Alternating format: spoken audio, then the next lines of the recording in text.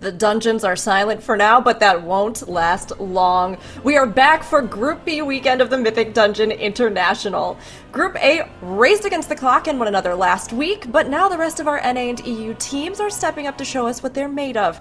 If we didn't meet last weekend, I'm your host, Rook, and I'm here with Tettles, Nikura, Zyronic, and Dratnos on the desk. We are super excited to be back for another weekend of competition and to see what happens here with Group B. We have found 3 out of 8 teams for the Global Finals, but by the end of this weekend, we'll have 3 more. So let's go ahead and take a look at our roadmap to see where we're headed and where we've come from.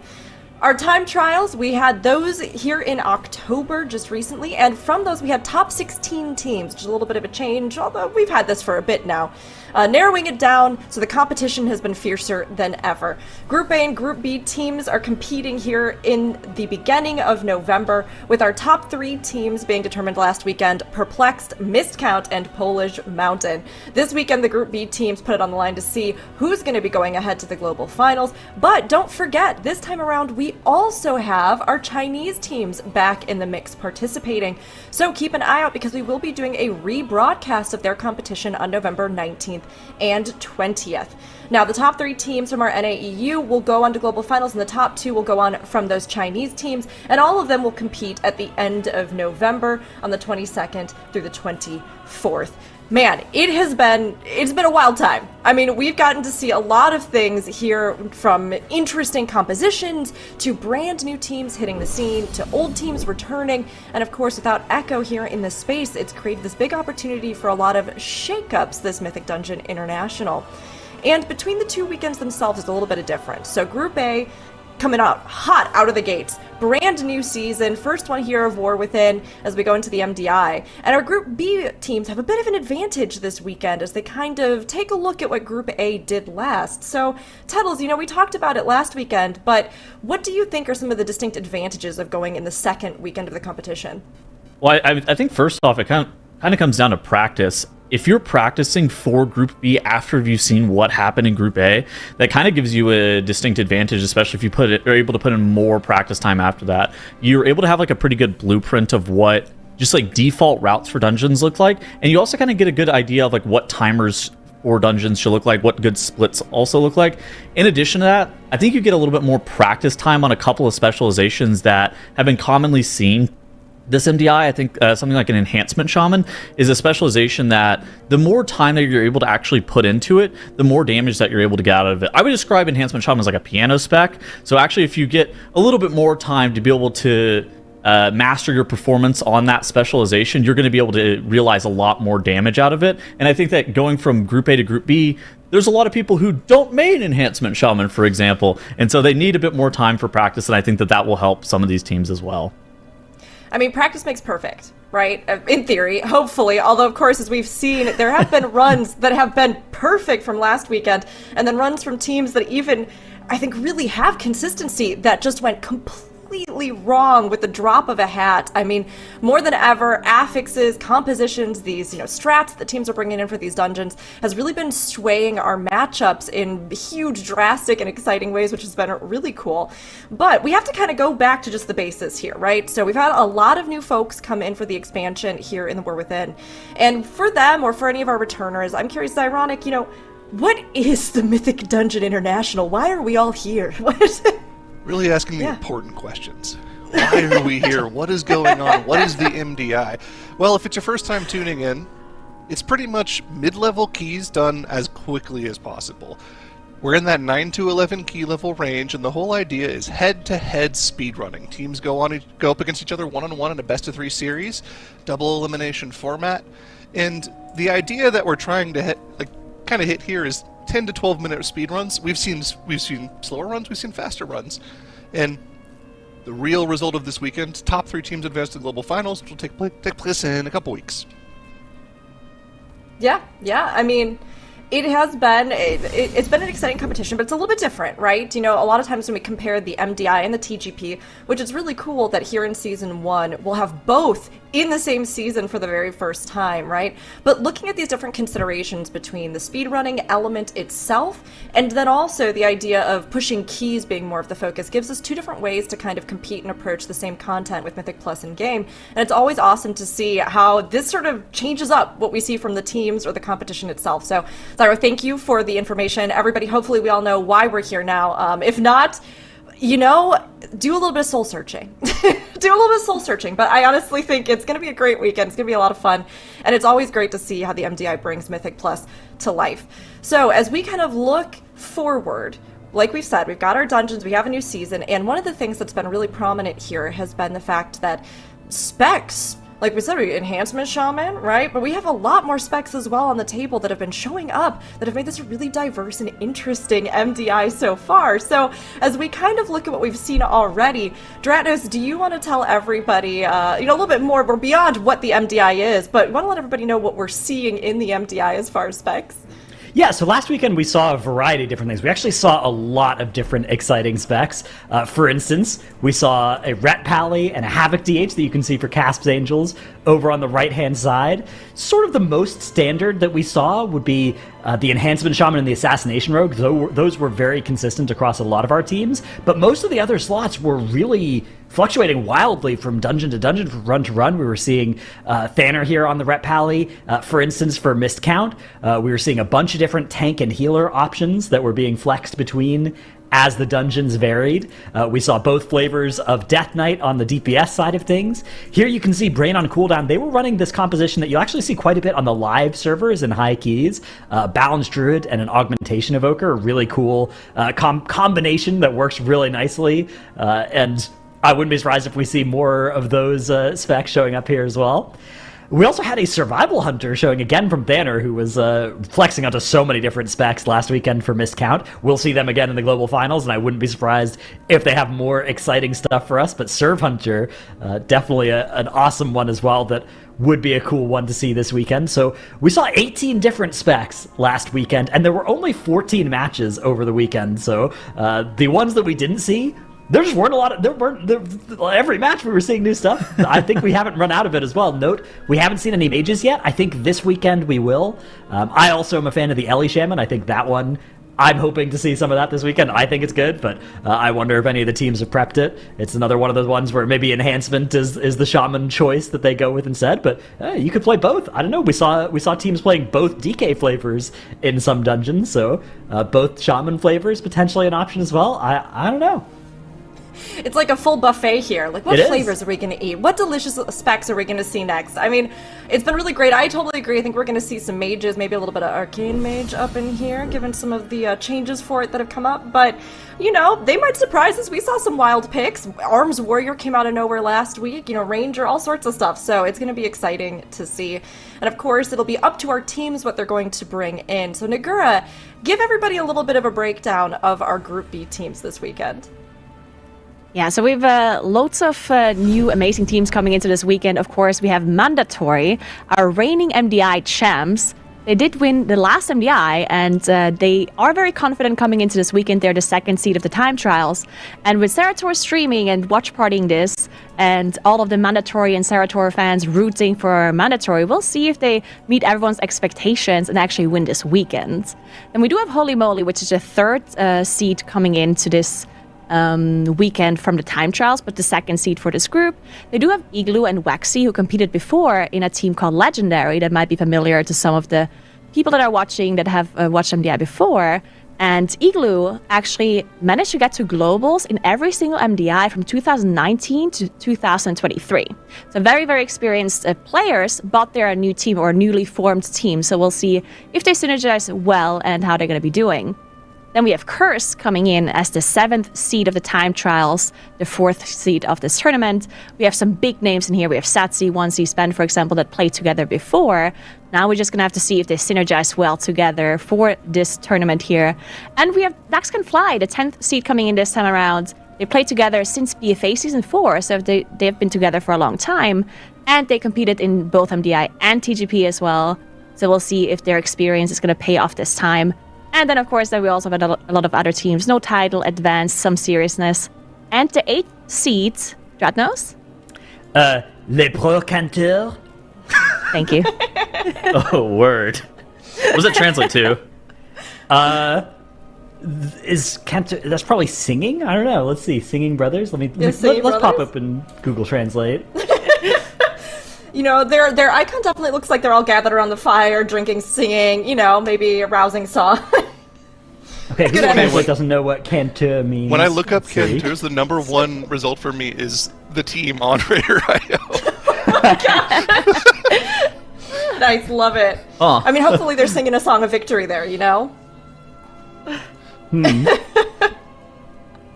It's hard to It say. looks- It could mean almost anything. Okay. All right. Well, you know, it'll be a mystery we'll have to keep unfolding here, but thank you so much for your expertise in French, Dratnos. We really appreciate it. And your support with Google as well. It's really good.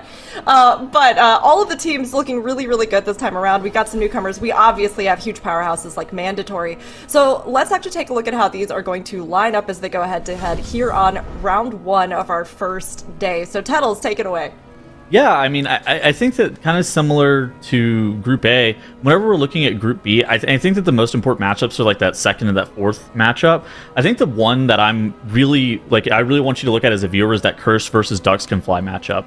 I would describe Curse as a team that has a little bit more name power. It has MDI Finals qualifiers. It has just high-end Raiders, Race World First quality Raiders. Whereas Ducks Can Fly, this is a team that if you've been following the MDI for an extended period of time, you've seen them qualify a couple of times. Now, they haven't been able to kind of burst through and make it to that Global Finals, but now they have that synergy. And so it's kind of a question of, does the name power and the experience at like a high end matter, or does the MDI preparation and synergy over a long period of time matter more? And I think that second matchup that we're going to see between those teams is going to probably be the most important matchup that we see today.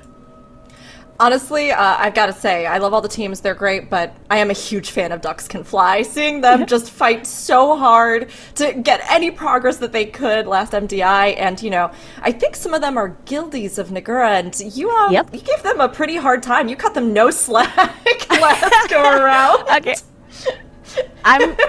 You have to push them, if I would just be saying they win everything and I would just be positive about everything they do, then they won't improve, right? So you have to be giving them some proper feedback and criticize their mistakes, that's why they're going to win this time around. I mean, it's going to be a tough one up against Curse. Yeah, that's what it is. Yeah. It's going to be a tough one up against Curse, but you're right, they've shown so much improvement, so I guess your method has to be working, Nagura, which, Ducks can fly. Keep at it. Keep flying. Just weather everything ahead of you. And Cursed, I know they're going to put up a good fight as well. So we'll keep an eye on all of those lineups as we go. But of course, these teams will be competing in dungeons to see who can get the fastest times. So with that in mind, we have some affixes. We have some information. We have, general selections that are going to provide some difficulty for our teams here. So let's go ahead and toss it over. Zyro, let everybody know a little bit about the dungeons and affixes that are ahead. Yeah, so really quick overview of the dungeons we have available the weekend. Obviously, all 8 dungeons in the pool for Season 1. 9 to 11 is the key level we're looking at, so anything over a 10, Fortified and Tyrannical active. Challenger's Pale active on every single key. It's been a major factor. We haven't really covered it much today. Death timers at 15 seconds can be a huge swing in MDI dungeons. The dungeons in particular I'm looking at to be the dangerous ones are the ones with the Voidbound Xal'atath's Bargain affix. That was an issue for teams last week, notably in Arakara. And one of those dungeons is one that teams are not looking forward to playing, is that Grim Batol. Has the Voidbound affix, was difficult last weekend on a lower level key. Now we have it at an 11. And that dungeon is going to be featured in 2 of today's matchup as the first dungeon of the series. The first dungeon of the series cannot be banned, so we're going to see that 11 Voidbound Grim Batol twice today. And there's nothing the teams can do about it. We might even see it in match 4 if they choose not to ban it out, but I'd be surprised if that doesn't get banned out in match 4. Yeah, it would be a little shocking. I mean, we've seen a lot of the dungeons, which ones have kind of been more preferred, which ones have even been strange kind of little hang-ups for people, like the Dawnbreaker City section or things like that. But a few of them, Grim Batol in particular, have come up time and time again as some of the difficult choices. So absolutely, I mean, we'll see if these teams kind of feel the same or if they shine or stumble in other areas. But seeing how these affixes and seasonal affixes have affected things has been really interesting this go around. Now, before we actually get things going here with the competition, we have a quick little lesson for everybody. Our very own self-appointed professor and pioneering visionary in the world of bracketology, as he's labeled it, would like to bestow upon all of us humble peasants a lesson that we might utilize and see through the weekend. So, Dr. Atnos, where did you study for your doctorate, if I might ask? The University of Undercity is where I was studying. Then there was the incident, but it's okay, Okay. Is it accredited? Is it okay? Well, yeah, I've talked to Zadormi, and it's back to normal now out there, Okay. so it's all good. I just pretend it didn't happen. Great. Yeah. And fully accredited, we hope, and everything else. Okay, That's right. We'll just sweep it under the rug. Totally fine. Undercity's doing great. Dratnos, give us some information about this topic you've picked for us today. Okay, so today I want to talk to you guys about funnel damage, because that's something that you'll hear us say on broadcast sometimes, and I know it's a little bit of a confusing topic. So the basic idea, whenever you hear us talk about funnel damage, is this is extra single target damage that you are generating by virtue of having extra targets nearby. So it's not just pure single target damage, it's damage to that primary target because there are other mobs nearby that you are generating resources off of, or that you are generating bonus damage off of. So for instance, if you look at the damage on this pull, right, you can see both the Unholy Death Knight and the Assassination Rogue are doing large overall damage, but what's not being shown by the details meter in game, and what we have to look at the logs afterwards to see, is how much single target is actually being dealt here to, say, a Marth in this case. That's the primary target. You've got a boss here. If it weren't a boss, sometimes there's a mini boss or a higher health lieutenant mob in these pulls that you're dumping resources into. So one of the highest funnel damage specs that we have in this kind of main comp we see a lot of is the Assassination Rogue. You can see that, of course, the Assassination Rogue was top overall in this pull, but it was top boss damage by more than it was top overall, right? And you can actually see that the enhancement was lower in overall than the Unholy, but was higher in that damage to the priority target, so potentially getting a little bit more of that funnel value. These sources of funnel come from a few different places. Oftentimes you're generating extra resources. For instance, Assassination Rogue, you generate extra combo points through Fan of Knives and AoE. The Seal Fate passive means that you are generating extra combo points for each target that you crit. And there's also just some pure funnel in their kit these days with the hero talent, Singular Focus, that causes damage dealt to targets other than your marked target, your primary target, to also deal 5% of that damage as plague damage to that marked target. So in a big AoE situation, not only are you casting more envenoms because you're making more combo points, all on that primary target, but you're also getting this Singular Focus damage from all of your damage ticks on those extra targets that just funnels more damage into the primary target.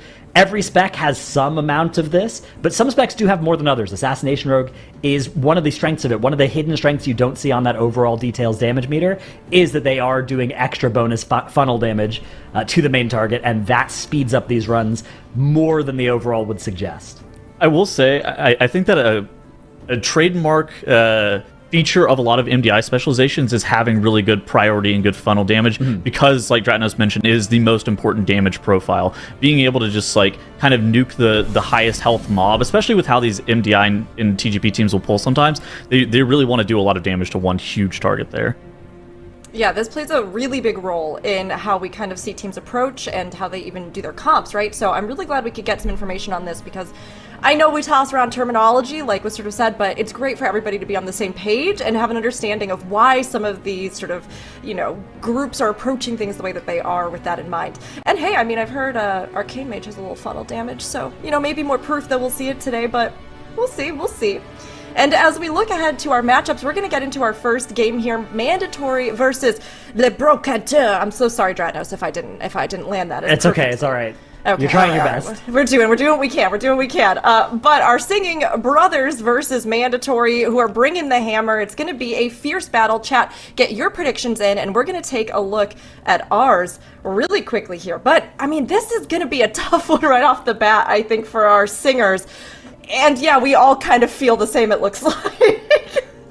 Oh, man. 2-0 across the board. I mean, it's ironic.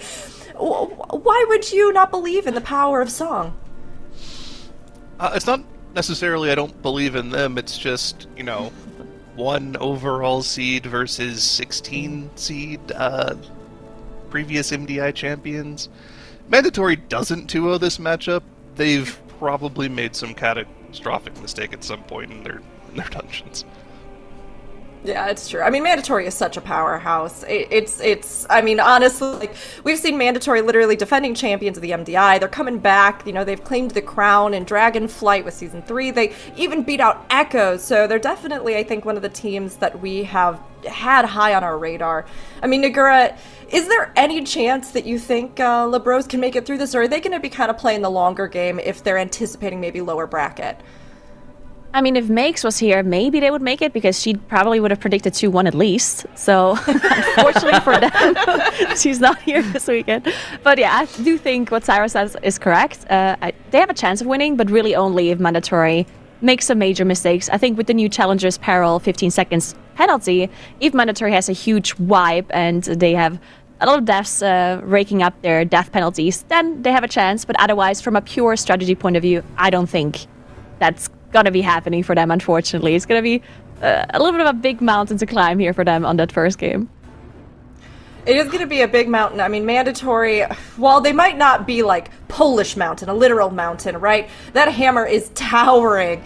And honestly, I think that they have such a strong team. They have had some wild times. I mean, even getting that necrotic wake down to about 10 minutes in time trials.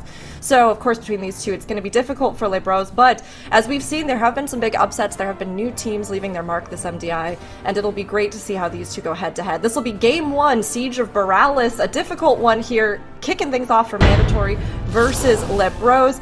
We'll go ahead and send it over to Tettles. Right now, if you're predicting in chat, you're getting 20-1 odds if you want to vote for Lebros to be able to take this one down.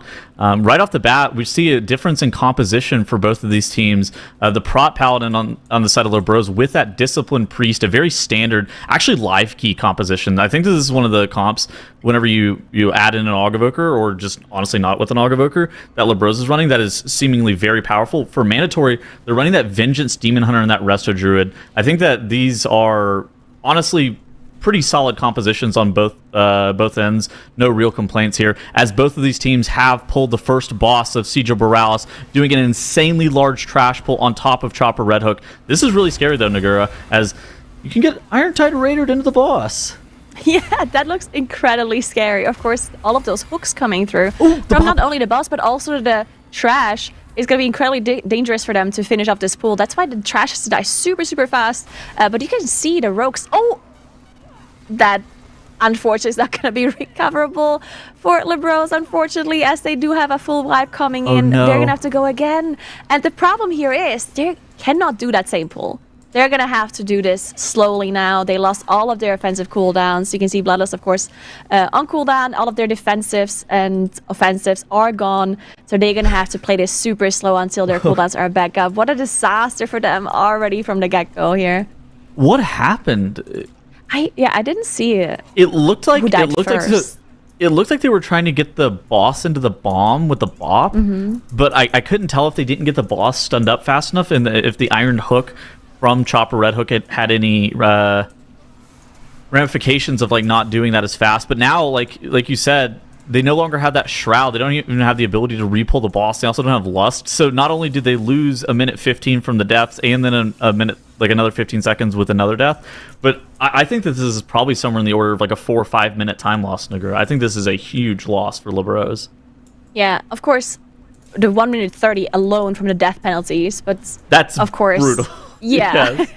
that alone is already a lot of time. Plus, of course, all of the time that they lost from not being able to finish that pull. Look at Mandatory. They killed the boss plus the trash in 1 minute 16. And yeah, They're playing on a Liberos, Holy DK. Oh yeah. Oh, actually, I good didn't even point. notice it Very immediately. interesting. Yeah. Yeah. What do you think Yeah. they play that in the siege here? Well, I think that first pull is Yeah. a lot of trash. I think it's just like that first pull is super scary, and if you actually end up playing that Unholy DK, I think that Unholy DK, we kind of talked about it in the past. There's a critical mass in terms of the amount of mobs that you end up pulling, that the Unholy DK becomes a lot better than the Frost Death Knight. And if you surpass, I would probably say about 15 to 20 targets on some of these pulls, that Unholy DK really has these super big spikes of damage where they can absolutely annihilate a pack in a way that a Frost Death Knight can't. And I guess it also like allows Hopeful and Stove to just fully focus on the boss, because they do a lot of like, this is their, I think, third pull of the dungeon. The first Yes. pull, they pulled like 30% of a trash on top of the first boss. Then they did one single trash pull, and now they're pulling the rest of the trash onto the second boss here, onto Lockwood, which of course means that having single target damage or having players that are able to fully focus on the boss, while that AoE just being done by Macene on a DK is obviously incredibly valuable. So yeah, these crazy pulls in this dungeon definitely making it worthwhile, it seems. I think that there's also a situation where the Frost is actually really good in this composition as well, because it lines up with the twos, the Breath of Sindragosa, lining up with the Ascendance and the Deathmark. It just allows you to have a lot more clear cut, like, all right, where our twos are up, we're pulling all of the trash, where the Unholy DK does have the minute and a halves. So it's a little bit different, but I think it's a situation where the Unholy DK still has insane value. You just have to make sure that you're pulling exactly around it. Yeah, I do think so as well. As unfortunately, we do see another death. SLG does go down on that rogue while they're fighting that first boss. They don't have a battle rest available, but they should be able to finish off the boss. It's at 18%, so they might be able they're to. getting It does Oblivion look a Orbs. little Oh bit my sketchy, God! though. Those orbs seem very sketchy. There's 9 stacks on the boss you die to right Iron now. Hook? No! As they are gonna... Oh no, this is gonna be another full wipe. As so they're the gonna have boss- to do the whole boss again. Yes, they got 9 stacks. Yeah. So the boss is doing 90% increased damage, just cast the Iron Hook and it instantly wipes them. No. Oh my gosh. Dude, I think it's one of the situations that their first pull was very impressive, but if you don't get the first pull perfectly, there's a question, it's almost impossible to recover. Yeah, also, I'm not sure if they realized that the boss had 9 stacks, because they did have some defensives available they could have used. And the boss was Yeah. so low, so if just some people would have survived, they would have been able to finish it off. Do you actually know, is it physical damage? Like, would Bob It help? is, yeah. It's Okay, so physical yeah, I guess and they it's could've- AoE, so They like could you have can pain be, stepped and bopped, I guess, yeah. yeah. You can But like it all wear happened avoidance so versus fast, it though. too. Ooh, I don't know if they're gonna get this on the hook. Oh, they made it. Anyway, Alright. we do see Mandatory on the left side of the screen as they're done with Lockwood. Moving on to do another huge pull as they pull these Demolishers together. They're not even finishing it off either. It looks like they're just carrying the Demolisher forward because, of course, they have a lot more HP than everything else. Demolisher is actually a lot more dangerous now than what they used to be, because they do unavoidable AoE damage now compared to in the past where they just did that frontal that had to be dodged. So that is something that can be dangerous. And look at the damage coming in on this pack here from Mandatory. Doing a great job. They're also managing to get the 10 stack on the Oblivion Orbs, not having any of the mobs soak them. I think Mandatory actually did a really good job dealing with the affix, considering their strat. Because Oblivion Orbs can sometimes be really hard to soak in these MDI runs, because the affix can like spawn in the back as you're like gathering a huge pool moving forward, right? So I do think that maybe they have mode assigned or somebody that is actually really looking out for the affix and making sure they are soaking them all properly. It looks like they're like fanning out in like a star pattern and then just kind of trying to play keep away. It's not actually an issue once the pack is stacked, like you pointed out. But if the pack is ever not stacked or there are mobs in the back or whatever, then Oblivion can become really weird. And I think it's a situation where if there are mobs that aren't completely stacked on the pack, then Mode is probably going to be the person, like you pointed out there, is going to be responsible for dealing with that. Mandatory is actually pulling a pull inside of this Hadal room that's not typically pulled. They end up grabbing this Irontide Raider and all of the remaining trash in this room.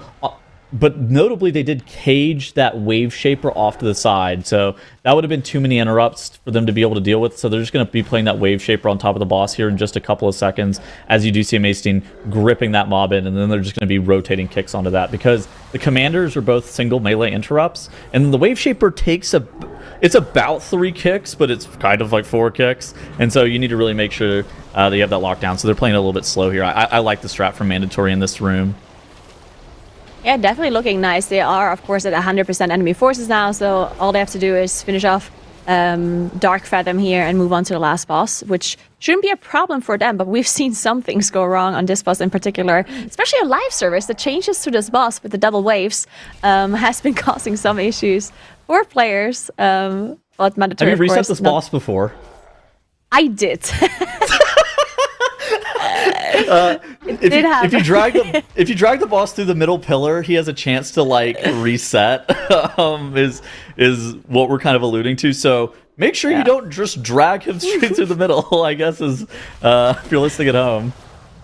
And it did, like, this boss actually can be like, there's so many things to watch out for as the tank, right? Because first of all, it has a huge hitbox, so it's hard to move the boss. But then on top of that, you also have to really watch out the positioning of the frontal whenever this double wave comes in. Plus, you need to make sure it doesn't walk through the middle of the pillar. So it's actually pretty difficult. I think everybody has it happen to them sometimes. You're just like, wait, where'd my boss go? Oh no, he reset. Oh no. All right, Mandatory looking really good at some point as well, like, because it wasn't through the pillar back then, but there was like other ways for it to reset. I do remember that happening at some point. Oh gosh, it's been so long. I actually don't remember that.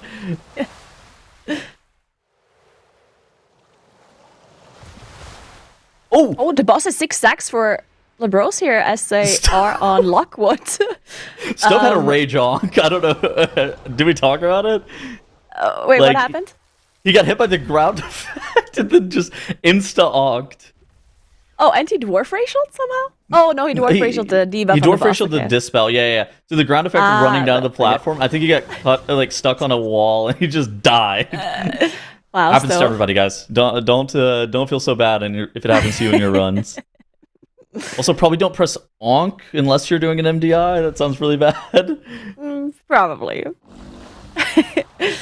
I think shamans sometimes have this thing where they just instantly press it if they die to something that is like slightly more embarrassing, you know? They just instantly press the ankh. If they die to something that wasn't maybe their fault, or they died to like less healing, they wait and think about it for a second, like, should I ankh here, should I not? But if they die to something like unavoidable damage or like things that they should be dying to, they just insta ankh. It's like maybe no one noticed.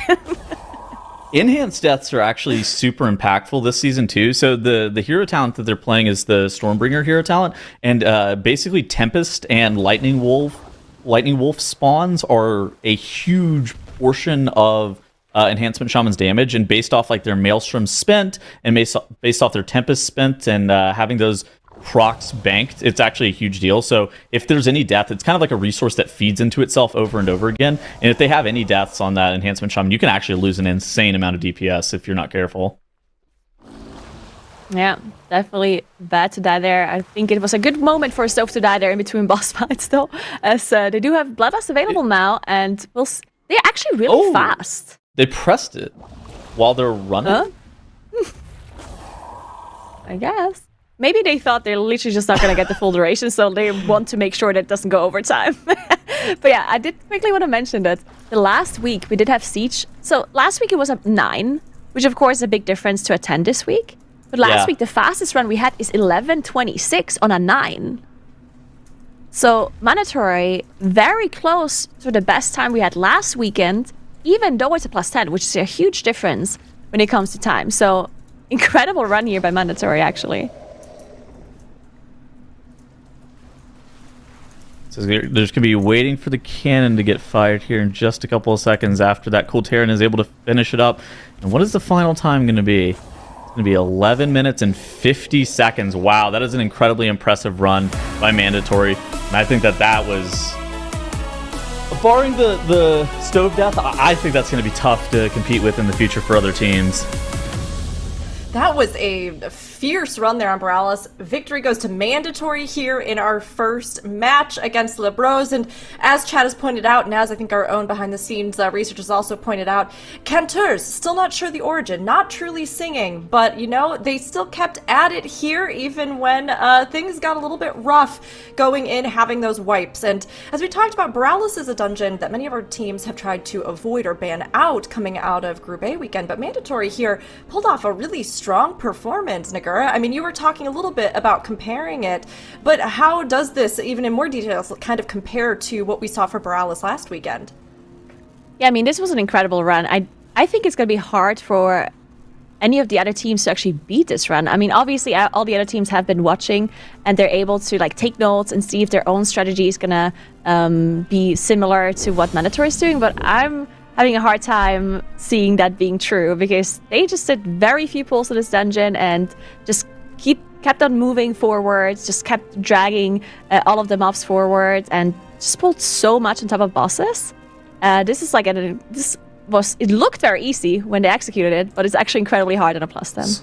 We saw it on a 9 last week, and whenever we saw it from Perplex, I actually felt like we kind of saw something similar from Mandatory, where you're not necessarily limited by like the damage that the mobs are dealing to you. You're kind of limited by like when your offensive cooldowns come up, because and I suspect that Zara's going to talk about this in the replay, but like basically every single time their offensives come up, it's like the biggest pull we can possibly do into the boss, and then they're just kind of waiting for their offensive cooldowns to come back up again.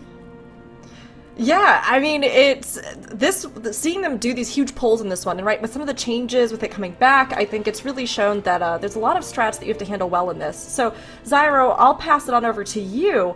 What were some of the strats that jumped out as you watched this first match? Oh, is there a watertight shell? Yeah, it was a lot of things going wrong in this poll. One of the things I want to talk about specifically for this matchup, the 1 seed versus the 8 seed for the weekend, the 8 seed's not necessarily, like, they're not supposed to win. They're not supposed to win. They're not supposed to make it look close. So, a couple of things that can do to shift your mentality as the 8 seed team is you can go for bigger pulls that you might not necessarily have in your main route, but kind of just go all in on pulls that you're not comfortable going for, because those are the kind of things you need to do to potentially win a matchup against Mandatory. But like we saw in this matchup here, Mandatory was lights out. They had a fantastic run, something that's going to compete with the likes of Perplex that we saw from last week. And you can draw some comparisons because we actually had the same Zalteth's bargain affix as them. Perplex had a 9, though, compared to the 10 here for Mandatory. Perplex run was 10:27 in the Grand Finals of last weekend without the Tyrannical affix, so their bosses didn't last nearly as long. Perplex run was an 11:50 with 1 death, so without that death from Stove, you can just take 15 seconds off the board, would have been an 11:35. So it's pretty comparable. They're going at a pretty insane rate throughout the key. But you also have to factor in the benefits of running second, like we were talking about in the pre-show segments. Mandatory kind of had the route laid out for them from Perplexed. I'm sure they had a similar one thought up on their own. But when you have a sort of blueprint laid out for you like that, and you can just improve upon it, you expect to be able to go as fast, if not faster. All in all, though, good execution from Mandatory is kind of what we were expecting from them. And the 1 death from Stove was pretty much an anomaly. As he ran down the last little platform there, he got stuck on the tree on the right side and just got taken out by the barrage from Victoth right before the boss encounters. So, little unfortunate, but not a big deal. Can just onk and res and get right back with the group. So, it didn't cost him too much time. And I expect to see more of this from Mandatory this weekend. Okay. This might be my cope of the day. I actually did... Okay, this is going to sound insane. I didn't think that Lebros actually looked that bad. So they did wipe to the watertight shell, stunning them on the first pull of the dungeon and wiping them. However, their first pull of the dungeon was the exact same pull that Mandatory did. And I think that whenever you're looking at potentially qualifying for global finals, of course you're going to have wipes on like insane pulls that are like that. But like, assume that they're able to do it against another team that's not Mandatory. Maybe looking forward into the greater part of this weekend, I think that actually proves and bodes pretty well for Libros. The fact that they have implemented these strategies and put in these huge pulls that we kind of expect to see from some of the very high-ranking teams. They absolutely did, right? Just because you have those wipes and things. I mean, we even saw last weekend multiple instances where teams that were matched up had that wipe happen, and it just, kind of snowballed, right? We can see here, Necrotic Wake was banned out. Stone Vault will be the next one, and Stone Vault is a dungeon that, especially with those different pathways and with some of the other pulls that we've seen in it, has created some hurdles for our teams, or create some opportunities as well, either for unique skips or, things to go a little wrong. Stone Vault can get a little hairy. But Libros, I think, had the good strategies there. They just had that kind of trickle effect, or if your tank goes down or stuff like that happens where you have that wipe. So as they look at this Stone Vault, I mean, here we're going to be getting into it. This will be our second match, Mandatory versus Libros CANTEURS, as they come into the Stone Vault. I mean, Nagura, what do you think they need to be focusing on here to get this run clean and get back into it? Well, they're definitely going to have to... Oh, no, not that! So Libros unfortunately goes in, and their tank immediately does go down. The good news is they didn't use many cooldowns, right? They didn't use Bloodlust, they didn't use any offensives. The tank just went down, did not have enough survivability. So they can do this again, all right? So obviously, again, 1 minute 30 on the death penalty, but they didn't lose as much time this time around on this wipe compared to the previous run. So I do think that if they can execute this pull now, which they have the tools available to, then they can potentially catch up to Mandatory if Mandatory has some mistakes on their side as well, with the death penalty being so high. So let's see if they can execute it, as they are committing their Bloodlust for this run on Libro's side. Mandatory, though, they're doing this pull without Bloodlust. Very interesting. Yeah. This is what we saw for Miscount last weekend, right? Where they ended up taking that Lust into Skarmorak, and I'm interested in seeing if they're going to be able to one-phase on the 11 key level. Ooh, both teams are electing to go with that Unholy DK, and Libros are wiping again, Nagura, after committing that Lust as well. No. Yeah, it's difficult. I mean, it's possible that it's... Okay, so there's two things, right? Like, people obviously see them make mistakes here. This doesn't necessarily mean... In my opinion, this doesn't mean that much for them, because either... Like, there could be two things. Either the maps that they're playing here against Mandatory are not necessarily maps that they would have to play later on in the lower bracket. And as an 8th seed coming in, you don't necessarily fully focus on practicing against Mandatory, right? Because, they're the first seed. Yes. You have a much better chance winning the lower brackets, right? So maybe they focus on the lower bracket dungeon pools, which maybe did not include something like Siege or Stone Vault as much, right? So that's one thing that could have happened.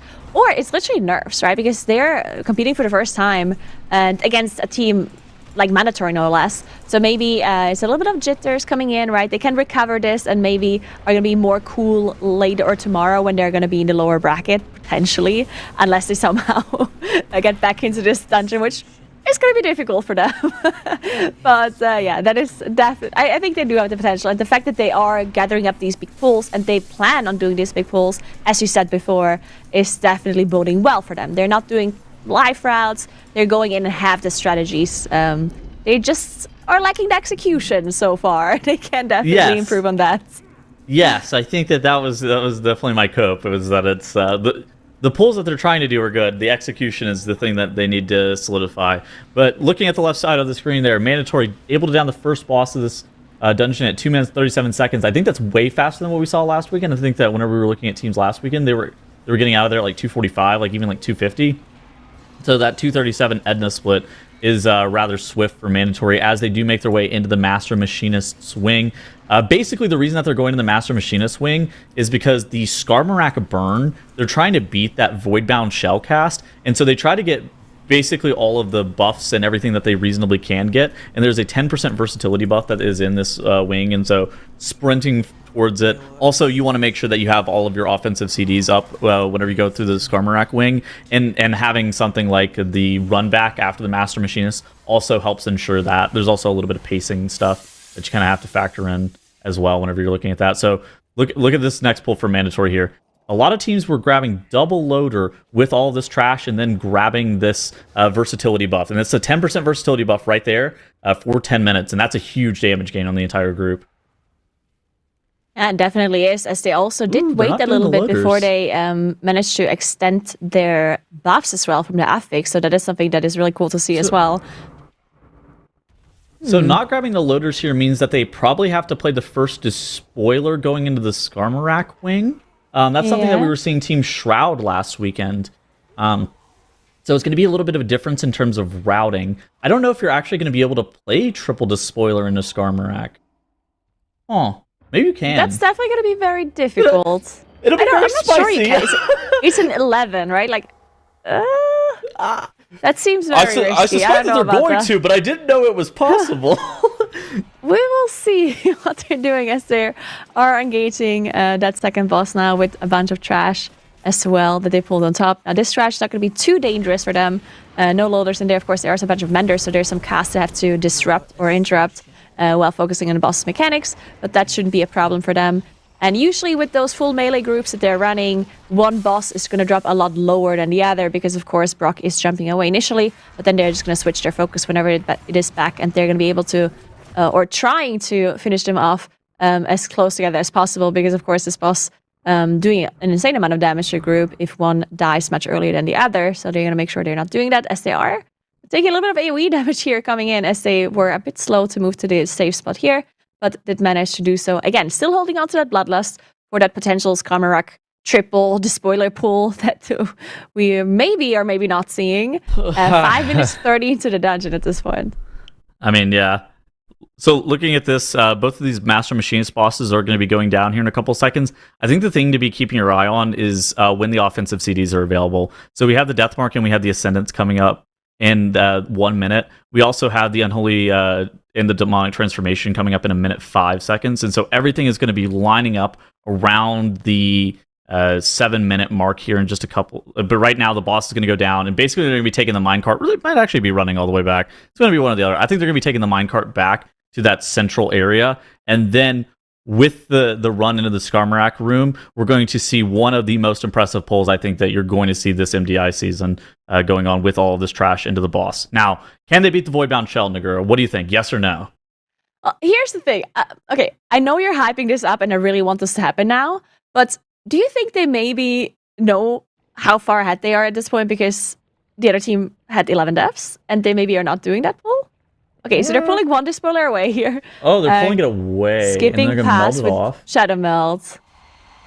All right, so we're not going to see a triple despoiler pull. We do see the they get their affix spawn Ascension Orbs here. which is actually pretty good for them, as Moat can just stay back with Inkabor. Missed one orb, doesn't really matter. All right, now they're going to gather all of this trash up onto Skarmorak. So it looks like they don't care that they're so far ahead. They're still going to execute this pull, as we do have one cast going through. And Skarmorak is engaged. Yep, that's the one. I think they need that pack of trash. Yeah, but they can just pull it in later, right? They don't have to pull it all at once. Yeah, so you would pull it into the Rock Smasher guys, maybe? The pack that Skylark skipped. I think they need that pack of trash for count. Oh, that's what you mean. Yeah. Oh. I don't know. Interesting. Yeah, why not? Ooh, They can pull it into Rock hit Smashers. 20 million. Dude, he is cooking this pull. Okay, that's an insane amount of damage coming through with all of the buffs, Bloodlust going out, the affix buff as well. Absolutely incredible. As the shards, of course, are being ignored because they're trying to beat that shell, which they're Definitely not beating. Yeah, not beating. So we're going to have to DPS through that extra shield. Looks like they're fine, though, as the trash did go down, mostly. Oh, Stove! Stove does die to avoid this charge here, as he does have to Unk. Are they wiping? And dies again to I think they might be energy wiping. immediately after the Unk goes through. They do have a battle rest. They have to immediately using it, but the shield is still up. They did manage to break through it just now, but oh my god, that was really close with Stove being dead and the shield, the shell being so big. Oh my gosh. I think if they hit like 4 or 5, so basically Skarmorak's AoE, it ramps up over time. I think if they got 4 or 5 more of those AoEs from the boss, they probably would have ended up wiping. That was actually an incredibly scary point for mandatory there with those multiple deaths. Now, like we're talking about, where are they going to be getting their count? What are they going to do here? Doesn't look like What if they pull it onto the boss? would be kind of interesting. Do they not need that despoiler? Because they didn't pull the forge later, so I suspect they If you're wrong and they don't need this, I'm gonna be upset. Well, I would feel very, very stupid. Somebody would feel very silly, I think. Could be any of us, though. Alright, so they're definitely going a little bit slow here, of course, pulling multiple rock smashers, not ideal. Also, these guards, very annoying to deal with these full melee comps because of them charging around everywhere. We've seen some teams completely skip the guards, which I personally don't like the skip here just because it's so... It takes so long for you to pull it off, right? Having to pull them out, let everyone walk through, shut them out, like it just takes forever to skip them. So I do like them playing it here as they're moving on, pulling that double rock smasher pack here onto the boss, it looks like. And I'm pretty sure they don't need the trash shuttles. This is count. Yeah, this is definitely count. I think this is count. All right, so that means that the spoiler pack that they skipped. Interesting, yeah. Maybe whoever's analyst this season that I forgot could look over Syro could look over the count actually in the session and see what they pulled that maybe we missed. Very interesting. I don't know. I wonder what grabbed. It looks like okay. I mean, obviously, it must have been something towards the machinist, right? It's those two honor guards. It's those two honor guards that are in front of this area. Those actually make up the exact same count as that despoiler from that pull. I didn't know that. That is an interesting. That's an interesting skip from mandatory. Maybe we should be looking to do that on live keys. That seems like a pretty good route. I like it. Take notes, guys. Take notes. Yeah, hold on. Write that one down. Okay, we are approaching the end here for a mandatory, as they are now up to 100% enemy forces. Indeed, they only have the 2 deaths on the board, of course, because of Stove dying twice on that Skarmorak shield, which was very scary. Managed to still finish it off.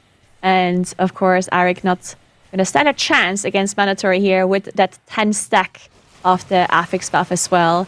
Looking at the time, they're going to be around 12 minutes here, which definitely looks really good. It's plus 11 last week. This key was actually, let's see. I think Miscount had the fastest run here, It was a plus right? 10. Yeah, it was a plus 10 last week, so 1 key level lower, and it was 1102 that Miscount had in this dungeon. So, yeah, not obviously 1 key level difference, still a big still makes up some extra health.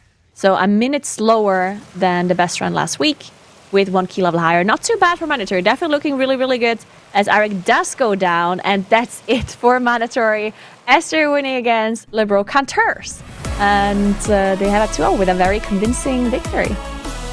It seems as though our predictions were right, as were much of chat's. Victory goes to mandatory in our first series of the day. But very interesting here, I mean, comparing kind of mandatory's run in the Stone Vault versus some of the ones that we saw last weekend. And of course, Libros, right from the get-go, they were struggling, they were having a bit of difficulty and had that wipe. So, you know, this was one that, again, like we talked about, that difference in experience is something that can be a huge asset or, you know, even just come up to get you if you're nervous and it's your first time in the MDI. Still so glad to see them participate. But let's go ahead and actually talk a little bit more about mandatory's run here, because like we said last week, we saw Miscount do a really impressive pre-shell burn on Skarmorak. We saw that run from them. So Tettles, comparing kind of this one, the key levels, there's some differences, but between those two, what do you think that mandatory kind of had going for them this time around?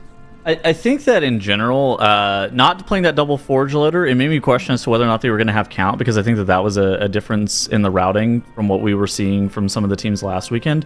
But I think that, yeah, I think the biggest differentiator is just that +1 key level. It kind of calls into question, are you able to actually beat that burn on that shell on Skarmorak? Because if a team would actually be able to kind of use all of their offensive cooldowns and actually beat that burn and not have to kill off any of those crystals, that can save you the 40 or 50 seconds that we saw from missed count last weekend. And I think that that would actually end up being a huge time save, because I think that we saw we ended up seeing Stove go down twice on that pull, and that pull just dragging out as long as it did became incredibly scary, especially once you start having deaths into the mix. I mean, yeah, even at this level, as we start creeping up and as those keys kind of change between weekends, I mean, things get really precarious really fast, especially when you're trying to do those big pulls. And even though they had the lead, Mandatory still went for it there. Now, we'll look at this in, a little bit more. We'll examine it here with Zyronic. Zyronic, as you look at the runs here this go around, what did you see in the Stone Vault? I saw what you guys saw. I saw an 8 seed trying to go for a big pull, probably not as practiced as they should be in this key level, and unfortunately wiping again, similar to the Siege of Borealis. This is a rough spot for an 8 seed to be up against the team that won the previous MDI. I suspect that very little practice was put into this matchup because they don't expect to win this unless the 1 seed has as many issues as they had in the key. So I don't want to use this series as a determining factor for how the CANTEURS is going to play for the rest of the weekend. I think they can come back and make a run in the lower bracket, hopefully with more practice in those dungeons. But talking specifically about the mandatory run, like you guys were talking about, 1 key level higher than what we saw last week. Miscount had an absolutely lights out run, 0 deaths, pre-shield burn on Skarmorak, 1102. Mandatories run a little bit slower, but like we were talking about, key level higher, so everything is a little bit more dangerous, a little bit more HP to chew through. And we really got good showcases of the Assassination Rogue funnel. The single target damage that the Rogue is doing on this particular boss here is insane. Hopeful bursting for over 11 million damage on that boss. Also, almost keeping up with the Unholy DK cooldowns here on Skarmorak as well. Dranos really did a good job showcasing why Assassination Rogue is so good at funnel, but we got to see the results of it here. Maystein doing 20 million, Hopeful bursting for 16 million on Skarmorak, and we actually got the answer to one of our questions from last week as well. Was that shield burn going to be possible on a higher key level? Skarmorak is at 20% when that Fortified Shellcast goes off here, and they end up having a massive shield because they don't kill off 3 of those crystal shards. And this shield takes them forever to burn through, causing them 2 deaths. Stove goes down pretty early on here. Thinks the shield is dead, or maybe he can get healed up before the next tick and onks, but then just instantly goes down to the next Void Discharge tick, so cost him 30 seconds. But they were so far ahead, it didn't really matter at that point. Aside from that one mistake, again, relatively overall clean run from Mandatory, and just getting back to basics for them, just picking up where they left off last MDI. Does Disc Priest make the difference there? It might. Do you think that the Disc Priest makes you actually beat that with the PI and the personal damage? I think it actually does make the difference there. It's a huge amount of burst damage. If it was going to be possible, I think you'd need the Disc Priest for the extra burst. I mean, Resto Druid does pretty solid, consistent single target damage, but like throughout almost all of last weekend, we saw more burst damage coming out from the Disc Priest comp. Yeah, you heard it here, everybody. Disc Priest, you gotta take them. Mandatory, they're meta, they are the best, and I'm not biased because I play Priest. No, I mean, we talked about it, right? The Disc Priest brings extra damage, and if you're kind of compensating in other ways with some of the other factors you might want in your comp, you can adjust around, anything else you might want to bring in regards to utility or other stuff like that to get that extra damage. So 100%, I think we've seen Disc Priest really shine. And of course, we are going to be seeing a lot more from both of these teams. This is just the start for them, even though Lebros will be moving down to that lower bracket, and we'll take a look at the bracket here. Even though they'll be moving down to that lower bracket, we will still see them in the competition, and I think it'll be a lot easier for them generally to not be up against possibly the absolute top seed, hardest competition, right? I think Nerves has to get you in that situation. And, coming in, gaining experience in the MDI is just as valuable as it is to win the whole thing. So we can see here, Mandatory will be moving on in the upper bracket. We'll have Lebros moving down. But Tettles, looking at what we've got, looking at what's kind of ahead, we know that we have this, next matchup with Cursed and Ducks Can Fly that's going to be pretty big. What are you seeing as we start to fill out this bracket? I'm seeing already a little bit of a difference in terms of like compositions. Mandatory ended up playing. They only played 2 games, but they ended up playing Unholy DK in both of those games. They're also preferring that Resto Druid over that Disc Priest. I wonder what that's going to look like from a lot of these other teams.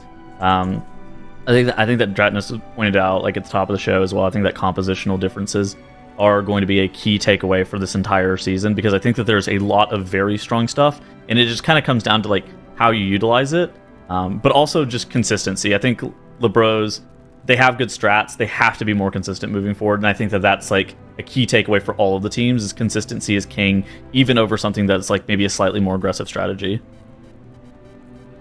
Yeah, I mean, we've seen the death timer, even here, it piled on, right? We've had some changes with, peril that have, I think, really made it something that is that much more perilous, quite honestly, because those deaths stack on and that extra time that's put in there is really huge for them.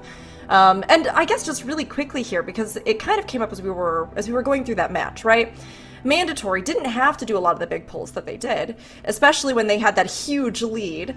But even last weekend we talked about, do you play it safe if you know that you have the time advantage, or do you just push because you have so much wiggle room, you can try stuff out? And Nagura, I'm curious with that. Do you think that teams should go all out on a run even if their opposing team has a significant time disadvantage because of deaths? So I think it's very difficult to tell. It very heavily depends on the dungeon and the situation, I think. Because these teams, of course, have practiced their runs and their strategy like numerous times on Tournament Realm, which means they have exactly mapped out each offensive cooldown, defensive cooldown. So sometimes splitting up a pool into two rather than one is actually more difficult for them because they're going to use all of their cooldowns for the big pool, but if you split it up, you only have cooldowns for one pool or the other, right? Which might make the second pool more difficult than just pulling it all at once, right? Especially also if they haven't practiced splitting it up. So sometimes these teams will just stick to their plan, even if it might seem like, why are they still doing this risky stuff when the other team has wiped? But might not actually be riskier for them, right? But other times, maybe there is a super risky pull that they know doesn't have a super big success chance from practice time. So they only have to pull it off, or they only have to attempt it if they know that it's really close, and then they're just gonna say, okay, this only has a 70% chance of working, but let's only try this if it's close. If we're really far ahead, let's do this safer pull, right? That's so fair. I mean, honestly, that's a great point, because practice, we were emphasizing it at the start, practice is a huge part of this competition. Literally, you are vying for every single second. So yeah, cooldowns and how you are planning around the timeline of those, even just at your first pull into the map, how you're going to allocate those, that's something that can be a huge game changer. And I really love how you illustrated that, Nagura, because the teams are definitely thinking about that, and the way that they've practiced is definitely going to be the most consistent unless they need to risk it.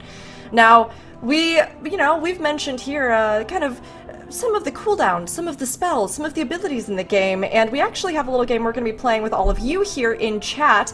Whose spell is it anyway? If you've been here or if you've been around for AWC, you may have played this recently with us, but we're going to try to decipher the spell based only on the information available in the tooltip.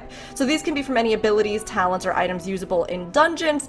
And as we get ready and look ahead to our next matchup, we're gonna have a little palate cleanser here with our Who spell. Okay. Guys, we're cooked. There's no Dratnos on desk. It's similar.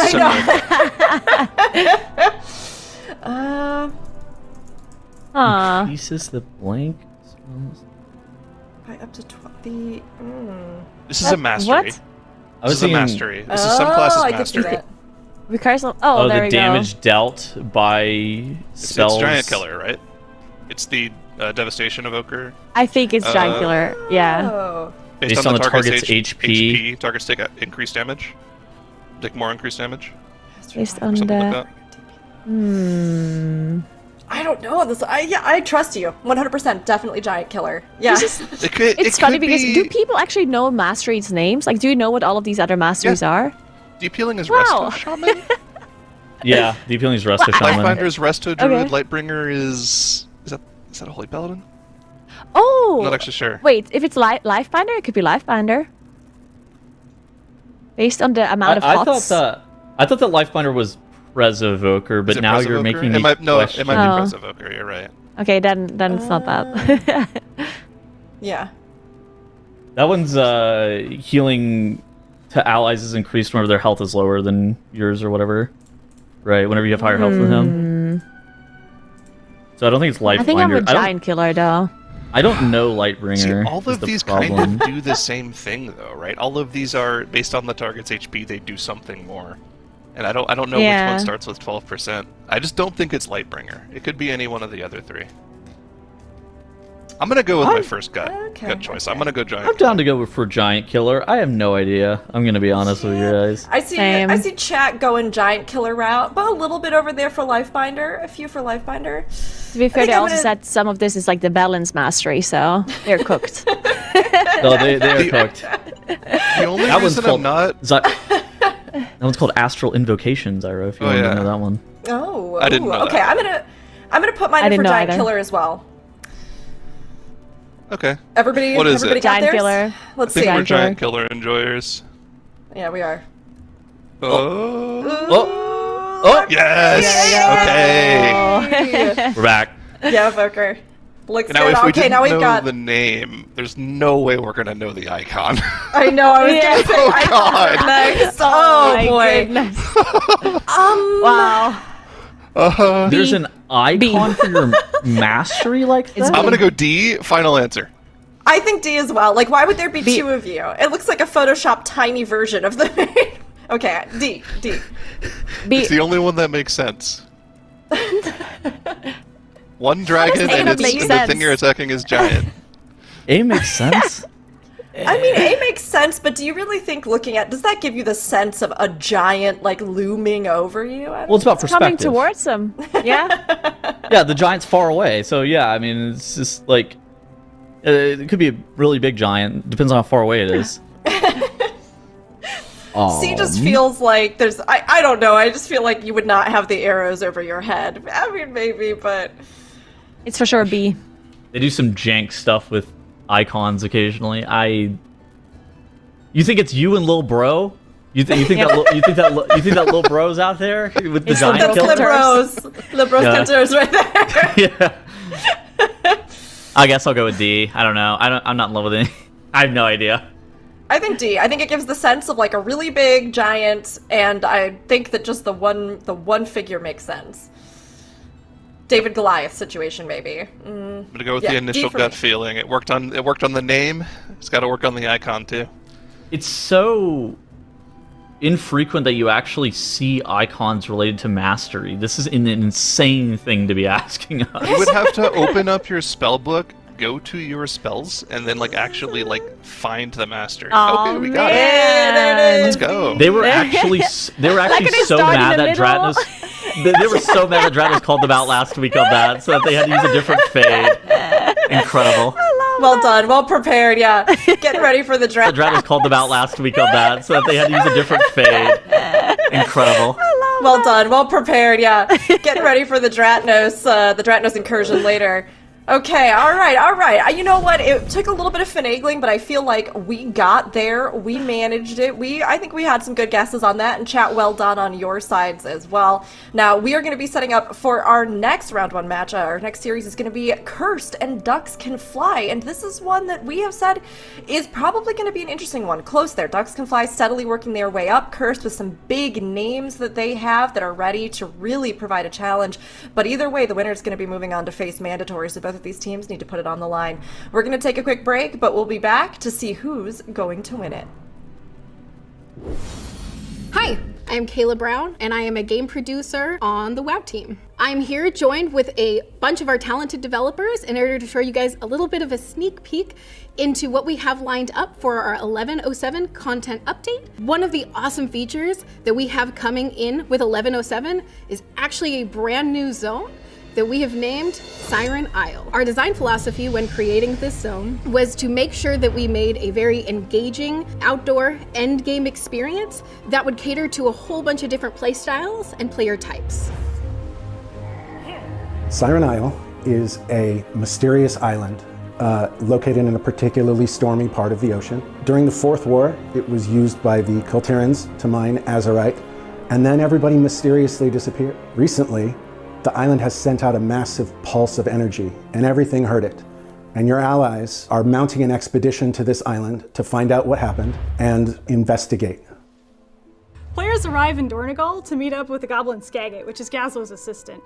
And we find that the Earthen and the Arathi have already made it to the island, so naturally Skagit's ready to go. He's like, get on the Zeppelin, let's go, it's time for adventure. So what's fun about the Siren Isle is when players arrive, we see signs that Culterans have been here before, but there seems to be nobody around, which is really interesting. We see all these buildings and structures, but by the time the expedition gets there, it's empty. It's one of those fun little mysteries, we hope. So on this island, players are going to have a wealth of enemies to encounter. We actually have 3 separate groups. So we have the Bloodwake Vrykul, we have the Naga, and then we have a bunch of pirates. These groups will be rotating around on the island, so players won't encounter the same group week to week. Also, players will encounter a large crystal in the center of the island that seems to sing gently or hum, which has attracted the attention of both the Arathi and the Earthen. So our friends on the island, they're all here for different reasons, which is really exciting. The Earthen and the Arathi are here to study the crystal, and the goblins are interested in what the crystal can do, right? And so they're a really fun cast of people to have because they're so different. But it's also fun to have them all together here because their differences actually might be more complementary than we think. Siren Isle, being in a particularly stormy part of the ocean, is regularly lashed by horrible tempests. During these storms, powerful creatures of all kinds come up out of the ocean and assault the island. Players can defend their allies to go into the storm. In order to do this, their allies have provided them with vehicles and weapons and other tools that they can use to take on these much more powerful enemies. There's all these crazy powerful enemies that show up, and you get to use these tools. For example, my favorite is the crawler mines. You can grab them, target one of the big nasties, and just have the bomb run up to it and explode. Boom. There's 3 caves on the island that are sealed up. Each of these caves has a deadly enemy inside. Players will be able to chip in, and you can donate to their excavations. And each of the factions, the Earthen, the Goblin, and the Arathi, have a different cave on the island, and players can donate to get the events to open. Get your feet moving. We got a tunnel to blast open. Circe's Circlet is a mysterious ring that once belonged to a mythical, legendary sire named Circe. It's a very powerful item that'll give you an edge, especially on the Siren Isle, and as weeks unfold, you'll be able to unlock more gems, more powers associated with Siren Isle and the ring. So this is actually a model of Circe's Circlet that you'll be able to see in game. One of our artists, Brittany Reinhardt, was able to throw it together, and you can see, like, even in game, you'll be able to see it on your character, which is, I thought it was pretty cool. You'll be able to interact with a lot of different pieces of content using this ring. It'll be fairly strong, and it'll have 3 different sockets. Each one is a different type, and you'll be able to collect a myriad of different gems that fit into these sockets, all of which do different things. Even in the current season, they'll be fairly strong, and in the next season, they'll kind of be strong enough to give you a leadway to the new content coming up. There's a slew of really cool mounts, a bunch of different transmog appearances, some of which are unused from past years that are really exciting to finally get into the players' hands. They've seen it in the files long enough. First thing is we look for a lot of reference to make sure that we're making something believable, something that seems like it's grounded in nature's rules enough so that when players look at it, there's nothing that's just like totally breaks their immersion. The aesthetic is really interesting. It's kind of inspired in some ways by the American Southwest. Like I was looking at some references of Arizona and stuff, the elements of those cliffs there. And so those are some of the things that we'll do to bring the world to life. We have filled this thing with a lot of secrets, even more than in some of our previous full zone maps, because it's smaller, it's denser. So I'm excited to see if people can find all the crazy stuff that we did. I put in this little spooky spot back here. The quest designers wanted like an atmospheric kind of creepy spot, so I put like lots of animal bones have kind of been washing up in here.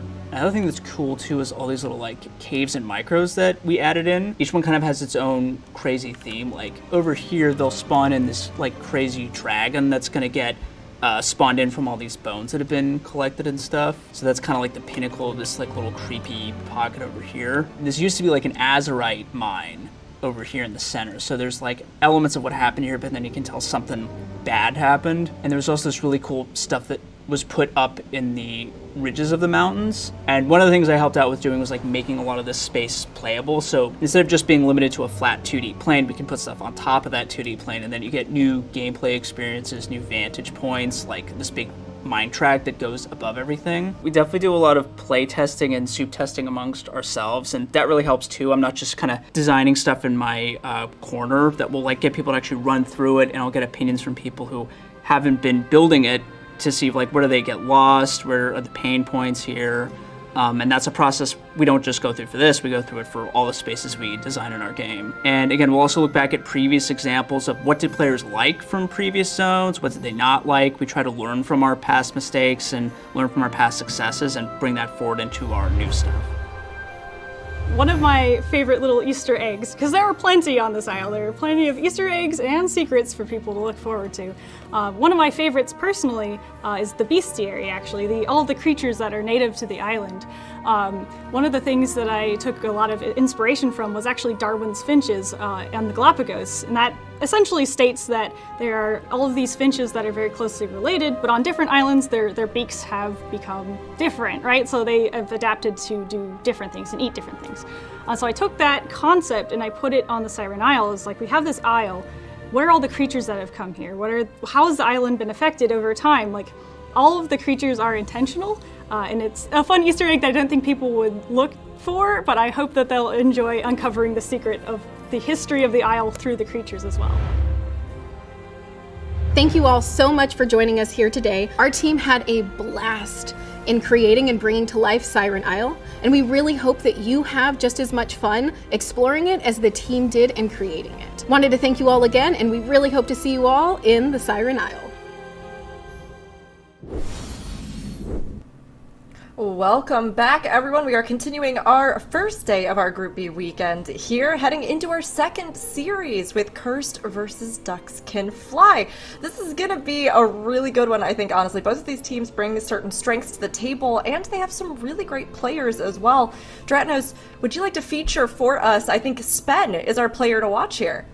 Yeah, so Spen playing on Team Cursed, along with a couple of other names, veterans from previous MDIs. But yeah, he's a Warlock main, although he has played Mage, Demon Hunter, Vengeance Demon Hunter. He's, as you can see under his notable achievements, he's carried me to a title as both tank and DPS. So he's accomplished in many different roles and classes. But yeah, Warlock is the one that he's most known for. So Destruction, a spec we've already seen play. In fact, you see the background of this image, Mist of Tyrannus Scythe. That's a prime place for that Destro lock to show up. So I suspect he'll be playing that if Cursed wants to field a Warlock.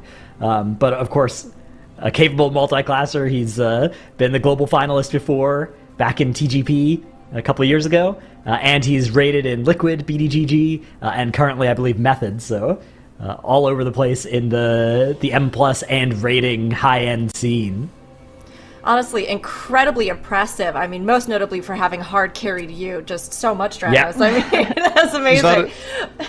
His featured guild Pop-Tart Corn Dog isn't worth being in the featured guilds. Yeah, that's true. That's I think there just wasn't space. You know, you see they're That's already messed getting up. pretty close to the edge of the window there. Yeah, 100%. And now, chat, get your guesses in on what you think is going to happen with this matchup here. I mean, Cursed obviously really strong, but Ducks Can Fly. They are returning back to the MDI, and they have really put in a lot of work to steadily keep flying ever higher. We have our predictions going up down below, and I see here. Now, Nagura, okay, all right. Some of your guildies and Ducks Can Fly, but you did give them one win here. You know, what do you think about this matchup? I didn't want to jinx them, you know, so I'm glad Dratnos predicted the correct prediction because, of course, Ducks and Fly are going to win. No, but I do think this game is going to be very close. That's why we have a lot of 2-1s and 1-2s, just because it's the 4th seed versus the 5th seed, of course. And Cursed is coming in with, like, some big names, some players that have been around for a long time that are playing in, like, World First guilds, right? Like Spen, for example, that we mentioned in Igloo with a lot of experience. But then we have Ducks Can Fly, who are maybe like the players in there are lesser known, but they have been playing together for a long time since the last season of BFA. So we'll see if the experience will beat the big names here. It's going to be interesting. I mean, Ducks Can Fly, like we said, they don't have the big names, but they've got some big heart, and we've got big names over on Curse. Now, Zyro, as they jump into it, take us into the action. Into the Grim Batol. First time we're seeing it this weekend. First time we're supposed to see it this weekend, as it wasn't able to get banned out. On the 11, this Grim Batol is going to be a tough key, and they're going to be making it tougher as they both gather up the first pull here. 3 packs of mobs on top of each other, plenty of earth callers, lots of earth bolts that need to get interrupted, lots of mass tremors that need to get interrupted, or they'll insta-wipe your group, and the AoE goes off from the double DK comp that we're seeing out of Curse. This is a comp that we saw featured a lot in the time trials. 1 Unholy, 1 Frost DK, as you're not allowed to play 2 of the same spec. Unfortunately for Ducks Can Fly, a death coming out early onto the healer here during the first pull, but it looks like they're able to finish off the pull, but that is going to be 15 seconds added to their death timer. Yeah, Luca going down to an Earthbolt. They're missing an interrupt or a disrupt going through, unfortunately. One thing to note is that Cursed did use their Bloodlust before they had even gathered up the pull, which means that they're gonna be, or they want to use their Bloodlust at some point in a dungeon that is really early on, like around 10 minutes or so. So very interesting choice. We also see LaSalle playing Blood Elf here, which we've seen some Vengeance Demon Hunters play before, but the interesting choice. We'll see if it's gonna do something for them later on, as both of them are now playing that Dragon event, making sure they're focusing their shots onto these different trash groups, focusing really like the trash packs that are early on, because the ones that are later, closer to the boss, they can just pull on top of the boss and cleave very efficiently. That's a very common strategy we've seen last weekend as well. Yep. Cursed through the RP a little bit more quickly than Ducks Can Fly, but Ducks Can Fly keeping it close, maybe about 10 seconds behind or so right now. Cursed already on top of the boss here, and the Unholy DK cooldowns are back up again, so they'll be able to get a little bit of that funnel on the boss here with those cooldowns. Ducks Can Fly not opting for the double DK, just playing the more typical rogue, but this is a matchup that we've seen a lot last weekend, and something that we'll probably continue to see a lot of, as it's more of a comfort thing, I'd have to imagine, rather than like a, throughput thing. The priest matchup here, the disc priest versus the resto druid. Obviously the power infusion on top of the cooldowns from a 2-minute class, like the rogue, the enhanced shaman, or the frost DK, is very powerful. But of course the resto druid does bring that Mark of the Wild buff for the group, giving them versatility, so a little bit of passive extra damage for everyone in the group, but also a little bit of extra passive DR, which can be useful in these higher level MDI keys, where random damage can one-shot players in your group. Having a tiny bit of extra DR can make the difference. Yeah, definitely can. We do also have a little bit of a difference when it comes to the utility of the healers, of course. Depending on the affixes, can be more or less useful. Also, dispels being different, right? Luca being able to dispel a curse, which is going to be coming in handy later on in this dungeon as well. But that's why we also see a bunch of dwarfs being chosen here to get that stone form, to be able to get rid of some of these debuffs that are going to be stacking up. We'll see. As General Umbris does go down for a curse, or is about to go down, definitely paying off with that Frost DK damage, as you can see on the damage meters here. Well, we do see the Enhanced Shaman for Ducks Can Fly, topping the meters so far. Immediately moving on, already positioning themselves towards the exit there, also using that speed totem, making sure they're going to be gathering up that next pull really quickly. And we've seen a bunch of different strategies coming into this trash area here in previous MDIs. And of course, these teams have been watching the previous weekend, and we'll see if what they chose to pick from, which kind of strategies, to see what they can execute here on that +11. 2 packs of casters being pulled on top of this one Molten Giant. Of course, hard to pull the boss into this because Forge Master Throngus doesn't start patrolling until you kind of run past the entrance to the room. Takes a little while for him to get going here, but going to be extremely easy to deal with this trash with the Vengeance Demon Hunter. The AoE crowd control that they provide through their Grip Sigil and Silent Sigil is going to make most of the danger of this trash pack gone. Just have to make sure you heal through the AoE damage coming out of the Molten Giant, and with the cooldowns from the Unholy DK, Cursed make that trash pack look easy. But we're instantly pulling into the next Molten Giant with the boss that has just now started patrolling. And now that the Unholy DK cooldowns are down, you'd think there'd be a problem, but no. Now we have the Frost DK cooldowns and the enhanced cooldowns to just blitz through this pack, and they're going to be chilling. I mean, they could potentially get a pretty bad AoE cleave overlap with the slam from the Molten Giant plus the boss, but I think they're going to be okay. As long as the flurry doesn't come right after this crash, they're going to be okay. And yeah, nothing that Zati can't heal through with the Power Word Barrier. Yeah, sometimes this can be a little bit dangerous on the tank as well, but LaSalle looking fine on Adventure's Demon Hunter, as Fly did pull a double Molten Giant pull on their side, and now they're pulling the boss without any Molten Giant. So they're doing a little bit of a different pull here. But looking at the enemy forces, they're going to be slightly ahead once this trash does go down, but not too big of a difference, I believe. As, Fly a little bit behind. They're still looking pretty clean. That one death on Luke at the very start didn't cost them too much overall. It really was just a death timer, I believe, because, of course, Luca being the healer means that they didn't lose out on too much damage there. But, Curse looking very consistent, very strong as they are about to finish off this boss. We did see most issues last weekend happen after Forgemaster Thrangus, though. So we'll see if they can execute that one, that area of trash, because there's just so much curse going through, so much damage that is partially unavoidable as well. So we'll see how big curse go in this in that area and if they can execute it well. Forgemaster Thrangus going down for Cursed here, and we can see the gap they've started to accrue for themselves open up here. Boss goes down as Ducks Can Fly have their boss at 50% still.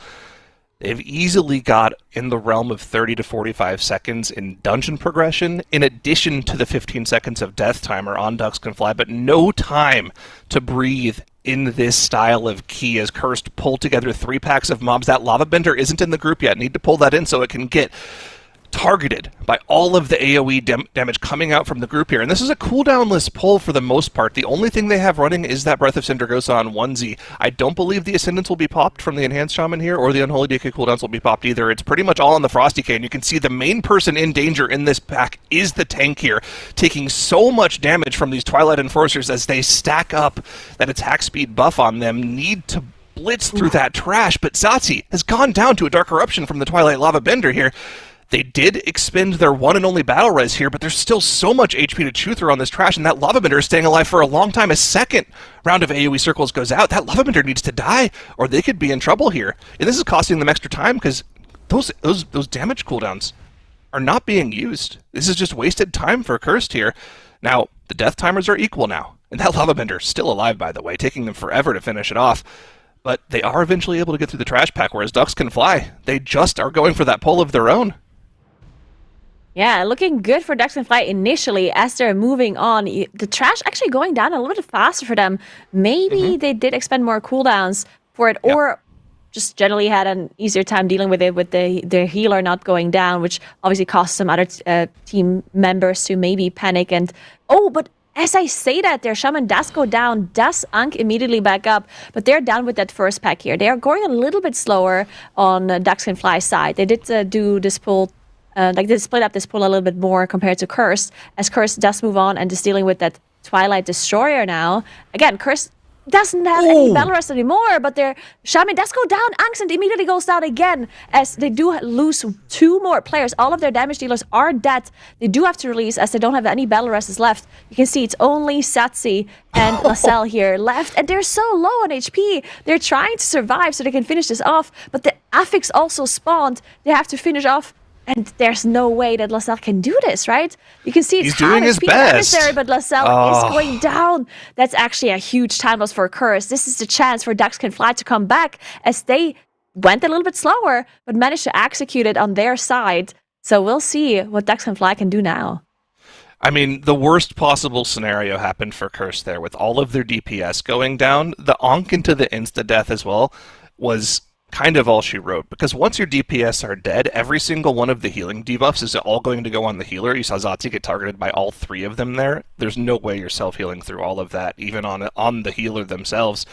And then, of course, with the Disc Priest gone, the tank is the only one left alive. I don't think Lezzo was going to be able to finish off the trash pack even without the Affix spawning, but that was really all she wrote for the pull there. Ducks Can Fly, in the meanwhile, have gone for that same pull, and it's gone perfectly for them. No further deaths.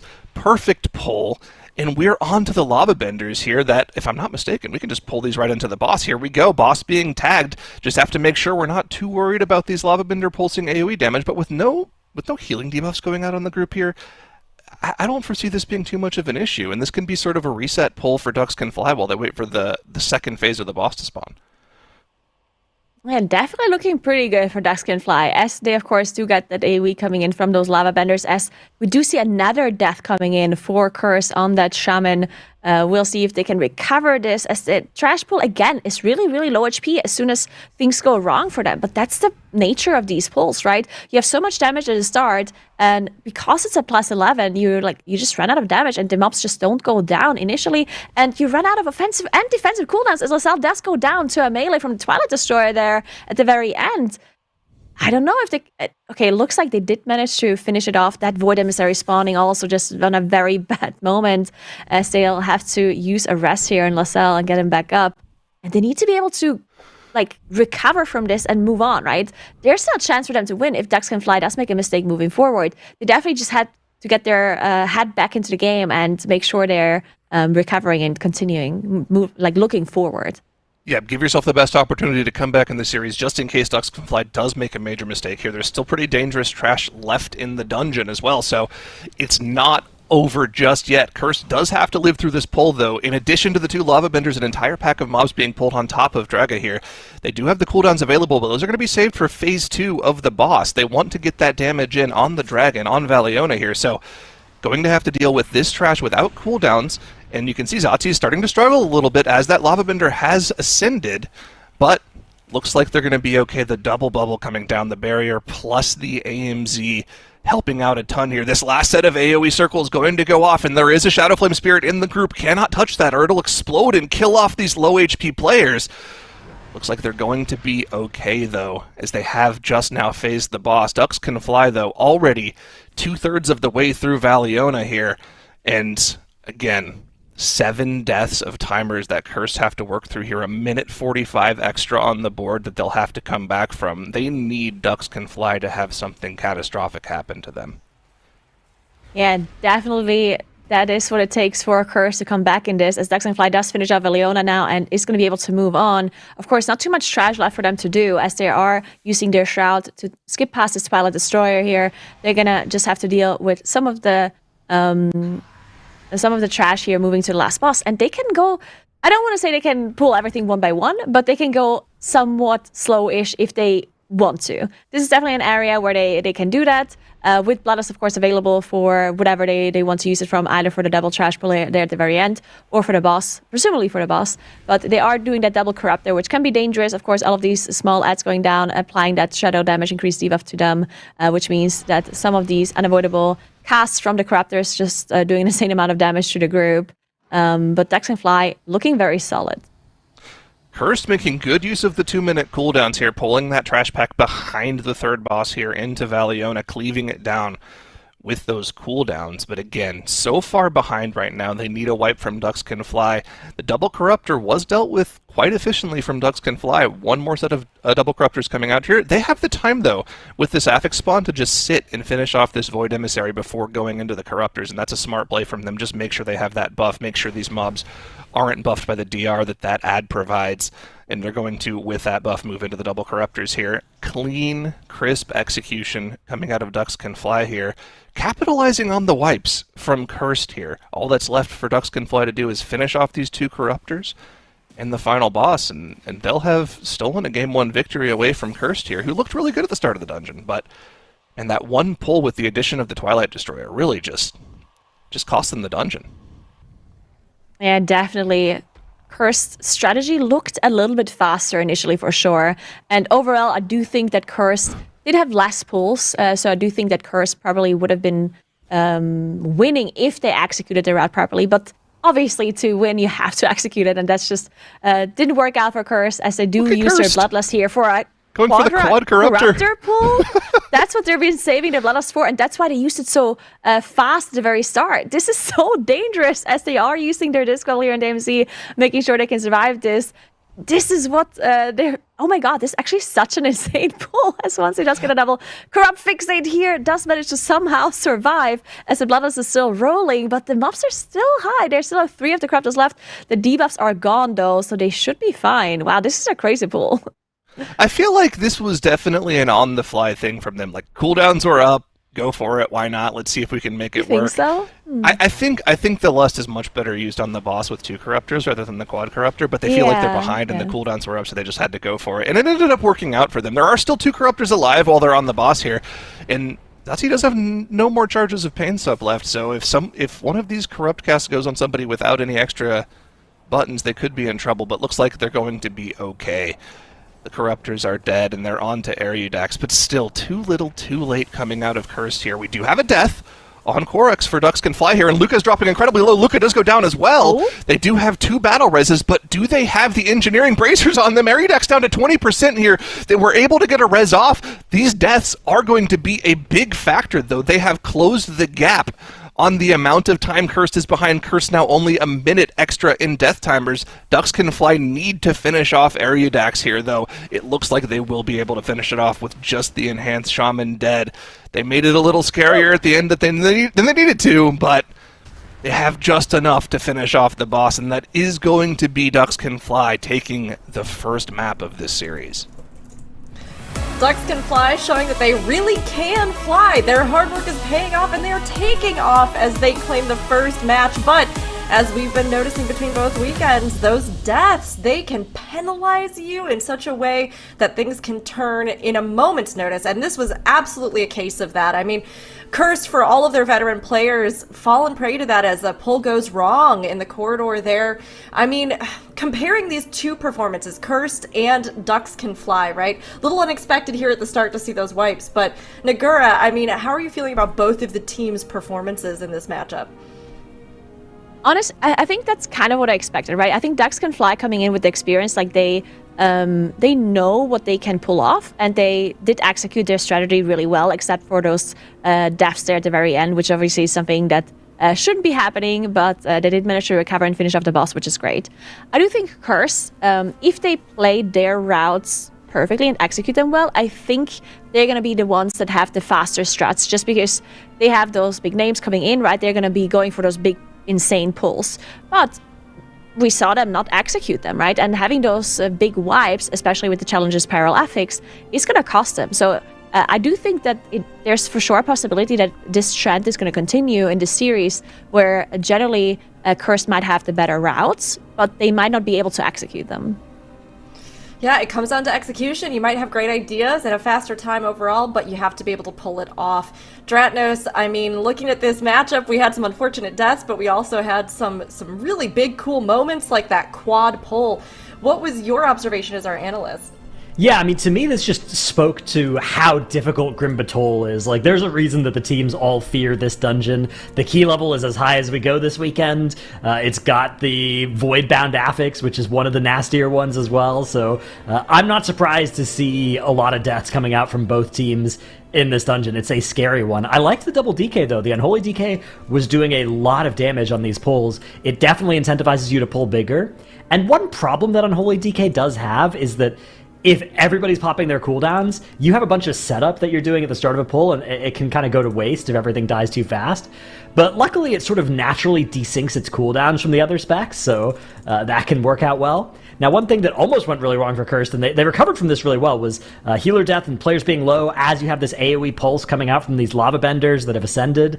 I guess only one had ascended here, but still, that's a lot of group damage, and they were able to recover that nicely. It did cost them that battle res, though, and then as we got later into this dungeon, of course, things went much more wrong, as the damage just ended up being a little bit much there. Maybe the placement of that puddle prevented a nice, good line of sight spot. I'm not 100% sure what the plan was supposed to look like there, but players are dead, the battle res is unavailable, and then as more people start to be dead, the damaging abilities that normally spread among your whole group will just pick the few remaining people that are alive and kill them.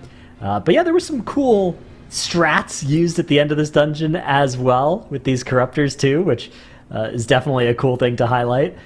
Grabbing, the option of grabbing, say, 4 of these versus 2 onto the boss with Lust is definitely an interesting one that I'm also kind of... It's hard to compare directly because so much else had gone differently between the routes and gone wrong, and they were on different comps and everything.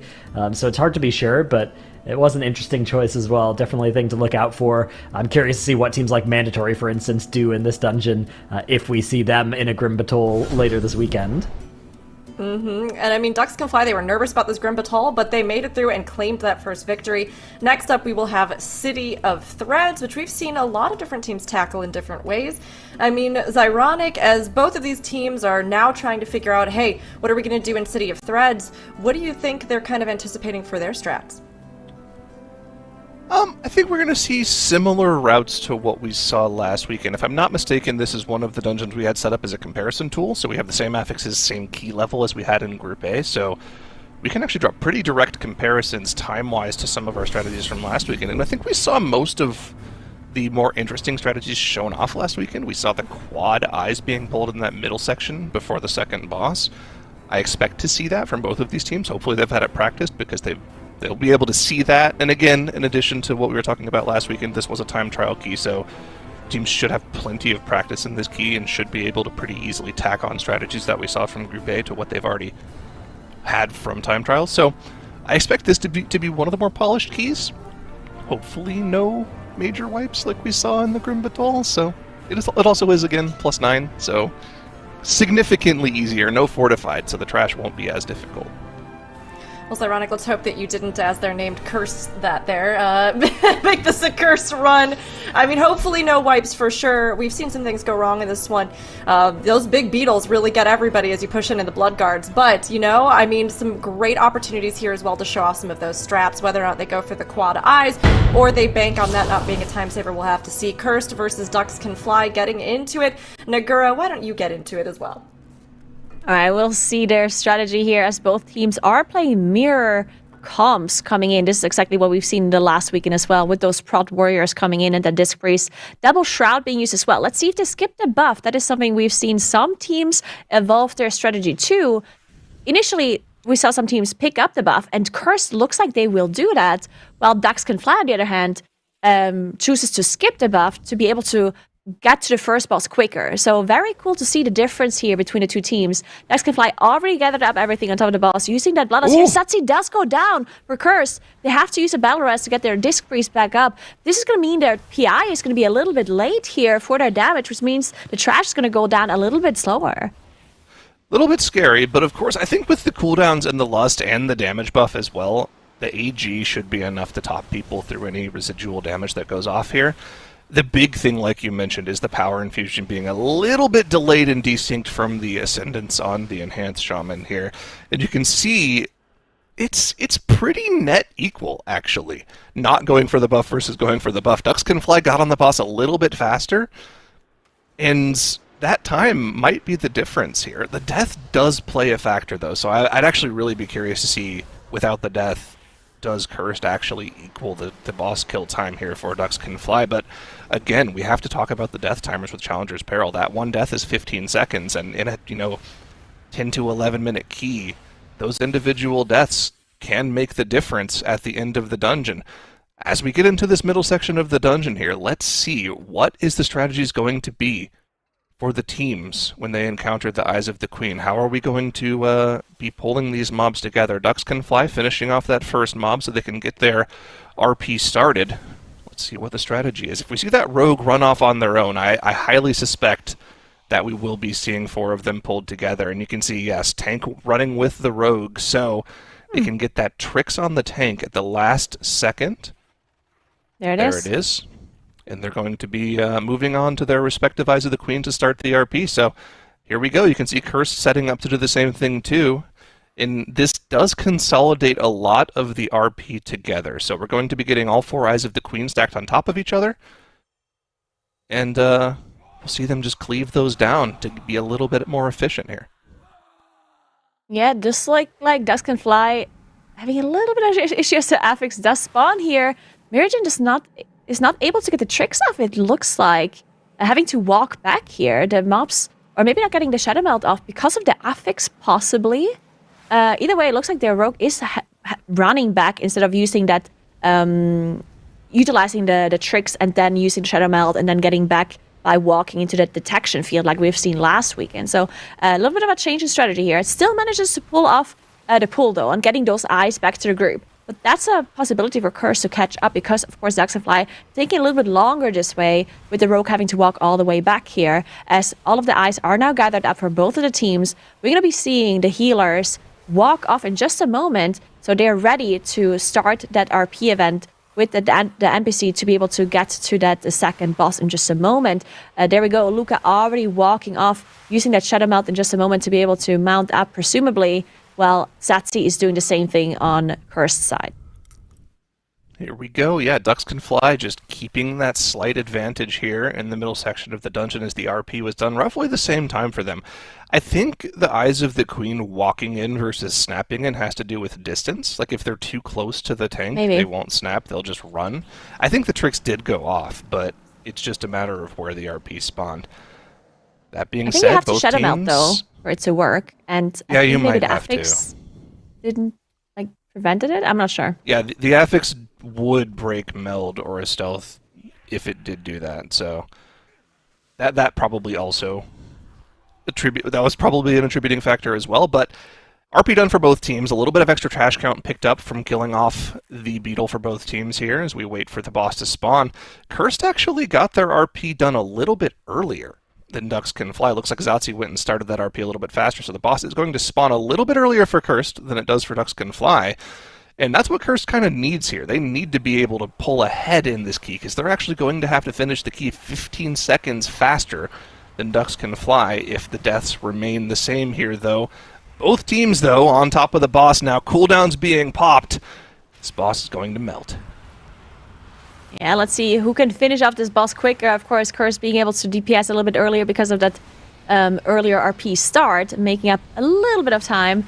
And look at the damage for Ducks Can Fly, as we do see the Rogue just completely popping off on this boss here. Curse, unfortunately, we don't see the damage just yet. I'm sure we were working on fixing that for the Observer POV here in just a moment. But looking at the boss's HP, just so much damage coming through by Cursed here. Unfortunately, no trash you can really pull on top of this boss. So all of the teams that we've seen so far are just playing the bosses. I would love to see somebody like somehow finding a way on how you can pull trash on top of a boss like this. Especially in a 9 key, they would be able to deal with trash here. But because of the spy game being before this boss, obviously being very limited in the amount of trash you can pull here, and you can move forward with that web as well. Ducks Can Fly still pretty far behind on boss damage here, even though I don't think it was as big of a difference with the boss being engaged. So definitely Cursed having quite a bit more boss damage here, it looks like. Look at how Cursed is dealing with the synergistic step ability here. They're trying to make sure they bait the steps into the wall every single time so the bosses don't actually move. They actually messed it up on the second one, so the bosses got desynced and pulled off of each other. But for the first step, they were actually very, very clean with how they executed that. Essentially, if you bait this step directly into the wall so that the end of the step would be past the wall, the bosses won't move. I think Raider.io actually did a little tips and tricks video guide on how to deal with that, so check that out if you're interested in doing that. But it really helps with damage on this boss. It keeps the bosses together for a longer period of time. Let's key in here on Cursed as we get into the first and really only major pull of the dungeon. This is like 30 mobs being stacked on top of each other, blind being used actually to make sure these mobs don't accidentally aggro on any of the players as they stealth by here. You can see Lazel in the back gathering up as many mobs as possible here, and it looks like this is great execution from them as well, as they then now pull the Hulking Beetle in as well. Lots of residual damage going to be able to go out on the group here. Lots of nice knife throws that can instantly take out a player. Need to make sure you're interrupting the mending webcast as well. Any one of those go off, it could instantly heal up mobs back to full. But we're focusing down the Royal Venom Shell. That mob puts out poison debuffs on the players that are a big pain for the heal to heal through. But no big issues for them. That mob gets instantly destroyed, and it's really only the mob, the major trash pack left alive. And if they can deal with the menders, they can just chain this into the next trash packs. Ducks Can Fly already through the pack, Venom Shell. Wow. No. They finished off the Venom Shell and moved on. Wait, they did not They didn't care even about the kill the Menders. healers?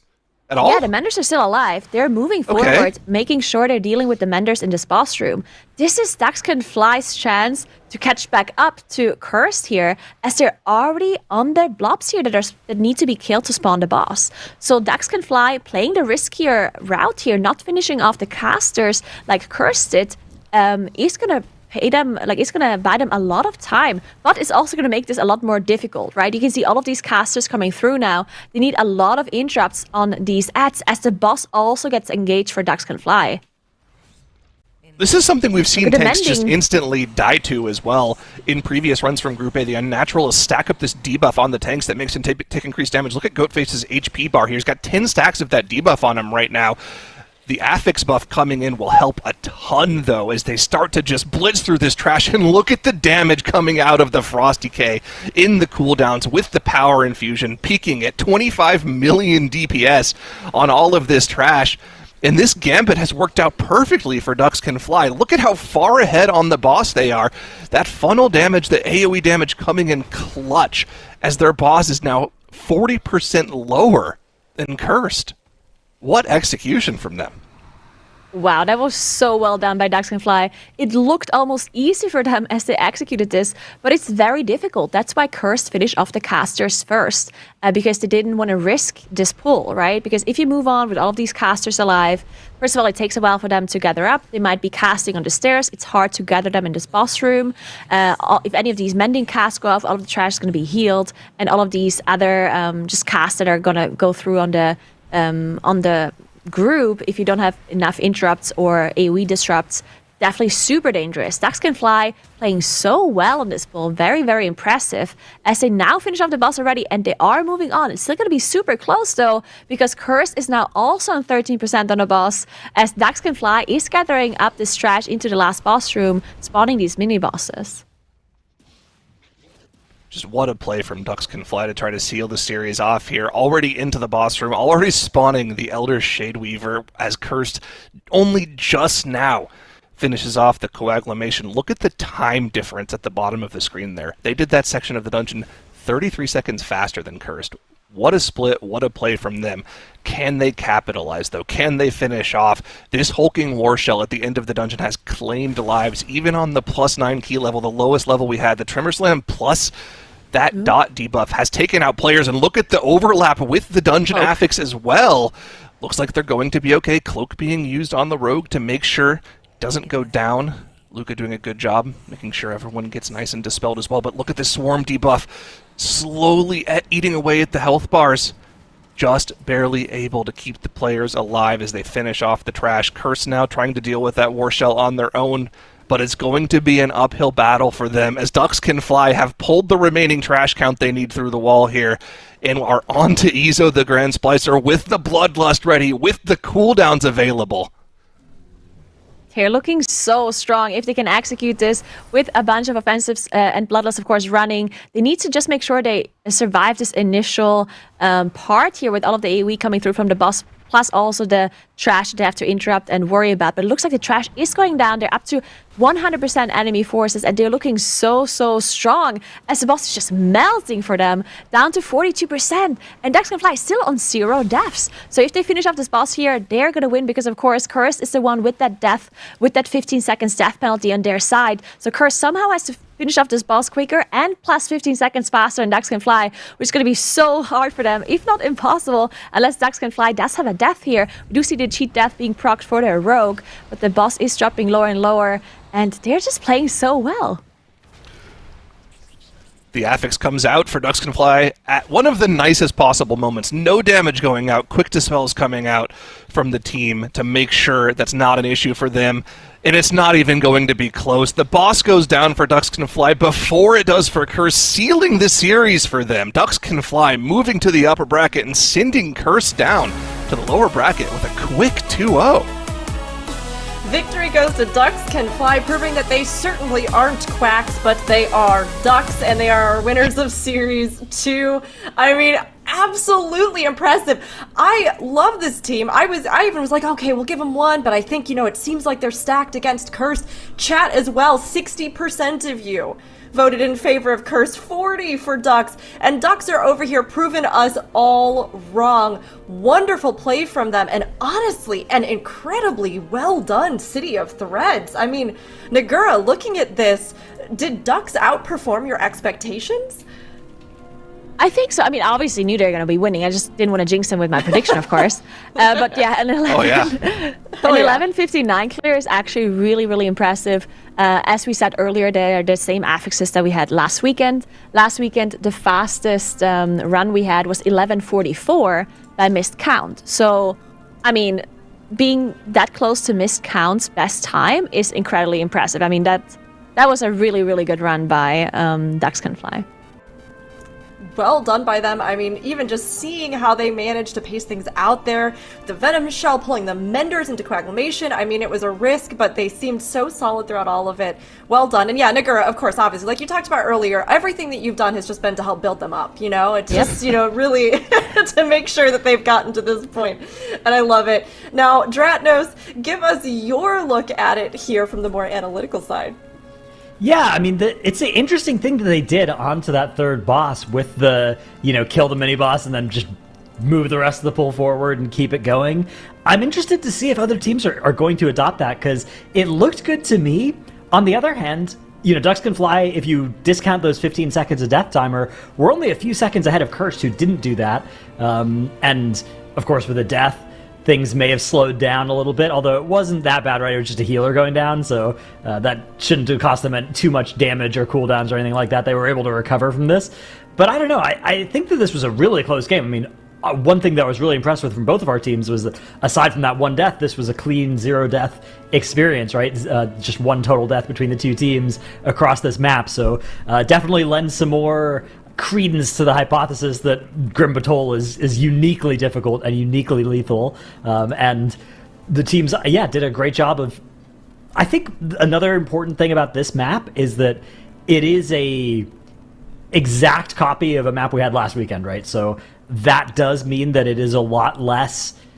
If you have cooking to do in this map, which I think is really cool that Ducks Can Fly did have a little bit with how they pulled at the end of this dungeon, you have a direct comparison with the timers and the strategies of the teams from Group A that you kind of don't in the other maps. So I think it is really impressive that they came in here and they changed something up, right?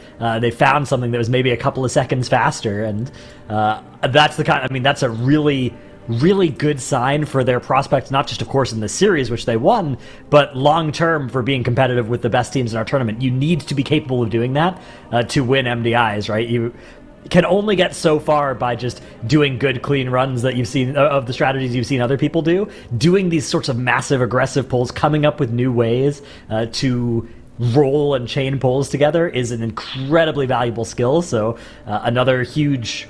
good sign long-term, I would say, for Ducks Can Fly was this pull in particular. Again, even if it was maybe only plus 5 seconds, plus 10 seconds we saw in that damage graph, it's not like it led to that much of a bigger damage spike. It was like slightly bigger.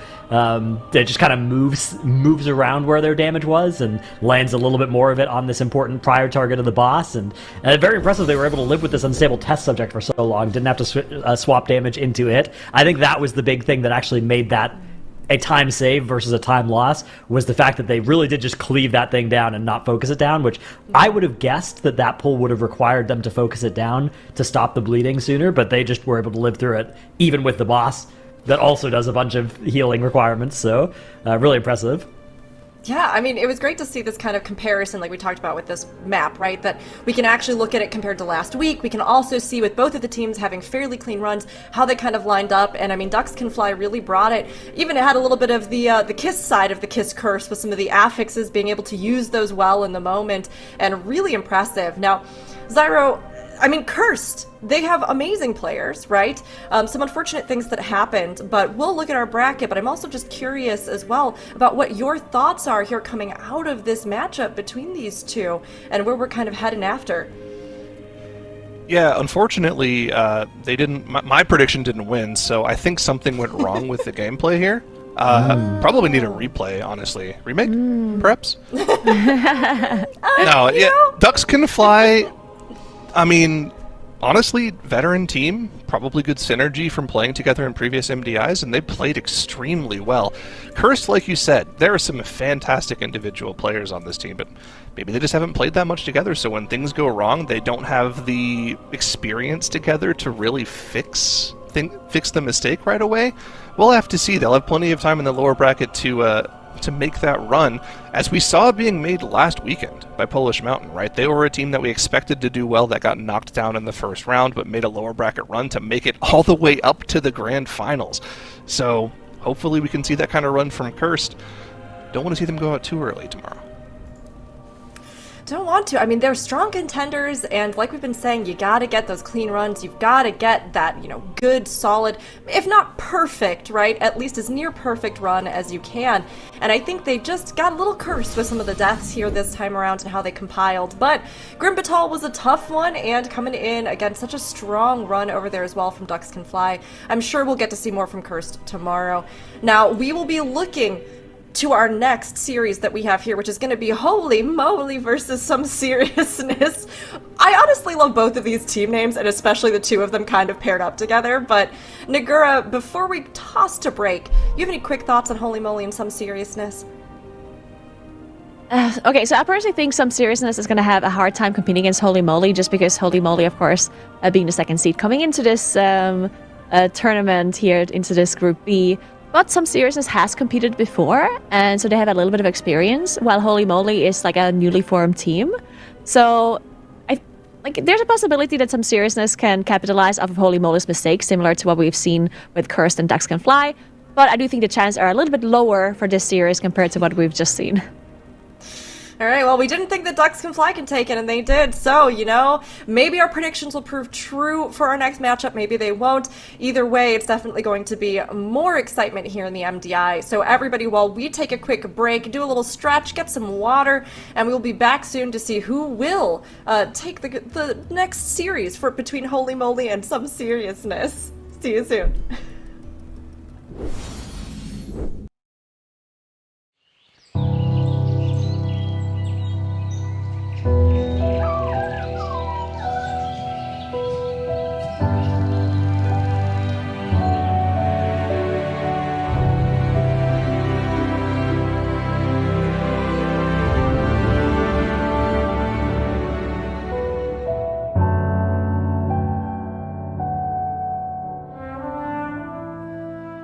No matter who you are or where you're from, we all share a common need for human connection. When you have this online world, it's more than a game. It's a community. It's where your friends are. Mats Sten, known to many as Evelyn, faced immense adversity in his life. Yet he never allowed it to crush his indomitable spirit or his compassionate heart. Interacting with Mats online showed me somebody who cared, somebody who always had time for others. He was a key contact and often the first person that you spoke to when you logged on, because he was always very welcoming and interested in what other people were doing and, how they were feeling and so forth. Mats was born with this severe muscle disease.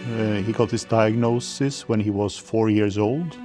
We as parents were told that he would have a very limited life. Gradually he would lose all of his strength in his muscles, and in the end the heart is also a muscle. Despite his limitations, he found freedom and adventure in Azeroth. Through the game, he lived a rich life and made a significant impact on countless people. Mats could almost only move his fingers, and he sat in Norway and he helped people all over Europe.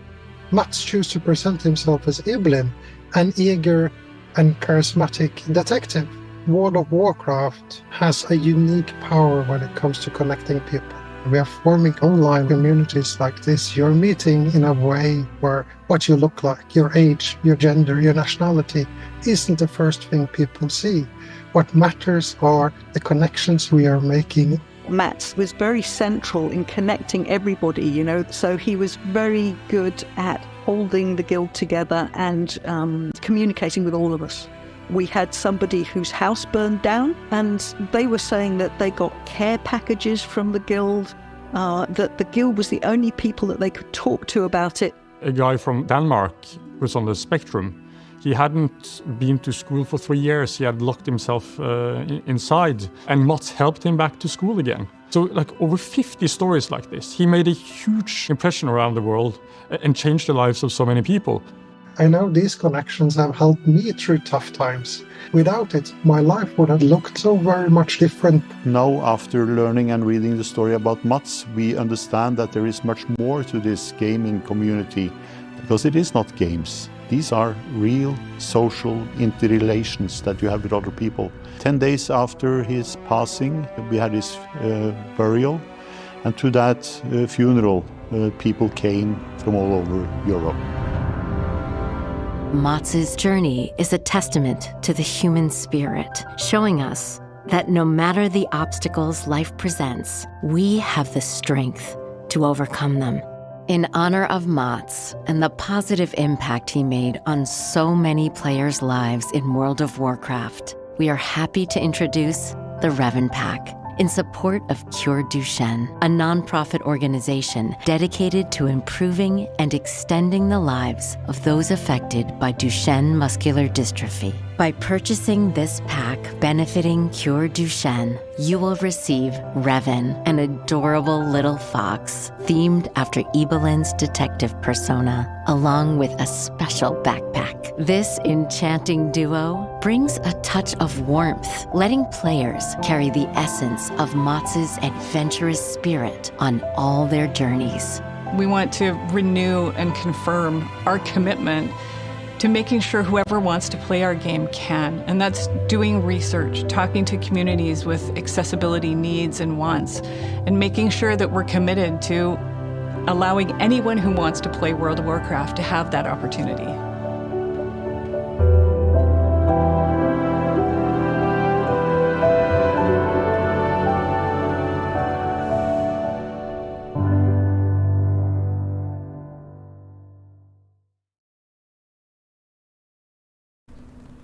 Support Cure Duchenne today with the Revan Pack, inspired by the remarkable life of Ebelin. The Revan Pack will benefit Cure Duchenne, the global nonprofit leader in research, patient care, and innovation for improving and extending the lives of those with Duchenne muscular dystrophy. Available now until January 7th in the Battle.net shop and WoW in-game store.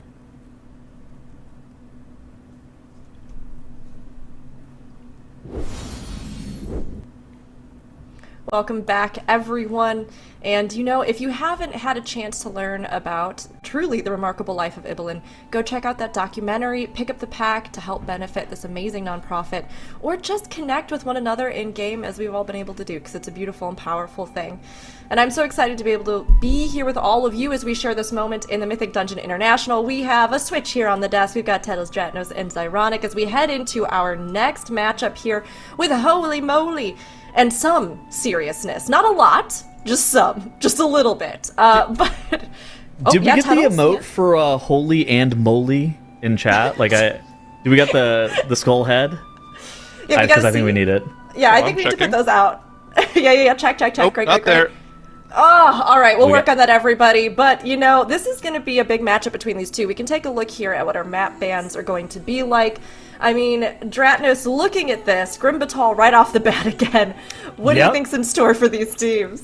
I think Grimbatal is going to be really tough. I think if we don't see this end in a 2-0 in Necrotic Wake as well, Arakara is also going to be really tough. So this should be an exciting series if you enjoy pain, if you enjoy challenge for the players, which I certainly like watching the teams overcome that challenge. So Grimbatal, yeah, very exciting one to start off the series, and especially I'm curious what compositions these teams are going to run with in here, as we saw, of course, Cursed and Ducks Can Fly diverging with the double DK from Cursed. I wonder if that's something that either of these teams will also like in here. Oh, that's such a good one. I mean, honestly, the double DK is something that we should talk about here more in a second, because I think that was a great point. But chat, between these two, going into Grimbatal, the suffering ahead, or perhaps the victory, you know, get your predictions into the chat about who you think's going to take it. And as we kind of sit here, we'll look at our predictions as well, which will pop up down below. Oh,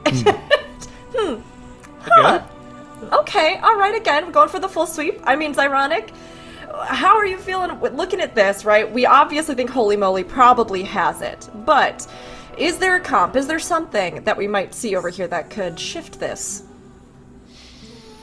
We were right last time everyone predicted 2-0, so I think we're going to be right this time too. I mean, this is the 2 seed of the weekend, right, versus the 7 seed of the weekend. So, similar to the first matchup of the day, Holy Moly is clearly a huge favorite here. We'll have to see. You know, we've seen lower-end teams, lower-seeded teams pull out some interesting strategies in the past that might steal a map, but very rarely do they win the series. You know, I'm thinking back to the olden days of the MDI, like the Angry Toast snap on Razan back in the day, things like that. So, you know, we could see some interesting tech from them here. We'll have to keep a close eye. We could. I mean, whether Double DK is likely or not, Tuttles can give us some insights. Holy Moly versus some seriousness. Tuttles, get us into it. Looks like both teams are actually electing to play that Frost Death Knight. Some seriousness is going with the Vengeance Demon Hunter and the Discipline Priest, where Holy Moly is going for the Vengeance Demon Hunter and that Restoration Druid. That is probably the main takeaways that we're seeing between these two compositions. So I think it's largely going to be coming down to gameplay. I don't think there's going to be like major strategy decisions that are going to be present due to compositions. It's mostly just going to be coming down to how big can we pull, like with all of our offensive cooldowns available.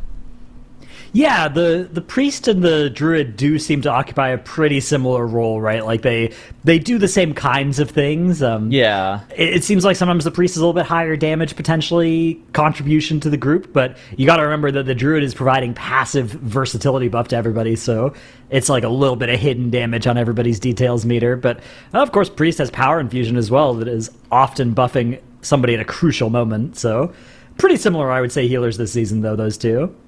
Something that we didn't necessarily talk about. Oh my gosh. What is happening here? So I've seen this before. I tried this on the beta. And actually, you can tag all of these packs and get the mobs grouped up and nuke them down with the dragons. I was kind of interested in seeing if anybody was going to be looking to do it. Look at this. And as the ones rain down on the entire pack for Holy Moly, they absolutely obliterate that dragon, which occupies, I think it's like 20 count or something like that. That is a huge count injection on the side of Holy Moly, and a truly impressive strategy by them. Yeah, so they have a little bit more count now than some seriousness. Both teams have about the same sorts of pulls to do ahead of here. It's actually going to be some seriousness that get this pull underway first. Both teams have a similar strat here of getting these two packs to about half health with their dragon barrages, and they're both going to be pulling into the boss here. So a very cool strat from Holy Moly. It's going to net them like 3% count, but it looks like it's actually going to cost them a few seconds compared to some seriousness. I'm curious which side is actually the better one in this exchange. I mean, the Resto Druid does have the Heart of the Wild available here, so the Resto Druid is going to be able to do an insane amount of damage for 45 seconds, assuming that they don't have to like swap out and heal this, like heal the trash or end up healing their group up. Like say it's able to be healed with something like AG. Look for Holy Moly. The pack over here has actually not been targeted at all by the dragons, so they're just going to deal with the entire health bars of these things. Natty. I'm okay with this. I mean, look at this. The Breath of Cinder Ghost and the Ascendants are up. It looks like we're going to have the Death Mark being pressed here in just a couple of seconds. And so we're getting a decent amount of funnel damage. You talked about that at the top of the show. I think that the two specs that get insane funnel out of this composition are that Assassination Rogue and that Enhancement Shaman. They're just able to accelerate once you start adding a bunch of targets. Now, for the Enhancement Shaman, they don't want you to pull like more than like 8 if they're looking to get the funnel damage, because there's just like diminishing returns. But on a pull of that size, the Enhancement Shaman is really able to do a lot of damage to General Umbrus. And look at this. Holy Moly at 42.9%, and some seriousness at 39.68. What the dragon and that Twilight Drake that they were able to kill off, what that allows you to do is you end up having to pull like 1 or 2 of them throughout the entire key. And there's a question as to whether or not you want to skip Lava Benders that are in front of the third boss. There's a couple of skips that are on a few packs that you can skip as well, particularly maybe even some of these lava golems that are in this area. And so just having that bonus dragon effectively for free allows you to get a lot more count on the table. But the downside is, of course, you know, their Vengeance Demon Hunter didn't have the ability to shoot out of that dragon, so they had to do the trash into the boss. I think that's why they did it, Dratnos.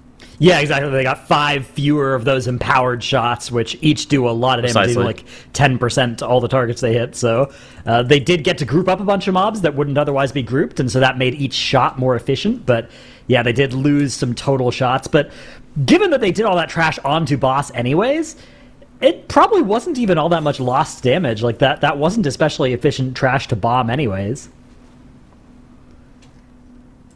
All right, so we're going to see both teams operating on a similar pull here. One Molten Giant and the 2 side packs. That Void Bound spawning for both of them as well.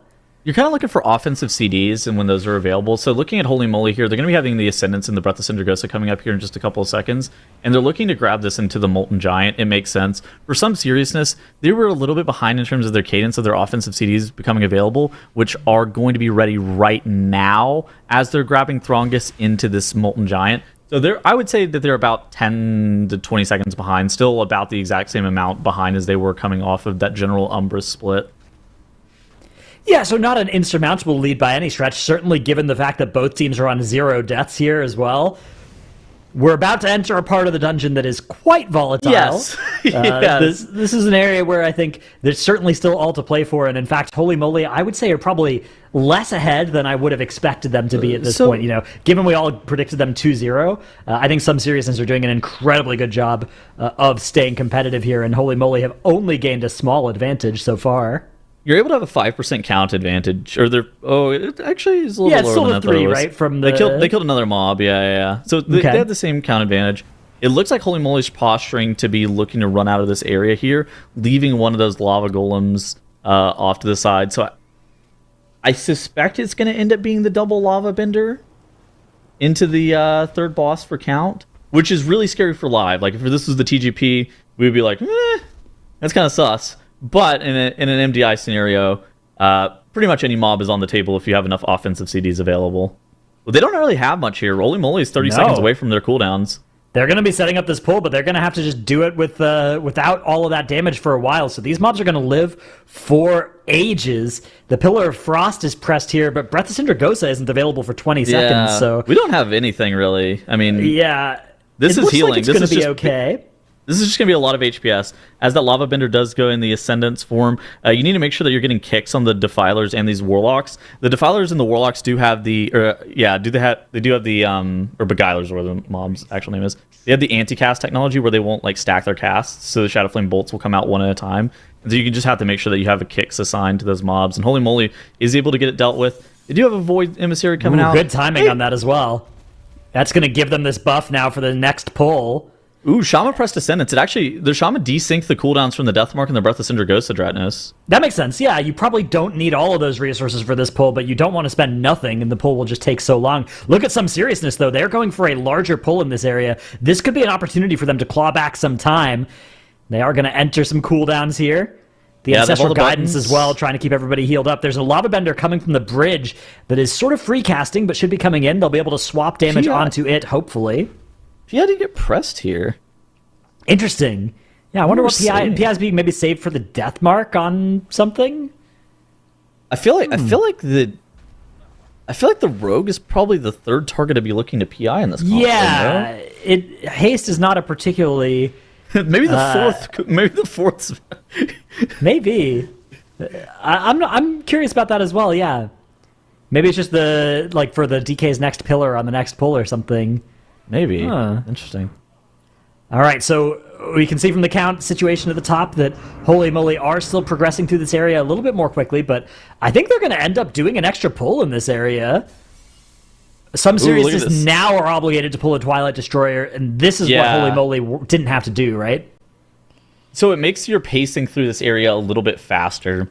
That seems to be the consensus that I'm going to come up with here, because whenever you're looking at these lava benders, realistically, you're not pulling 2 of the lava benders at once unless you're doing this pull that's like directly into the boss with cooldowns and stuff like that. Like those bridge lava benders, you really don't want to pull multiple of those at once, especially with a bunch of warlocks and whatnot. And so I think that you just end up having a little bit better pacing for this area if you don't have to play that dragon. Kind of a neat strat. Yeah, it does actually look like that ends up meaning this is the same total number of pulls, and actually Some Seriousness on this last pull, not going to be able to take it into boss either, whereas Holy Moly were able to take quite a bit of trash into boss here. That's the pacing difference right there, right? Is because then you have to take that 4-pack into these Warlock packs, and because that lava bender's there, and you had to pull it with this instead of pulling it with the other bridge pull, it kind of creates a weird dynamic of like what you're supposed to be doing with that. But Holy Moly. Both of these teams are getting a large portion of their count from the double lava bender pull. That's a pretty big injection. Yeah, you can see the count is going to be equalized between the two teams here, but Holy Moly has something like a minute, maybe 45 seconds of positional time advantage here. Ooh, Holy Moly are going to have a spirit make contact, it looked like there. I wish they would actually tank this boss either in the corner. Okay, so they're grabbing trash. That's why they're not tanking in the corners, because they wanted their Venge to be grabbing some trash, which it does make sense here. Your team is all melee as well, so... That's the problem with not tanking it in the corner, is because now you actually have to be able to fight off these Shadow Flame spirits, and it's really, really annoying to try to kill these off with a full melee composition unless you are able to get them stacked permanently. But the Sigil of Chains applying a slow and getting the mobs immediately grouped up on top of that trash pack allows Holy Moly to dispatch them pretty quickly. Yeah, they don't have an awful lot of health, so they were able to deal with them with, the dot spreading and stuff, and a little bit of damage. It's not an insane amount of HP. They probably didn't even have to swap all that aggressively onto them. They are going to finish this boss here. Some seriousness. Yep, we're going to have deaths over there. Looks like 3 total. Going to be answered Lava Bender with an Ankh, a death, a res, another death. And so now they've used 2 battle reses and an Ankh against this. Okay, so what it looks like happened from the death recaps is that they pushed the small boss, which was fine, while the Lava Bender was enraged in the Ascension, which is normally okay. But the dragon landed in the first cast that the dragon casts whenever it lands. It applies a curse to 3 players that hits you for about 50% of your HP. Oh my gosh, and they let an add contact as well. Oh my god, Dratnus, this is going to be a full wipe for some seriousness now. Catastrophic for some seriousness. Holy Moly, on the other hand, we're taking 2 Corruptors with a bunch of the small adds here, and they're probably going to take the remaining 2 Corruptors forward into boss with Lust, which means there is very little time for some seriousness to try and mount a comeback here. Absolute despair for the team on our right-hand side. That's tough. The Grim Batol thing. I mean, we've seen this happen to a lot of our teams on that boss.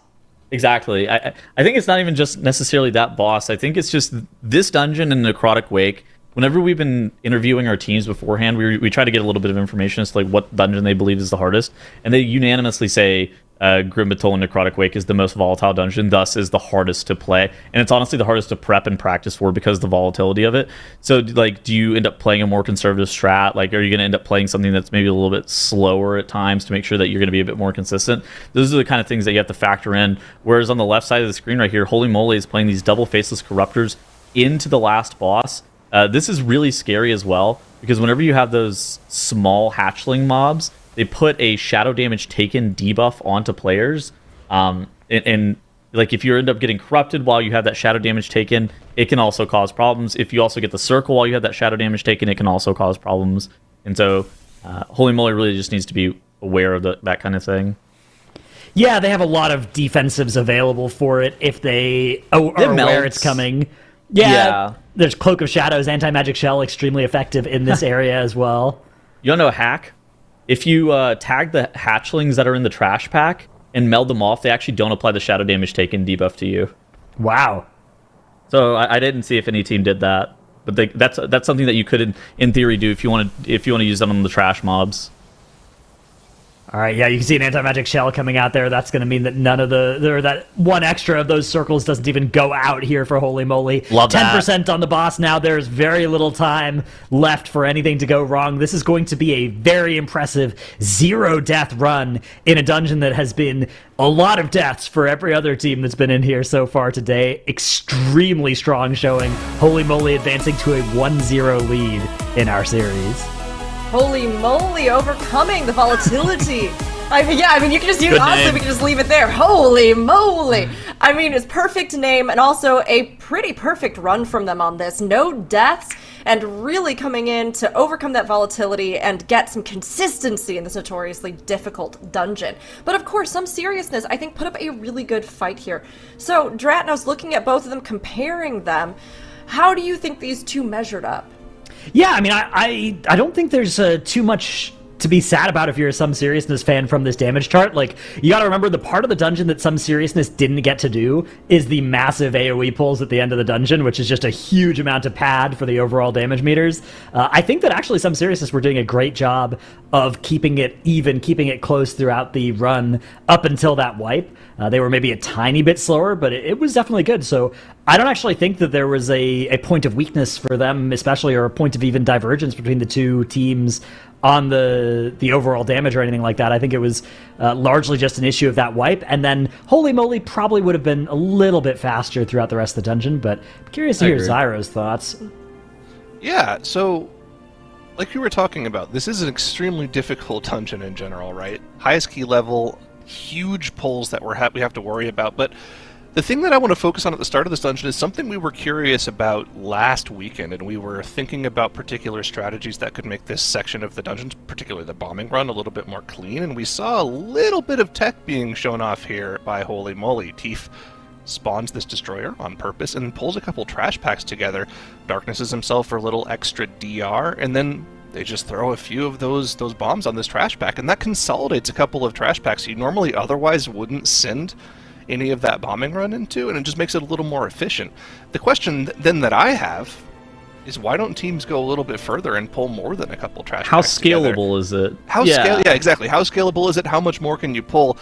I think I was talking with Mike in the replay room, is like, well, you actually probably could pull the trash in front of the boss into that as well, but then how much boss damage are you losing out from the funnel of the rogue and the DK and the enhanced shaman? So there's definitely optimization to be brought to it, but it's good to see it shown off here from Holy Moly, showing that you don't have to be the one seed in the weekend to show off new tech and have new ideas that could potentially make the dungeon faster. But overall, in general, this was just a clean, executed dungeon from Holy Moly, and, you know, if they play this way against Mandatory later on in the competition, which I suspect they will be playing probably not tomorrow, but, you know, on Sunday, I think they could potentially take a map or even sneak a series victory on them if they play like this and Mandatory has some hiccups. So, all in all, a good run from Holy Moly, and I think Some Seriousness, you know, they had a good run in general, but they were just a little bit slower, and then obviously this wipe on Draga on Valiona kind of sealed it for them. They were still going for the pull to keep themselves in the dungeon, but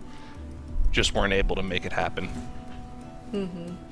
It's how it kind of goes in this one, right? We've seen deaths rack up in Grim Batal, and like was, you know, brought up during the run even. It tends to happen because of the volatility of this one and how difficult many of the teams have sort of found it to be. But Tuttles, I mean, we talked about how Some Seriousness did pretty well here. Do you feel like they were more competitive than you expected starting things out? I think that something that's actually been kind of typical of these MDI teams that we even saw in Group A, and the trend is continuing into Group B, is that their strats are very similar to some of our top-end teams, right? Whenever we were looking at Holy Moly, that is the third overall seed. Obviously, it's the second seed of the weekend, but it's the third overall seed. And so we kind of expect them to be looking like stomp the competition, especially in round one.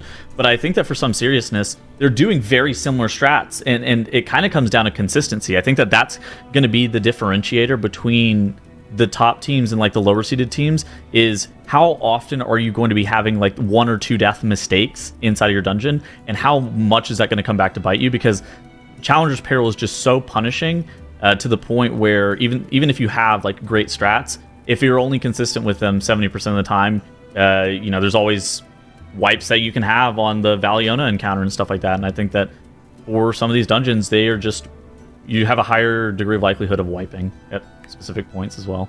Absolutely, and the unfortunate thing is, or fortunate, you know, it's a good test, they're going straight from Grim Batal into Necrotic Wake, which is the other one that's notorious for exactly this. I mean, Some Seriousness, I think, really being put through the gauntlet here, but they put up a great fight, especially when you consider all of our predictions down below have leaned so heavily towards Holy Moly. Now, Holy Moly, of course, lived up to their name, the exclamation just being a perfect encapsulation of the very, very clean run that they did there, showing off some other tech as well, which I think has really kind of pushed them forward in how we think they'll match up. These two will be going up against each other here in Necrotic, but Dratnos, as I see you kind of pensively thinking, you know, Holy Moly, Some Seriousness, Necrotic Wake, this is a tricky one, and it has some pulls that have caused some big wipes. What do you think with these two? How are they going to navigate this, or what do you think they'll bring to the table as we get into it here in Game 2? It's definitely a dangerous and volatile dungeon, but I think it's a little bit less so than Grim Batol, especially because this is 2 key levels lower. We've got 1 less affix on this dungeon as well. I think that this should be... If Holy Moly can play 85% as well as they played in that Grim Batol, they are going to be a clean 0-death run in here, and that's going to be... I think all they'll need to secure the 2-0 in this series. But some seriousness looked absolutely, like Tettles was saying, they looked really good in that Grim Batol for much of that dungeon run. So I think they definitely have some potential in this place too and should not be counted out. How volatile is a 9? Yeah, I mean, it's weird because as the key level gets lower, it doesn't necessarily get less volatile because you might just be pulling bigger to make up for it. So Yeah. I still think, though, less than an 11 Grim Batol. I think this is going to be less dangerous than that key we just watched. It's Frosty K and a... Oh, Unholy. Okay, some seriousness is actually playing the Unholy. Cool. Yeah, I mean, Unholy, one problem with it in the super low keys is, again, there are a couple of setup globals that you have, but the bigger you pull, the happier Unholy gets. So that is an interesting trade-off between the two, where Unholy, you know, there's things pulling it towards high keys and also towards the lower keys in our overall. And I mean, look at the overall damage on this first pull. This is a huge argument in favor of that Unholy DK. Nearly cresting. There it is, 20 million DPS over the 20 million marker now. Holy Moly had incredibly impressive. Holy Moly had their Enhancement Shaman and their Assassination Rogue hitting 20 million DPS as well, though. Yeah, exactly. It's sometimes it's like cannibalism, right? Like the damage is going to get done by somebody, and it's just a question of like who's going to steal that extra damage, right? They're cannibalizing it from the other person. Yeah, good point. That's a great way to I'm not describe sure it, if cannibalism is the word for it, but you know, they steal it, right? The damage gets thieved, it gets robbed. Yeah, exactly. And now Holy Moly here, with a slightly faster Blightbone split, able to kill that boss off in 33 seconds with 28% enemy forces, an absolute masterclass. Now they move on to the Narzuda mini-boss pull, and they have basically no cooldowns here. That's the scary part of this area, is you're pulling a bunch of this trash with no cooldowns. If you're playing that on Holy DK, you're just mashing Scourge Strike, actually doing less damage than the tank right now. Yeah, it's you know, so sometimes without the cooldowns, it's not the greatest time as well. You do have your Dark Transformation every 45 that you get to press, but if you don't press it exactly on CD, sometimes you're just supposed to hold it now for your next A-bomb, which can be a tough spot to be, as we do have a death here for that Shadow Well ground effect. That thing can really sneak up on you, and some seriousness are going to end up using a B-Res here, but they actually don't have a good way to cast it, so they had to use those jumper cables. They were able to land it, though, so they're now down a B-Res for pretty much the remainder of this dungeon. Meanwhile, Holy Moly already into this next Shroud of Concealment, setting up their next pull.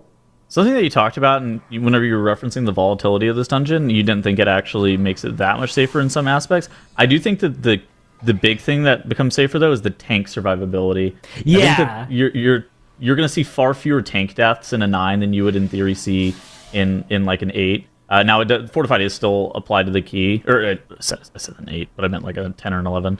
But Fortified is still applied to the key, but it's still a situation where you're just going to have far fewer tank deaths as the key level goes down. Yeah, it depends a little bit on the size of the pull, but often some of the scariest stuff for tanks can be like the medium-sized pull that you don't have cooldowns for. Yeah. And these like massive pulls that you have cooldowns for, especially as the key level's a little bit lower, can often actually feel safer, especially because a lot of our tanks, they do scale defensively with the number of targets you're in combat with, right? Venge does that, yeah. Yeah, exactly. Like Vengeance is healing off the damage it's dealing to everybody, so more targets is more healing. Killed a Marth already? Before the trash, it looks like. Yeah, I mean, Holy Moly, just doing some incredible... That's the point. What did I when just the boss, watch? When the boss dies before the trash, that's actually a point where it's like, okay, more funnel wouldn't be helpful here. We actually need more AoE, right? We need to kill off this trash now, because that's actually what's slowing us down the most. Look at the split as well. So since they're playing so heavy into the 2-minute cooldowns, the fact that split is exactly that 233, that allows them to get that full Breath of Cinder Ghost, that allows them to get that full value of that Ascendance and whatnot, and I think that is just like perfectly timed for when they were pulling all of that trash into the boss and how they had that set up, and I think that the routing in this dungeon that Holy Moly is doing is a masterclass so far that we've been seeing. Yeah, this is incredibly fast out of Holy Moly. This is one of those runs that says, hey, we're not just looking to win this series. We are looking to win this weekend. We're looking to win Global Finals, right? If they can put up 2 runs in this series on that 0 death, full speed lifestyle, that is incredibly impressive for them and an incredibly good sign for them going forward into this weekend. As one of the reasons we do see priests out of pretty much everybody here is for that mind control on the Flesh Crafter. I love it. You see right now for Holy Moly. Huge time save. It lets them preserve that Flesh Crafter for the remainder of the dungeon instead of having to kill it off to advance this RP. And they get these cleavers in on the rest of the dungeon. Not to mention making that huge pull a tiny bit safer as well.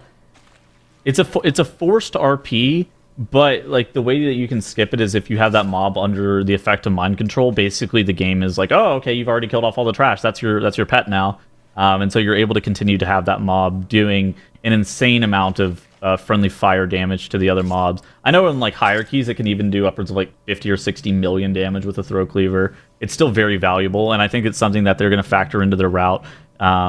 Just making sure that they have it to be able to help break shields on Nalthor and stuff along those lines. I just consider this. Would you ever be able to beat Nalthor sending somebody downstairs on a 9 since it's non-Tyran? Maybe. The Dark Exile doesn't happen until 40 seconds into the fight. Especially, you've got a spear. You can see Igloo is still holding a spear, although that's probably for this boss rather than that boss, right? Well, maybe you can hold it, though. So we saw last week it was on a 10, and teams beat it with a spear and the throw cleavers. So since we don't have Tyran, I wonder if they can just beat it on a 9. Yeah, try to hold that spear. Yeah. Kind of an interesting decision point that Holy Moly is going to have here, because there's a world where they're able to save... So basically, if they beat the escape from Surgeon Stitchflesh, that saves you probably about 30 seconds. But if they could beat it without that, then they could actually save themselves a lot of time on Nalthor. And we're going to see right here what the decision point is going to be for Holy Moly as they have pulled Surgeon Stitchflesh. They're going to pull the creation a little bit further back. This is pretty common. You don't want to drop those puddles in a really weird spot. So you want to pull that creation just a hair back, as Igloo is the person who's getting targeted by this creation. You need to make sure that hook does get the boss off of the platform. And I think that this Flesh Crafter is going to get broken out of the cage right here, right as that Throw Cleaver cast has come off. Cooldown, making sure to line everything up perfectly. And Surgeon Stitchflesh is starting to go down a little bit, and they did not commit that Spear Dratinus like you and I were talking about. Yeah, here comes the first meat hook of this down phase. It's going to interrupt that morbid fixation. And the goal now is to push the boss below 5% health, because once it gets below 5% health, it will no longer escape upwards. And they are going to be able to do that easily. They're going to be able to mind control this Flesh Crafter. Still got the spear. And they're going to carry this spear upwards. We don't have Lust. We do have Breath of Sindragosa coming up. And Ascendance and Deathmark. Deathmark, yeah. Everything. We're going to have CDs with spear here on pull. Here comes that spear. Did they beat the cast? I think they might be able to beat this Dark Exile cast Dratinus. I think you might be right. Yeah, this dungeon is getting just absolutely melted. All of these CDs, it's going to line up with the Affix as well, giving them even more damage. We are still inside that Breath of Sindragosa window. Deathmark still active on the boss, as well as that Kingsbane does explode finally. Boss is getting very low here. They do need to kill the Flesh Crafter as well. They've now released it and are cleaving it down. The clock won't stop until the boss and that Flesh Crafter are both dead, but it is about to stop here. That Flesh Crafter does die. 7:47 is the timer for Holy Moly. Oh my goodness. What did I just watch? What did we just watch, dude? Wait, what? I mean, okay, we'll just do it again. Holy moly. That was buck wild, everybody. Victory goes to Holy Moly here. That brings them 2-0, which was our prediction, but notably, the fastest dungeon run in MDI history is 8 minutes 54 seconds, which was set by mandatory in Ruby Life Pools, which was a +20, and remember that we had some scaling during the 2023 Global. So this run here, phenomenal. I mean, Tettles, looking at it, how do you think this measures up to that? Was that, I mean, we have different key levels, we have different things like that, but that was a phenomenal run. I mean, I think it's it's a different affix system. There's a lot of differences between the two. I think it's really hard to compare, but I think that if you say anything other than that run by Holy Moly was insane, I think you were just completely lying, because the way and the execution and the knowledge of what they were going to be using all of those weapons on every single time they pulled a boss, the boss died in 30 seconds or something like that. That felt absolutely insane. I mean, Zyra has the analytical side of this, although I think we're all still just kind of sitting here like, what? Whoa, hold on. I mean, incredibly played from them, but Zyronic, I mean, from your perspective as you were looking at this analytically, I mean, wow, right? Wow. Yeah. I knew we were in for a treat when the key started, and I went around to my fridge to grab a drink, and I turned back around, and Blightbone was already dead. That we were in for an interesting dungeon here. Yeah, I think you put it about as cleanly as you possibly can here. Anytime they pulled a boss, the boss just died in 30 seconds. I mean, the Blightbone kill here was, what, 25 seconds? And like you said, it was really a perfect management of multiple things in the key. Number one, making sure cooldowns were lining up for all of their big pulls, and specifically their boss pushes when they had their spears available. But also, this skip in the middle section of the dungeon where they pull a bunch of trash up into a Marth's room so they can get it snapped on top of the boss. A lot of this is the priest skipping past his trash with Mind Soothe, starting the RP so nobody else gets stunned when you walk up. And then they can then pretty easily grip people into the boss room on top of a mount and just get everything ready to go. It was a really nice execution from them. Even though Igloo missed the jump a couple times, it didn't cost them too much time. And then, of course, the priest, once again, the hero of the group, just completely managing the Fleshcrafter here in this last section of the dungeon, making sure they drop the mind control anytime that the throw cleaver is off cooldown so you can get those cleavers into the boss and just do a ton of damage. Every single time the cleavers goes off, it's just more than 10% of the boss's HP chunked down, and this really saved them a bunch of time at the end of the key. All in all, just an incredibly impressive run. And, you know, just because we can, let's just include a clip of the entire final boss kill, because we need to fill time anyways, because it's only going to last like 30 seconds.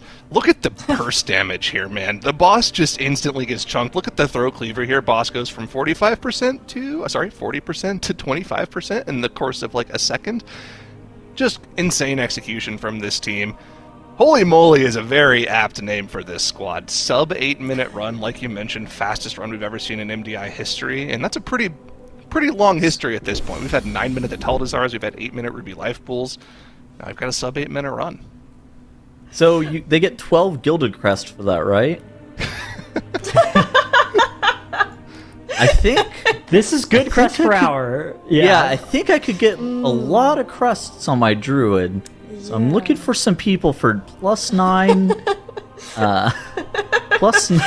Love it. I love +9s only. My gosh, this was just an incredible run. I mean, we're over here talking about how some seriousness, they were performing well, even better than we expected. But when you're up against something like this, where Holy Moly has a perfectly plotted, perfectly coordinated, perfectly executed run, I mean, there's just nothing you can do unless you're going to match that exactly. And, you know, Dratnos, I would love to hear your insights as well. You also gave us a really profound insight this run, which is that stealing equals cannibalism, that they're one and the same. So thank you, Dr. Atnos, for teaching us so much today. But when you were looking at this run from Holy Moly, what are your thoughts coming out of it? I will say, I think that, I mean, Holy Moly looked incredible. I actually think there was good signs here for some seriousness as well, right? Like, obviously, all of us predicted a 2-0 for Holy Moly. A 2-0 came to pass. You could read that as like, oh, some seriousness got demolished, but they actually didn't. They were doing well in both of those dungeons. I think they have a strong path through the lower bracket available to them.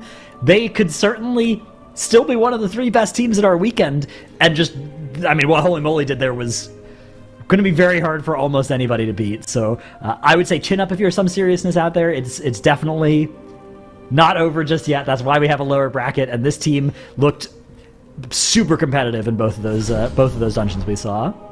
They did, and we'll pull that bracket up now so that we can look at it and see what's ahead. Of course, Mandatory versus Ducks Can Fly is going to be happening up there in those tops. Holy Moly is now going to be moving on to just really be a huge contender. If they can pull out more runs like that, absolutely amazing to see that, though. Who they will be facing, we will determine with our next series.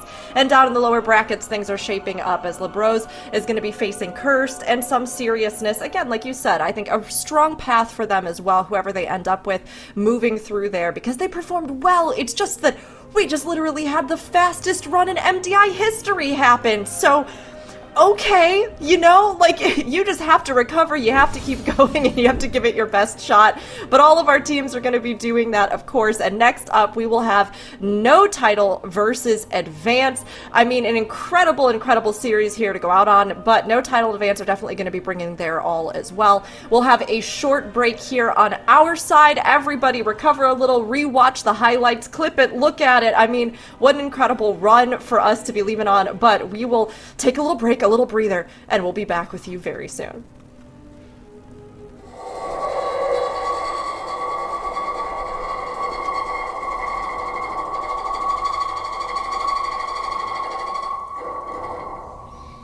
In World of Warcraft, we're trying to convince you that Azeroth is a real place.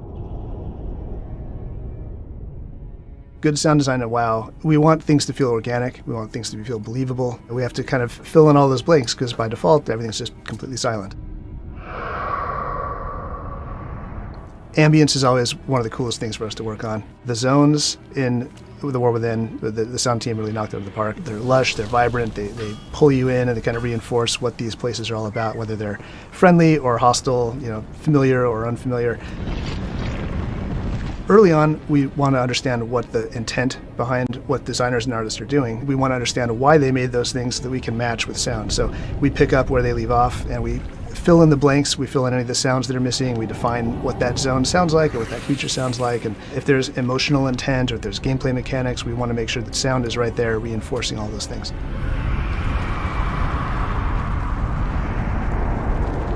Ashkahet is the home of the Nerubian Empire. It's an all-underground biome.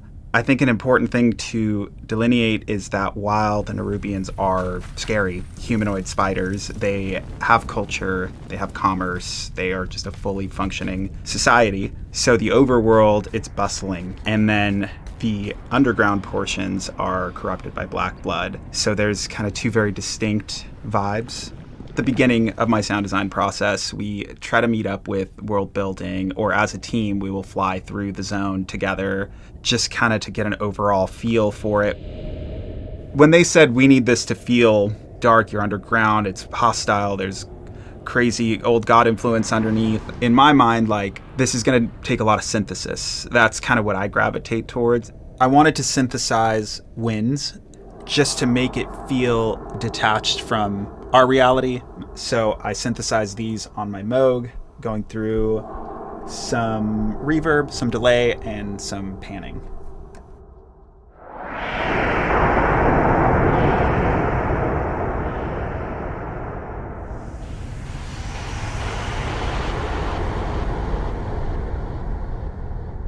So to contrast that, I really wanted something organic to be the bed. I got our producer Brecken, we got some mics in the Foley room, and we just started hitting anything we could, bowing anything we could, and then we ended up finding these massive springs.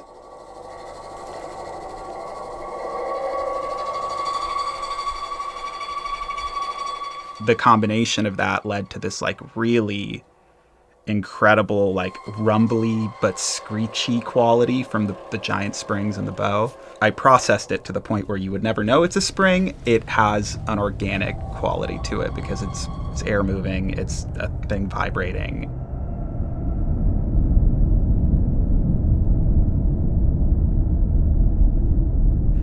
So I thought that served as a really proper, this is the base ambience of the zone. And then I can populate it with all this crazy synthesized stuff. The trope of a scary thing is the knife sound we all know, the like, really pitched, like high frequency. That's the jump scare, is like the big top end. We didn't want it to feel so punishing that like you have a daily quest in Ashkahet and you're like, I can't, it's the morning. I can't be hearing that. Box with contact mics, bowed, building out a lot of the texture of kind of the sounds that surround you as you're flying through Ashkat.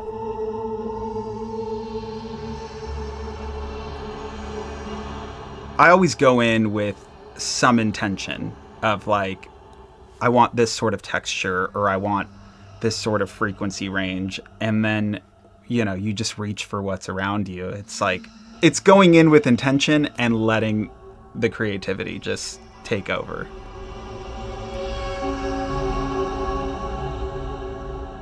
Yeah, we get to play around with when do we want things to be grounded and feel Earth-like, and when do we want them to be abstract and weird. And that's actually one of the big tools we use when we're setting up ambience. Do we want this to feel familiar and safe? Then we're going to lean on using sounds from Earth, right? So we use birds that are recognizable birds, wind sounds, things that you already know are real. That helps communicate familiarity, and familiarity matches safety. As we progress into the depths in the War Within zones, things get more hostile, things get more unfamiliar, and so we lean away from using literal Earth sounds, and we lean in on more maybe synthesized things, or taking real sounds but manipulating them enough that you don't quite know what you're hearing.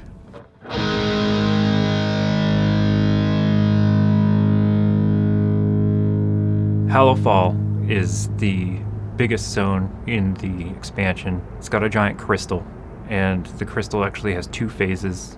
It will go from light into dark or void, and the ambience will shift to convey both of those feelings. When I first saw Hallowfall, the whole area is basically very alien. So I kind of look at it and think of ideas, what comes to mind. Since it's so alien, I went outside the box and thought about utilizing guitar and tonal things like crystals to create new sounds to supplement things like wind.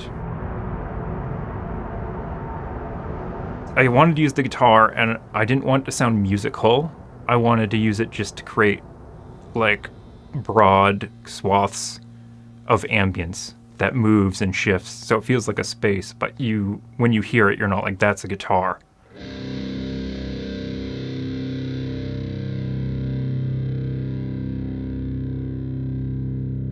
And I just go from there, create a bunch of source, and then take that source and process it through usually a lot of granular synthesis, different plugins. And I get to pick and choose from those building blocks into creating the end result.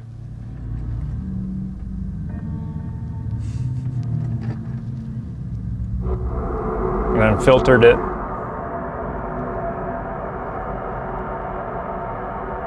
And reverb.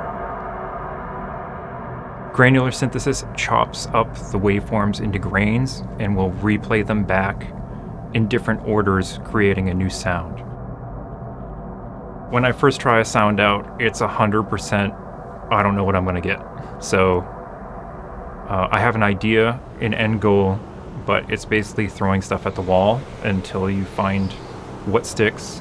And then some of the stuff that you think will never work ends up being the best. You know, my team is always looking for opportunities to do things that are new, novel, maybe new ways to use our existing tools, or maybe we need new tools to try out new ideas for sound. We're always trying to find ways to make sure that the environments are as dynamic as they can be, and that's always an ongoing process. So back while it was launched, just due to technical limitations, you really just have a simple stereo loop.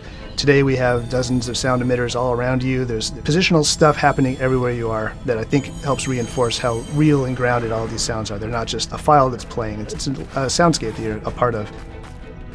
I think what makes good sound design at the very base level is serving, in our case, our players. Even before creating a sound, I'm always thinking about like, how is this going to make our player base feel, and is it going to make Azeroth feel like home? Obviously every zone is very, very different and needs its own flavor of that, but I think immersion is number one. I think what makes good sound design to have the players feel the emotions that you're intending. If you can make them feel what you want them to feel, I think you've succeeded. And also creating a sense of wonder. Oh, what's that? I've never heard that before.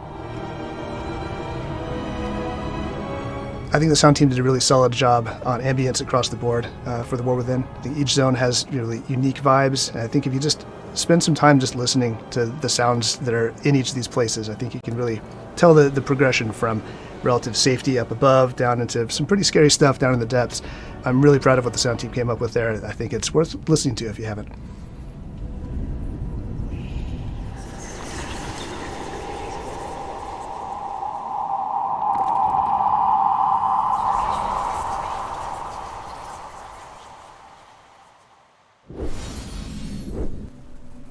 Has everyone processed that blitz of a run from Holy Moly we just witnessed? Because we are not done yet today, even though that was an incredible high point. We have no title versus advance, and we've seen that there's like a few no title fans in the chat here or there, maybe like one or two of you, kind of spamming things. No, there's a lot of you, but both of these teams are going to be really exciting ones, newcomers here in the field, but each bringing their own experience to the table. So chat, get your predictions in, and of course we'll look at ours here as we start discussing these two teams as well. But I mean, no title versus advance, right? Down below we've got a little mix, I kind of want it to be even because I think they're both sort of wild cards. We don't know a whole lot about them, but I mean, Nagura, what kind of formed your thoughts? What do we know? What do you know about these two teams coming in?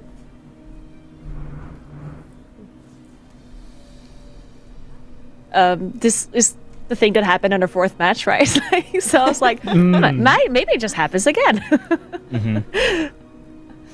Yeah, Tuttles, how are you feeling between these two? No title advance?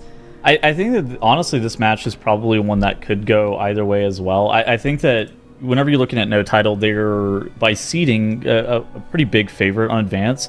But I think it's a situation where, kind of similar to what we saw from like Polish Mountain last weekend, consistency is probably going to be the most important thing at play here. And whenever you're looking at advance, it's not like they're a slouch of a team. They're comprised of members from like the World 18th Guild. And so whenever you're looking at like quality of players that are on their team, the quality of players that are on the team of advance is really high. Now for no title, they have people who have competed in MDIs in the past. Also people who push very high keys on live. I'm familiar with some of their names. Like they are consistently some of the top 20 or 30 players for like live key pushing. But so I think that no title should have a little bit of an advantage here, but I think that this is a matchup that honestly could go either way. Yeah, the seeding here might be a little deceptive as well, because you got to remember, we did our time trials like right as guilds in that range were finishing progression, so there may not have been that much time for time trials to happen, right? So that could be a sort of sleeper advantage for advance. That may have been they may have had less time trial time than they now have practice time, now that, of course, they've finished killing Queen Ensarek.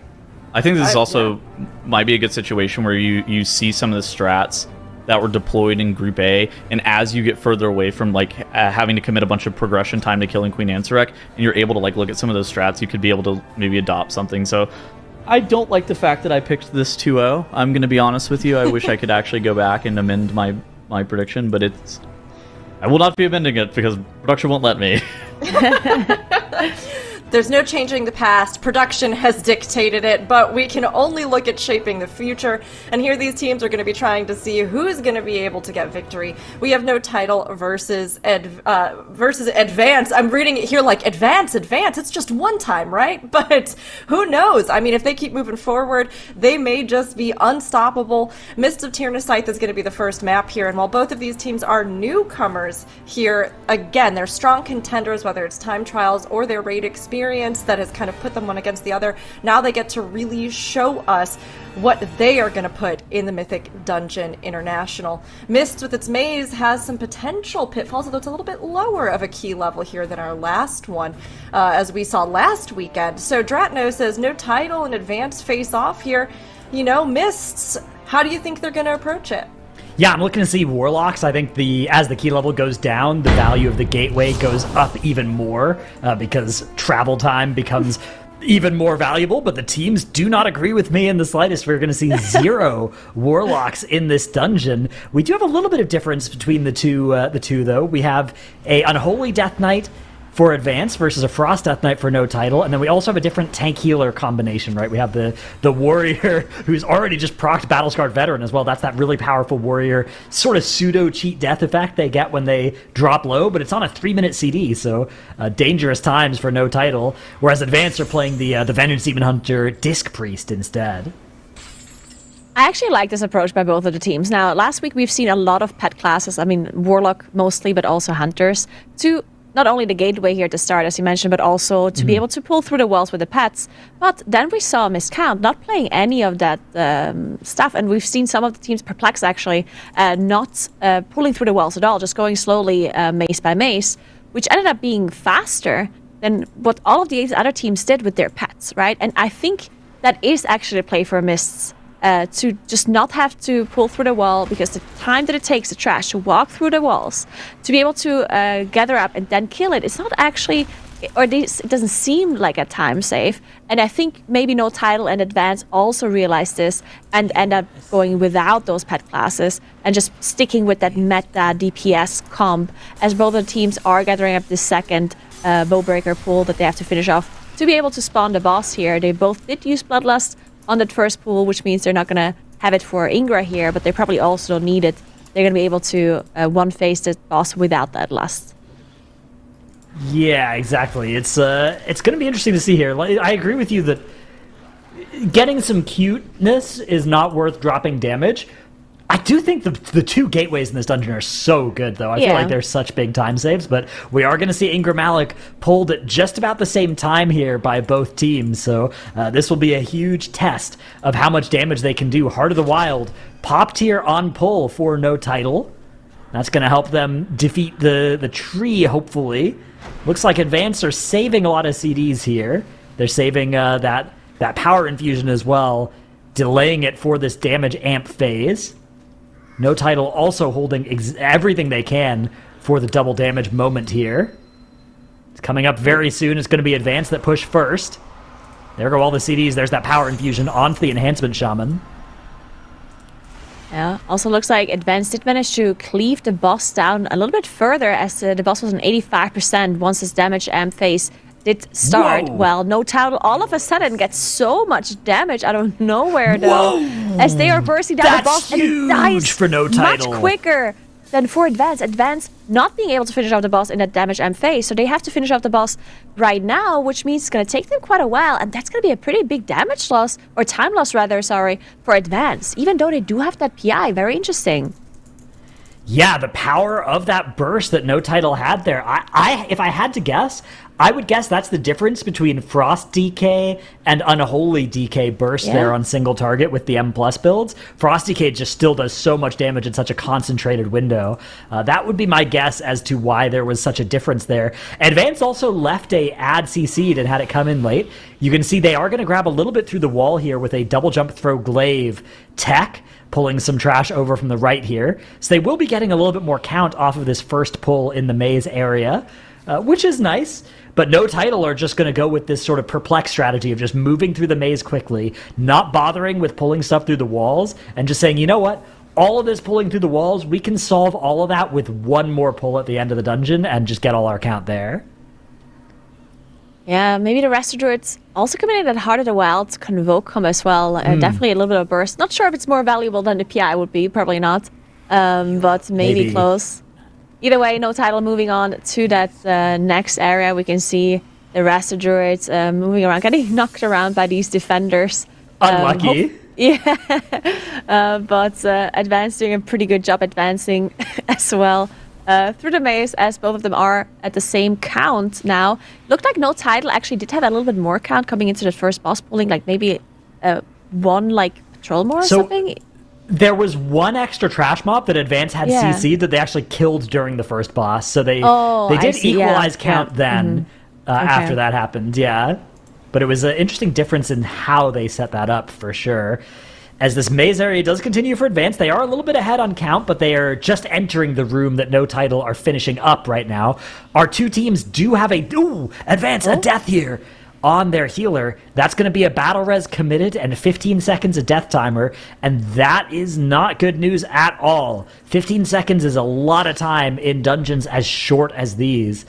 But it's interesting because this maze area has actually had several mechanics added to it since Shadowlands that make it more difficult to pull a bunch of trash through the walls. They didn't actually make it that much harder to grab the trash itself, but there's now damage reduction ground effects that mobs do. There's also a damage increase that some of these mobs get for each friendly nearby mob that can make it a lot more dangerous to pull big as well. So perhaps those are some of the reasons as well that we don't see teams as aggressively pulling through the walls as they did during Shadowlands.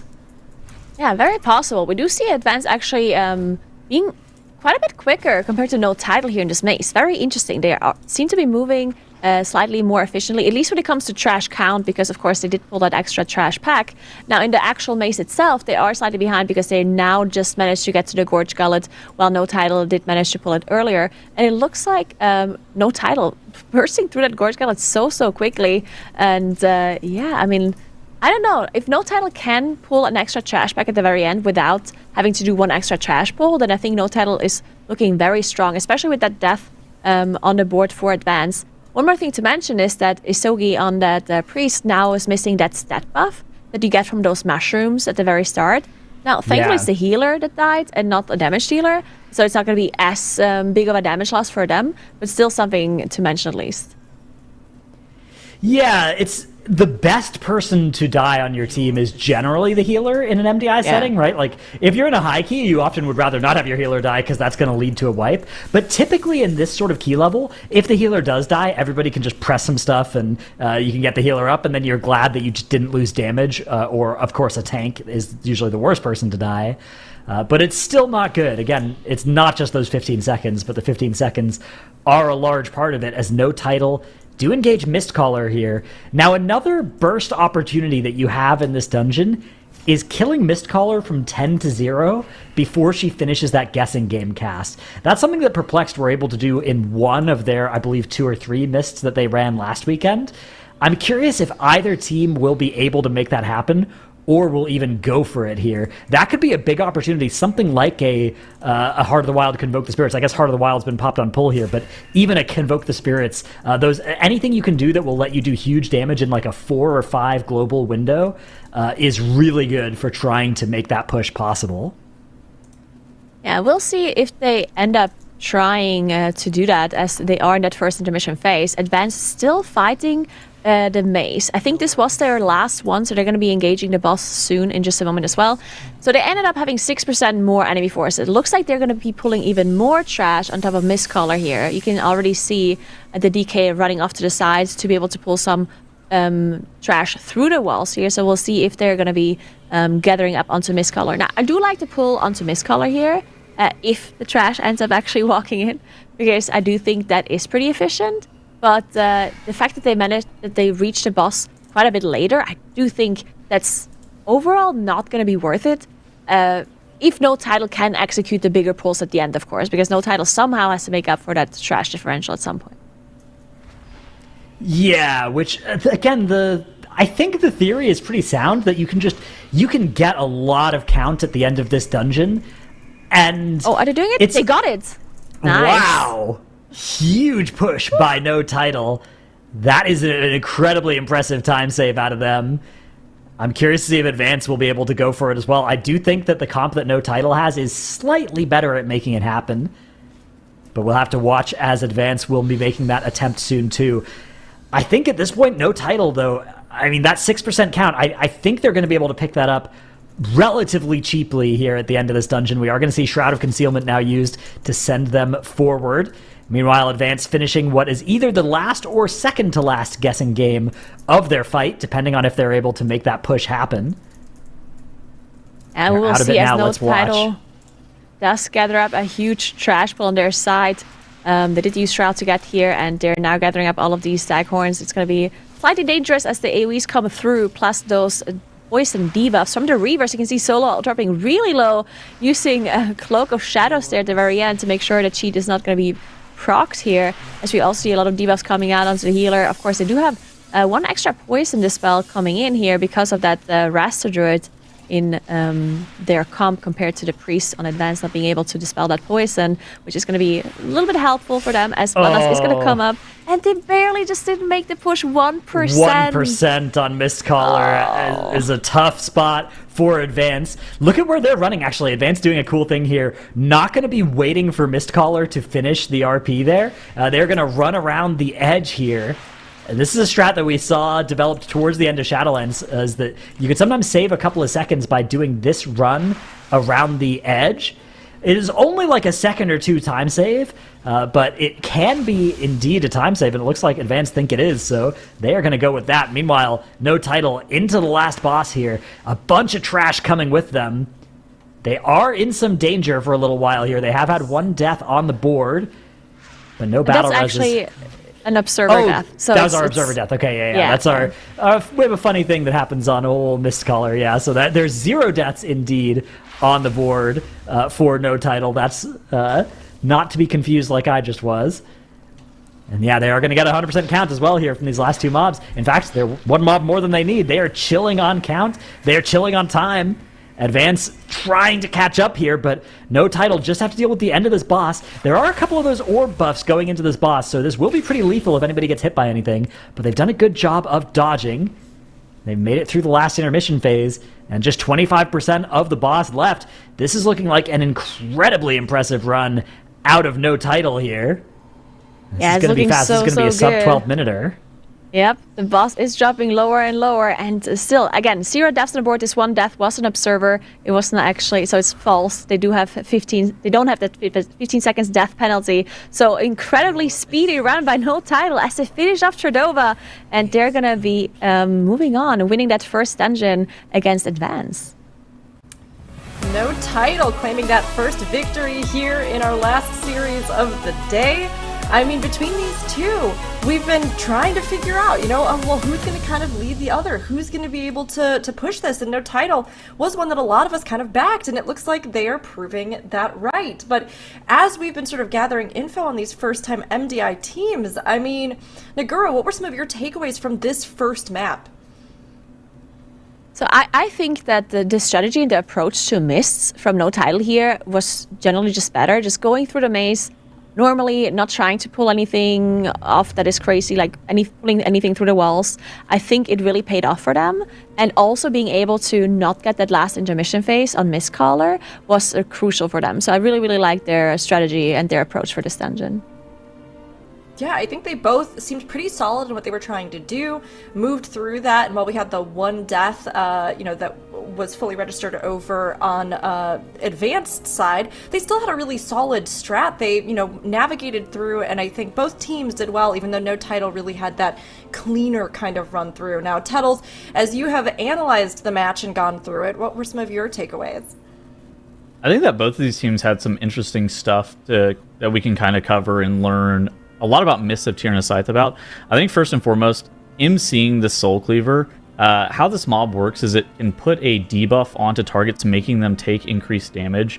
And so by utilizing mind control with that Dominate Mind and putting that debuff onto Ingram Malloc, it should in theory help your burn a little bit. Now, they didn't actually kill the boss during the damage amp, which can come down to a couple of factors, primarily like Enhancement Shaman damage RNG. Enhancement Shaman's one of the highest variance DPS specs in the game. And so, you still need your enhanced to high roll a little bit. But I think that the strategy that was coming out of Advance was really solid on that boss. Now, for no title, I think it's important to kind of talk about the maze. And I think that something that Nagura brought up was actually very important. I think that no title's maze is superior for a couple of very specific reasons, but the main one is that they're not pulling through the wall because they already get enough count at the very beginning of the dungeon. Whenever you do double Tyrannan Villager, you're able to very easily get 70% count coming off of Mistcaller, and whenever you get the 70% enemy forces, anything above 70% count actually doesn't do anything to realistically help you. So then whenever we saw Advanced, they were pulling mobs through the wall, and they were doing this kind of stuff that looked a bit, technically a bit more intensive, and it looked a bit more flashy. They came out of the maze with 76% enemy forces. What are we doing with the 6% extra count? And I don't think that the answer is really anything good. I also was not a huge fan of the fact that they were pulling trash with this Gorge Gullet. You're running a primarily melee DPS composition, which already has a really hard time of killing this frog off by itself. And so then we're going to add a bunch of Defenders and Guardians to drop puddles on top of the ground, and I add in the extra variable of we have to dodge out of the frog frontal. And I think that I'm just not in love with the concept of pulling trash through the maze wall, assuming that you're able to get to 70% enemy forces. Now, there are a couple of routes through the maze, particularly through the right side, that I think that this pulling through the maze wall could be good, especially if you're going to come out of the maze and you're going to be 65% or something like that. But barring those, I think that pulling through the wall just doesn't really end up saving you a bunch of time. We saw it with Perplex last weekend. It didn't seem like it was an insane time save. They ended up beating Miscount whenever Miscount was pulling through the wall with Survival Hunter. And I think we saw it again in this series where it's just time and time again holding W, doing the double Tyrannan Villager pull, and then just holding W straight through the dungeon is going to yield better time results. It's so interesting, right? Because I think a lot of times in MDI, we get so invested in like, what's the tech? Like, what are they going to show? What's the sneaky way that you get around this? And sometimes literally if you're just like, hey, it takes us longer to actually have to set this up than to just go through and do the thing. Yeah. It can literally save you time. So yeah, like Perplexed pointed out, as we got to see last weekend, we sort of saw here the division, and I think more proof that perhaps just going simple works the best in that maze. Now, next up, we're going to have City of Threads. And no title, took Mist of Tyrna, so if they take this next one, then they'll be proceeding on in the upper bracket. But City of Threads here this weekend is at this +9, and, given the fact that we've seen some variations with eyes and other things, is there a possibility here that there's a strategy that you would kind of back Dratnos for Advance to get back into this, out of all the ones we've seen so far? I don't think there's time to like change the strat that you've been prepping or anything like that. So I think they're just going to have to hope that whatever they're coming into this dungeon with over the last few days, over the last few weeks, has been good. But I do think that the good news about City of Threads for Advance is that this was a dungeon that was very highly showcased in last weekend, and we have the exact same set of affixes as Group A as well. So I think this should be a good opportunity for a team like Advance, which to me they strike me as a team that should be pretty high execution, right? Maybe not as much cooking of new stuff, but maybe a kind of good tuning of existing strategies and executing existing strategies. I think if that suspicion's correct, then City of Threads should be one of the best dungeons in the map pool for them. But I will say that's a suspicion that's not founded on all that much. Mike, I was talking to him a little bit. He was actually familiar with some of the people on the team. He said that any team with Findas, which is Advance, any team with Findas should be a team that is probably heavily favored, and he thinks that Findas might be the best enhancement shaman in the world right now. Wow, I mean, having a good enhancement shaman in this meta is incredibly good, because enhance is so strong, but it's also pretty high skill cap spec that a lot of teams are having people flex onto enhance, and it's very impressive to see all these players picking up enhance, but somebody who's actually executing it closer to that skill ceiling consistently, and doing it from the start of practice as well, is going to be a really huge asset for sure. Mm-hmm. I mean, you were saying it earlier, right, Tuttle's enhancement shaman, if you can pull it off, it's like playing piano, but if you make it, you are playing a masterpiece, right? So if he's able to pull that out here, and if they're able to maybe just hopefully have a strategy that is something that's going to be more progressive or just push it here, I think they should absolutely be able to stay in this. They have a lot of veteran players. I mean, we don't know how it's going to shake out. Either way, I think they're going to be good contenders down in the lower brackets. But, I mean, Tuttles, knowing the enhancement shaman, other stuff like that, are you kind of banking a little bit more that way? You think that City of Threads is one where that could shine? I think it just kind of comes down to their strategy. I think that for Mist of Tyrna Scythe, they didn't necessarily lose it due to anything other than like decision making with what they were doing with the maze. I thought that the Unholy DK is really good for large trash pulls. It's not great for like 5 mobs like we're seeing in a Mist of Tyrna Scythe. And so I think it is going to kind of come down to decision making, like what route did they end up coming up with for the City of Threads as well. But I think that, like Dratnos mentioned, with it being the same affixes as last weekend, I think you should be able to just like copy some other teams like already pre-existingly pretty good route and just iterate on that a little bit. I think that having a good baseline should help Advance out a lot here. Yeah, they've got to get that baseline solid. They've got to stay in this, be competitive, because if they don't take this one, then no title will be continuing on in the upper bracket. But Advance is not giving up. They are not retreat. They are advance.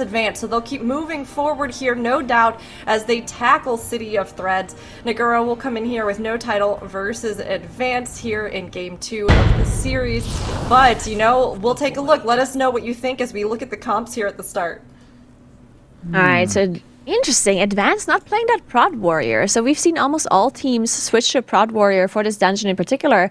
And a lot of teams also playing the Disc Priest. So both No Title and Advance believing in the Raster Druid here over the Disc Priest, and Advance not even changing to that Prod Warrior. Now both teams are coming in. It looks like Advance did pick up the buff here, and No Title as well.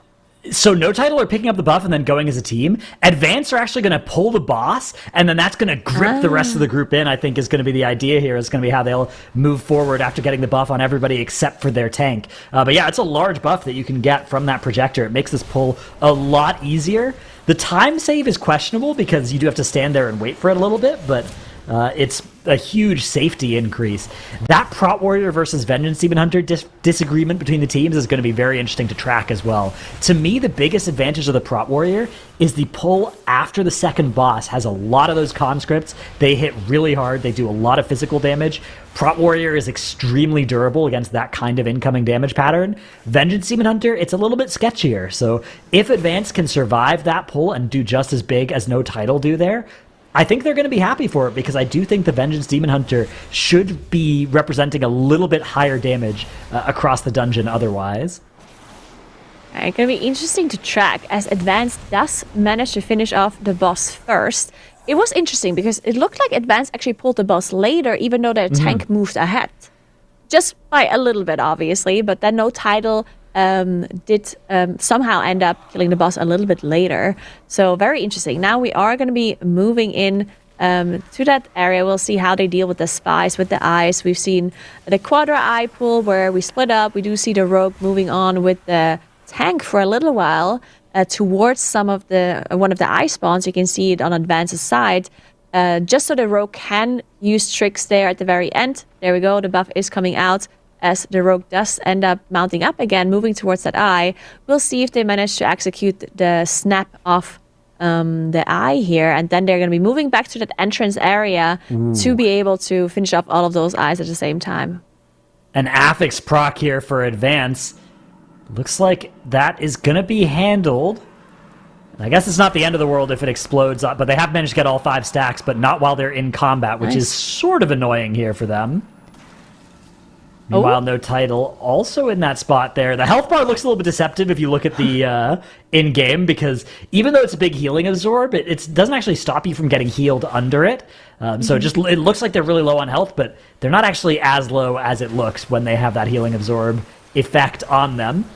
As you see both teams now fighting all of these Eyes of the Queen simultaneously. This is a very sketchy pull, but they have a lot of cooldowns committed to try and end it quickly and survive it until it does end. It looks like Advance didn't have Isogi run off earlier. Oh, is it actually someone else that is running off? Or did they miss an eye? I'm not really sure what Advance is doing. Like, no one is walking off towards that NPC to enable it, unless it happened already and I didn't see it. Either way, they are all moving on to gather up some of this trash here, while No Title, I think they already had a Whippy run off, yes. So it looks like Advance did miss an eye, yes. Somehow Advance didn't have that eye snap to them. I think that was the run that the Rogue was supposed to tricks to the tank. I think you're right. Yeah, so that one eye that the Rogue was supposed to tricks, it didn't snap properly. So their strat not working out. This is going to be a big time loss for Advance. That is potentially going to be lethal for them. I don't think you can make up that amount of time just by playing the rest of the dungeon well and cleanly. As you can see, they're currently working on retired Lord Vulazak here. But they're actually trying to do this, I think, without their healer present, because their healer is in position to start the RP as soon as this Eye of the Queen does die. So they're dealing with this AoE from the retired Lord here without a healer. They are able to get through it. But yeah, this is a huge time loss, as they've only just started the RP now that No Title have finished. And this is a long RP section as you are waiting for Executor Nizrek to get up here. So yeah, Advance, that's probably minus a minute or so for them in a dungeon that does not have a lot of minutes to give. So you can see there, Enhancement Shaman actually preserving resources by going and attacking the civilians, getting a little bit of extra procs and keeping those resources rolling. No Title are already nearly halfway through this boss as we have our first swap of active boss. It's a cool fight, actually. This fight sort of feels a bit like a raid fight. It has these different phases. It has the different mechanics in the different phases. Of course, has the mobs jumping around somewhat uncontrollably as well, which can be a problem depending on your spec. And definitely some nice mechanics going on here as they mirror their abilities, and you can position the boss a little bit favorably if you somehow try to bait the charges towards the wall so the bosses don't move that far, we talked about earlier, to be able to get the extra damage in, because of course they're playing a full melee comp, which means that if those bosses split up and it takes them a while to move back together, that is actually a pretty big damage loss. If you somehow manage to get them together all of the time, that's all obviously going to be very good. Advance did now finally manage to also get the boss to be active on their side, but they're gonna have to catch up so much time because of that mistake with that eye. Unfortunately, they're still in 0 deaths and they're slightly ahead of percentage. Not sure what NOTITLE ended up skipping on their side in comparison. I wonder if NOTITLE made a mistake actually, or didn't forgot to pull something. We're gonna have to see what they're doing moving forward. But yeah, still advanced. Even though they have 0 deaths, that mistake with the eye still cost them quite a lot of time. But now we're gonna have a big pull coming up for NOTITLE, so we'll see if they can execute that one cleanly. Yeah, here comes that Shroud of Concealment Sky, exiting that stealth to start this pull. A lot of dangerous enemies here. We should have an affix spawning sometime soon here as well. It is a different affix than we saw last week. This was often an area where with those Oblivion orbs, they would be very hard to soak on all the mobs. But the Devour Heal Absorb effect should be a little bit less sketchy in this area, as they do grab most of these enemies now, and we have that mini-boss tagged and coming in as well. It's a little hard to see with all of this different action on screen here, but they are going to get into those AoE stuns.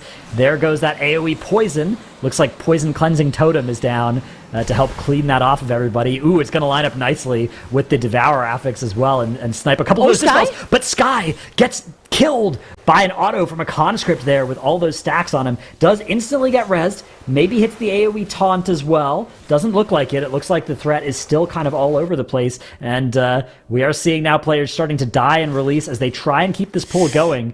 But this is not going to be very feasible, and NOTITLE are going to lose 1 minute and 15 seconds of death timers, plus reset this entire pull. Eyes switch back over to advance now, despite that earlier blunder. That is nowhere near as costly as what just happened for NOTITLE, thanks to that Challenger's Peril impact on their death timers. So if they can survive this pull, Metamorphosis is activated, so there will be safety for the next 15 or so seconds. But once this meta expires, we are going to be in some tremendous danger on the side of advance. We talked about the tank difference here, it being easier for the Prot Warrior, but the Prot Warrior going down. So we'll see if the Vengeance Demon Hunter does manage to survive this. It looks like Advance does have a lot more single target damage on this Venom Shell. So the Venom Shell already down on their side. As Fingus does go down, immediately anking back up. We do see some aggro on some of the players here. The DK also having aggro. You can see some debuffs here from the conscripts on the DK. Does manage to survive as they use all of their defensives and using all of that healing cooldowns onto the DK, making sure that he does survive. And it looks like their tank is fine as well. Has to start kiting now, as most of the ranged players are dead. It looks like they are trying to finish it off here, or trying to finish off the casters at least, as the tank is just kiting out the Marauders here. Yeah, that is a new strategy for surviving as a tank on this, is just let the DPS players tank for you. Worked out really well for Advance, though. With just 1 death, they are going to be able to get through that pull. NOTITLE setting it back up, trying to stay not too far behind. But at this point, with the extra minute of death timers in favor of NOTITLE, or in favor of Advance, rather, as long as they can avoid wiping from here, they should be in good shape. So they are going to be setting up now to deal with the trash that spawns, the coagulation. They're focusing down this test subject as well if they can, trying to make sure that it does eventually die before they go into the boss as well. Looks like they've maybe pulled the other one also. So we're going to have both of these test subjects alive for a little bit here, but the first one does die. The second one may be coming into the boss here for them. And they're in great shape here. Just got to hold on for a little while longer. But we are nearly at the end of the dungeon. They have almost all the count that they need. The coagulation spawns and gets pulled, and they're going to cleave down that second big test subject with this boss once it does finally decide to actually walk into the room with them. And NOTITLE did manage to finish off looks that like they killed it already, yeah. Earlier, so NOTITLE is back and is going to be able to finish off those blobs as well to spawn the boss. But yeah, obviously they are pretty far behind at this point. Having that full wipe there and having to do the same pull again going to mean that they're going to be quite a bit slower. Advanced, though, only fighting the boss here, and that test subject in out of reach. I think it's still there, right? Yeah, you can see it casting. Yeah, there it is. Yeah, so they're going to be cleaving that one down. And then we did see some problems on previous, like on the previous weekend, on that, like the mini boss plus the boss at the very end. But we haven't really seen like super major. We've seen like a death here and there, and they do have the 2 battle rusts on the board. They have the bloodlust available as well. So I do think Advance is in a very good spot to even out this series 1-1. Obviously, with the death penalty being so high as well, there's a 1 minute 15 seconds disadvantage for no title here because of those death timers. Yeah, the death timers are just such a huge factor here, as no title are doing a great job of trying to fight back, trying to claw back an advantage here. But if there are no deaths on the side of Advance, it is 1 minute and 15 seconds in favor of no title as a result of that challenger's peril, or in favor of Advance because of that challenger's peril affix. Going to be very hard for no title. I mean, there's no way that they can overcome this without Advance having deaths of their own. Now, there is still some danger at the end of this dungeon here. This is an area we have seen deaths before, but Advance have gotten through the hardest parts of this dungeon with only that one death. So if they can just hold on a little while longer, that consistency, that precision that they've played with is going to be rewarded here by those death timers that have been applied to no titles run. They start off this mini-boss pull. They've got all the count they need is in combat with them already as well, so they just have to survive this pull. There goes that affix. Looks like maybe a poison cleansing totem is going to handle that, or maybe just that Resto Druid cooldowns, as they're already healing through a bunch of damage here. No title starting off this pull as well. They're going to bring in a big test subject into this pull. We've got both of the mini bosses as well. I like no title's route. I like their strategy. I like their speed here. I think they would be maybe a minute ahead here if it weren't for that wipe. Of course, Advance did have a mistake of their own, though, with that Eye of the Queen not being activated, so they've also done a good job of recovering and adapting, and I think the two teams would be on a pretty similar pace if there had been 0 total errors in this run, which is always exciting. Hopefully we'll get to see both of them putting up a flawless run at some point this weekend so we can compare those timers, but it does look like Advance with a huge advantage starting the boss first and with those death timers in their favor. Yeah, just looking so strong for Advance here as they are popping their Bloodlust now that all of their offensive cooldowns are ready. So they're going to be popping all of that as well. Heart of the Wild even ready as well for Isogi, which means they're going to be melting this boss in just a moment. Of course, they're also done with the enemy forces up to 100% here as well. No title on their side. Didn't actually quite have the enemy forces, probably because of that wipe, maybe missing a mob here and there. We talked about them having low count. But yeah, that one wipe there somehow also meant that they don't have enough count, which would mean that they have to go back a little bit after this boss. But it doesn't matter. It's too little too late for no title anyway. That full wipe costing them too much. Advance, only one death on the board, about to finish off that boss. And yeah, they are looking strong. So Advance definitely immediately there to capitalize off of no title's mistakes there. And about to finish off that boss. Evening out the series. This is a close one, so my prediction's already very wrong. But yeah, we'll see who's out here. Yeah, wow, such a good job by No Title of trying to get back into this, but it is indeed a little bit shy of the timer, and then all of those death timers, meaning that Advance are going to kill off that boss. They are going to stop the clock here at 14:15. And advance to a tied game. We're going to move on to match point in the series here. Exciting. Very exciting. Match point between these two here with this victory claimed by Advance. It was great to see these two go head-to-head, and especially great, too, since we didn't know a ton about both of the teams coming in, but we've been able to actually watch them now, and we'll get to see them for this third map as well, getting a better sense of kind of what they're bringing to the table. And as we can see here with their output, I mean, we had this interesting division between the tanks here, the Prot Warrior versus the Vengeance Demon Hunter, and we had these slightly different sort of strategies as well as the deaths that compounded. But kind of looking outside of that at both of these teams, I mean, Nagura, how did you feel these two performed? And, you know, do you think that anything with their comps maybe contributed to that?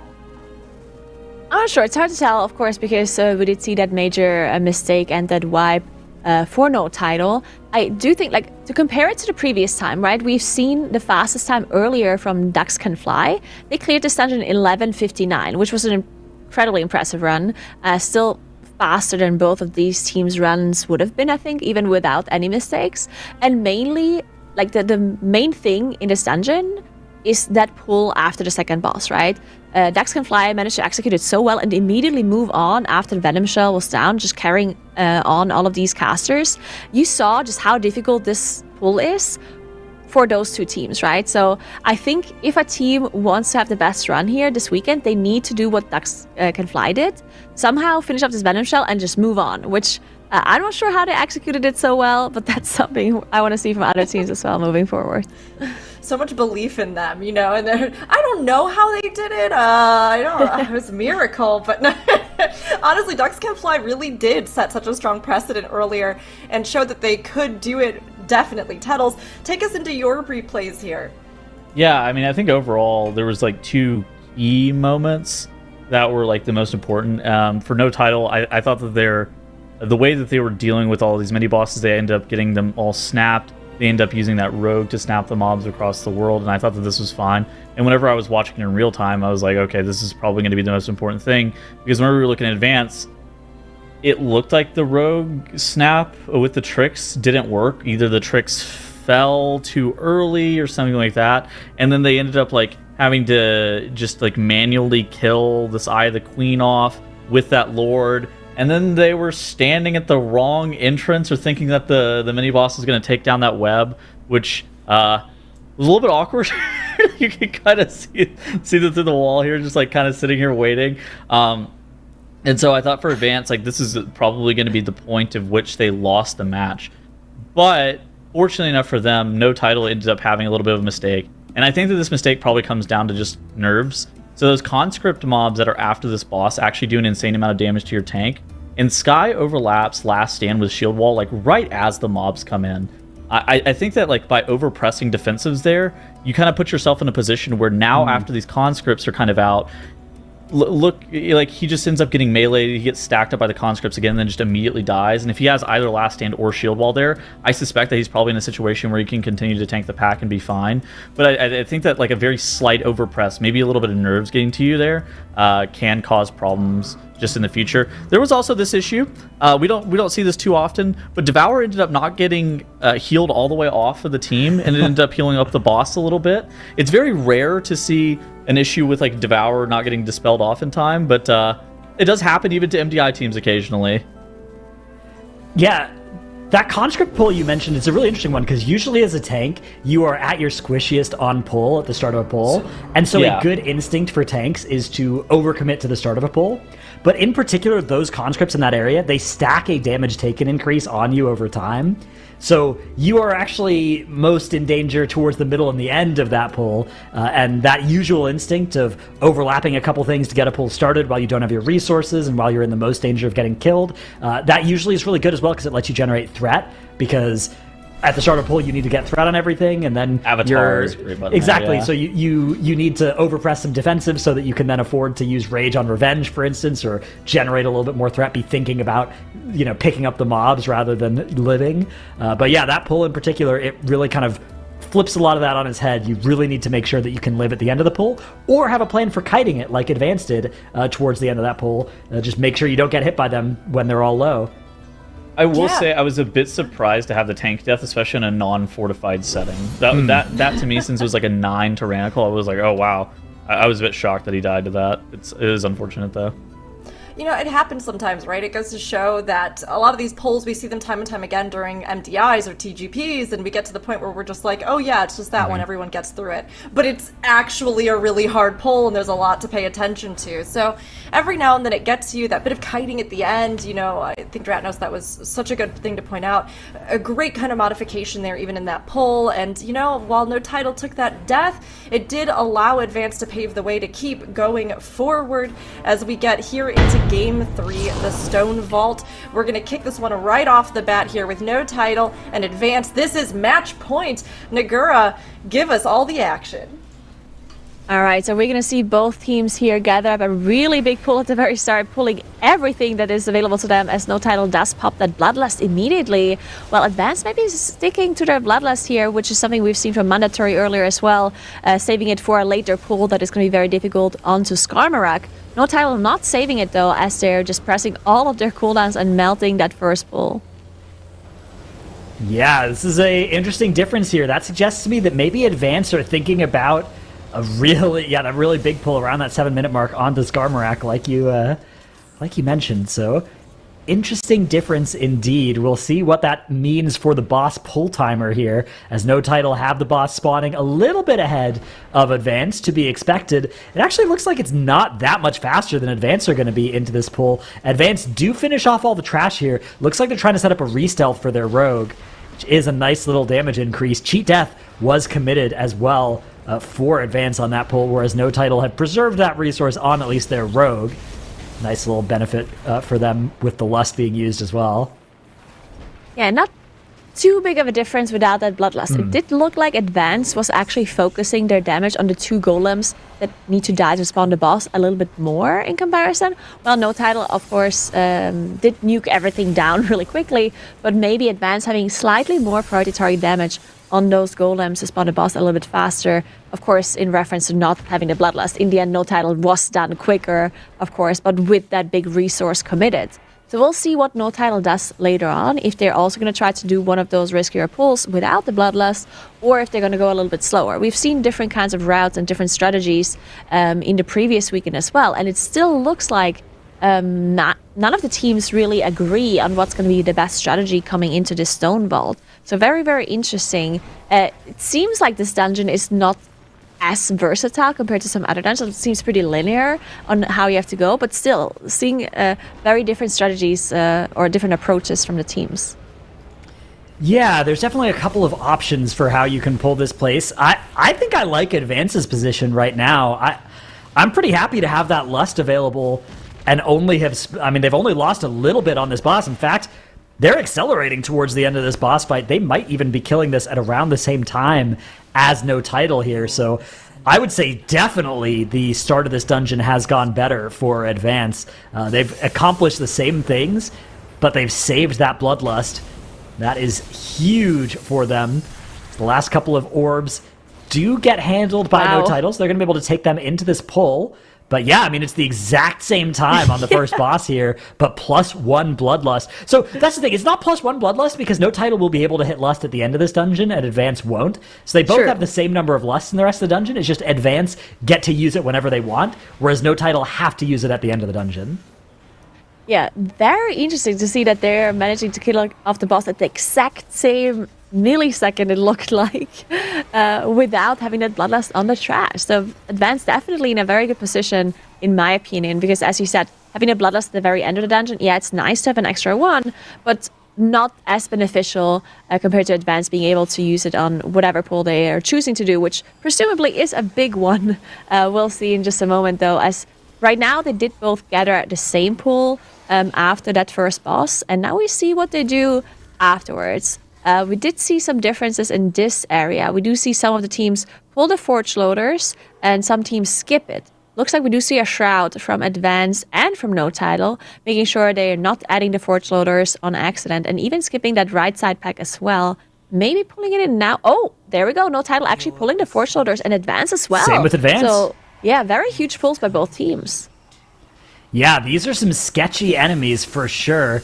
The affix does come out beautifully handled by the Sigil of Chains for No Title. Advance also able to get to 8 stacks of the orbs, which is nice.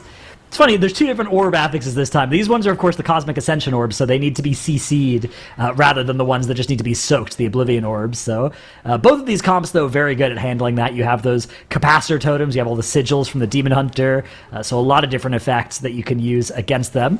Another reason that we see the teams always going in this sort of right-hand corner as they walk into this room is that there is a profession buff that you can pick up there for 10 minutes of, I believe it's a 10% versatility buff. Quite a powerful effect to have for the rest of the dungeon, and in the MDI 10 minutes is the rest of the dungeon, so it's active for the whole remainder of the dungeon. Very powerful effect. Yeah, it definitely is, as both teams now pulling in more trash into this boss area. So we'll see if they can execute this, as the start of this pull can be a little bit dangerous as the mobs are moving in, but there's a wall, which means it's line of sight, so they could be casting from afar, but it looks like both teams did execute the start of this pull nicely. Once everything is gathered up, they should be able to AoE disrupt these mobs without a problem, especially with those Vengeance Demon Hunters having so many AoE disrupt tools available to them.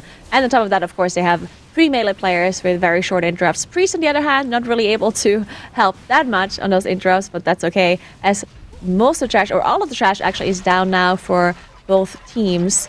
Again, equal enemy forces once the last speaker goes down for no title. So very, very similar routes for both teams so far. The only difference is that Bloodlust. So we're still going to have to see what Advanced does differently later on, where they're going to be committing it, or if they still do the same pulls with Advanced just using less and no title does not. We're going to have to see.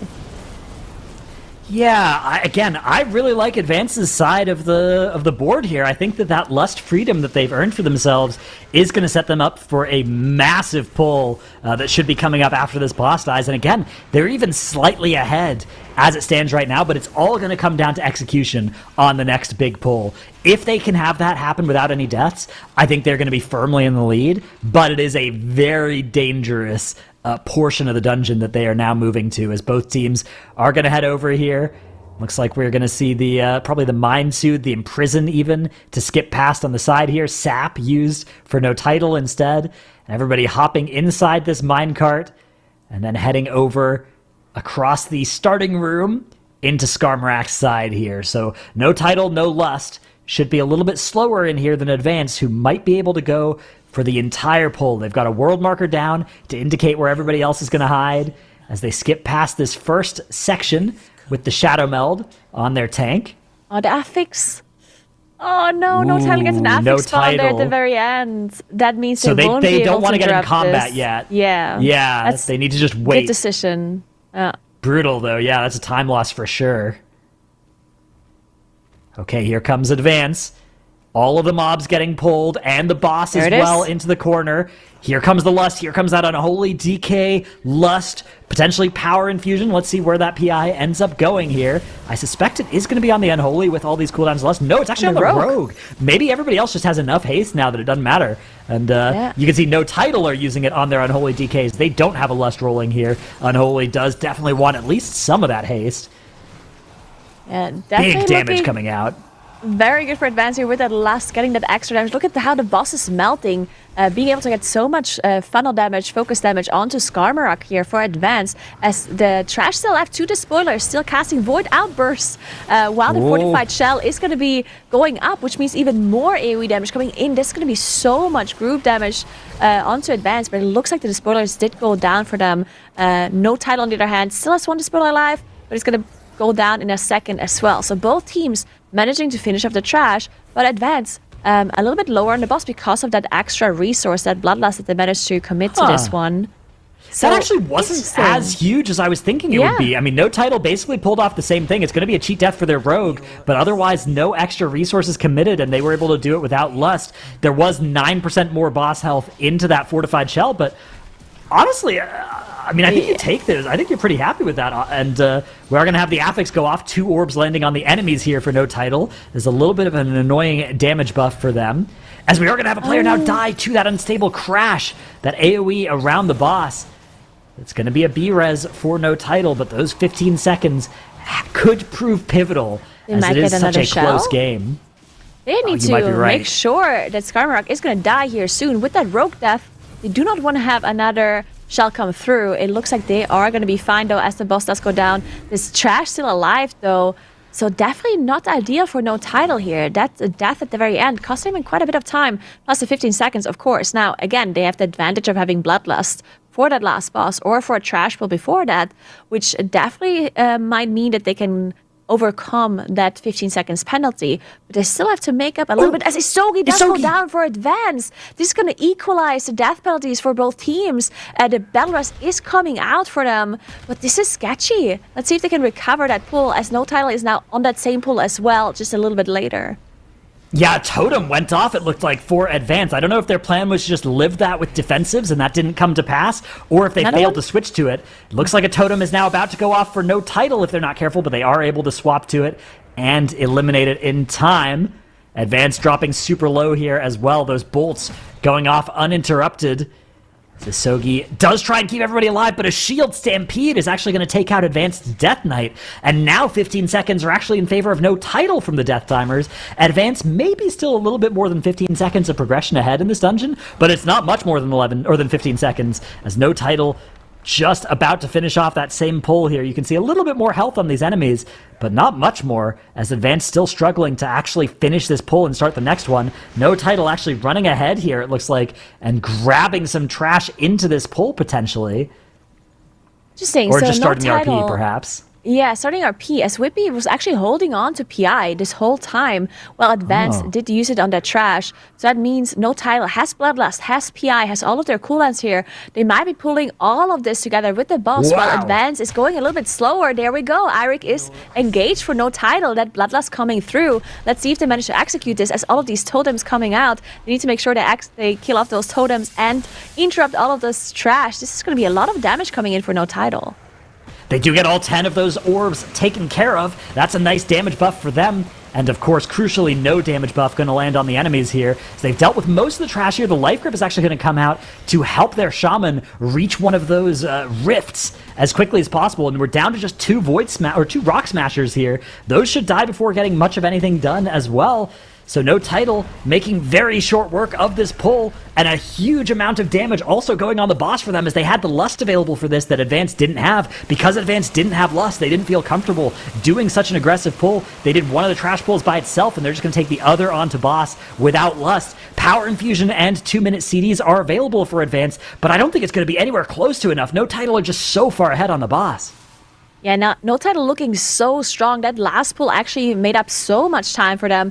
And being able to pull off the Skarmorak pull without Bloodlust, I mean, that was incredibly impressive.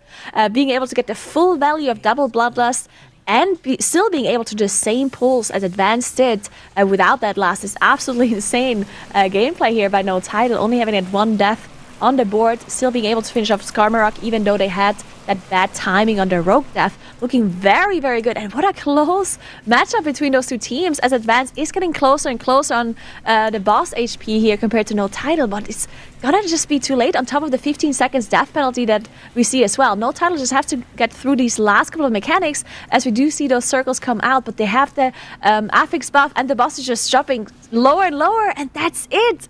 No Title winning that series against Advance 2-1. It was really close on this one. I mean, unbelievable here. Even just looking at the timers that we could see there at the bottom of the screen, they were right there until that gap swung back and forth. But victory did ultimately go the route of no Title. And while this isn't the end of Advance's move forward, they will be going down into the lower brackets where they'll be having to fight it out, while no Title continues on in the upper. I mean, these two, really honestly, we were pretty heavily in favor of no Title at the start.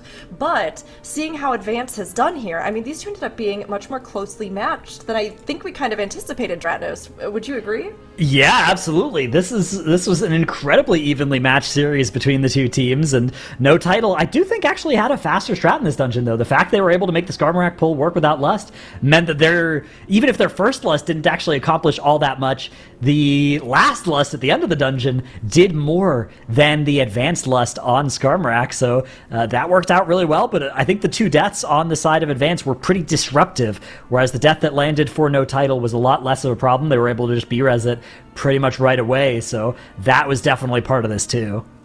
Yeah, that strategy, and I think both how you and Nagura pointed that out, really did seem to make a difference for no Title, even with some of the back and forth between the two teams. And you can see, I mean, gosh, they were very close in a lot of places and really matching, although no Title, that no blood loss on Skarmorak really was so impressive. Tuttles, what replays did you pick out for us? Yeah, I think that the thing that I was going to harp on too is kind of like what Dranos is saying, just like the difference in strategies between two Bloodlusts and one Bloodlust in this dungeon. It kind of makes me question as to why you would ever Bloodlust Skarmorak. So the option here is you would get this Lust on pull, and then you would get a Lust into the last boss with a lot of the trash. And with those Rock Smashers, I think that you actually are getting two pretty solid Lusts. Now, the advantage of Lusting Skarmorak from what we saw last weekend was that missed count were then able to omit that first shell. Now that seems like that's pretty much off the table as we have gone up from key level 10 to 11. No team is basically all-inning and trying to get that, but you still have teams looking to press this lust here. You have Team Advance here, they're lusting this. Whenever we saw Mandatory earlier, they were also lusting this. And so teams are still actually adopting that strategy where you're lusting this boss. Now, I suspect that it's due to the fact that this boss is just pretty scary. you have the despoiler in on the fight. You actually end up having to play that trash that's off to the side. But if you can become comfortable with doing this pull without Lust, I think that the 2 Lust strategy, especially as we scale into higher keys, is something that is going to be a little bit faster. Now, ultimately, the most important thing is going to end up being deaths, though. And what we saw at the very end is it was going to be very close between No Title and Advance. I actually don't know which of these teams are going to win, but once they started to have these deaths on the side of Advance from the totem going off, and then I think the DK then got ran over by a frontal or something like that. Once you have those deaths, there's basically no real room for recovery with 30 seconds of death penalty. You do lose a little bit of damage from the deaths themselves, but just the 30 seconds is a huge thing to be looking to overcome, especially whenever the run is only 11-ish minutes in total. Additionally, this pull, we see this pull done without Lust occasionally. It's definitely possible. It's just something that I think that the Lust makes it a lot more consistent. And I think that whenever we talk about sacrificing speed for consistency, I think that the double Lust strategy, if you can get this down and get it consistent, it should help you, I think, be a better team overall in Stone Vault for the future.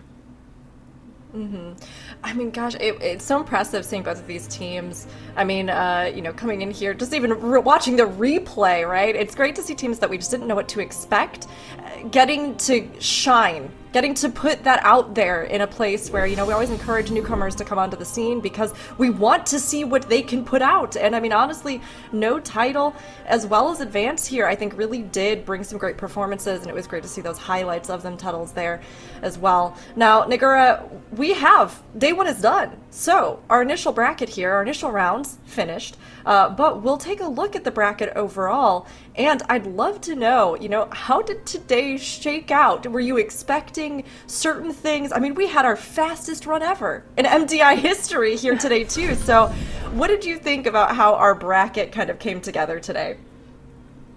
So I personally do think there were some surprises for me. Now, obviously, it wasn't a surprise that Mandatory is going to do well and win that first series against the 8th seed. But Ducks Can Fly having a 2-0 against Cursed, that is definitely something that was surprising to me personally. I mean, I didn't obviously expect Ducks Can Fly to play well, but the fact that Cursed made so many mistakes with their high-caliber players that they have on their team, definitely something I didn't necessarily expect. And then I also think that Holy Moly played really clean. I do think that Holy Moly, being like a newly formed team, didn't play with this configuration before, also made me think that maybe they're going to make some more mistakes here and there, but they didn't. They had such clean runs, and having that super fast necrotic wake as well, it's very impressive to me. And then No Title as well surprised me quite a bit, playing so well and having such a good Stonewall draw out there at the very end.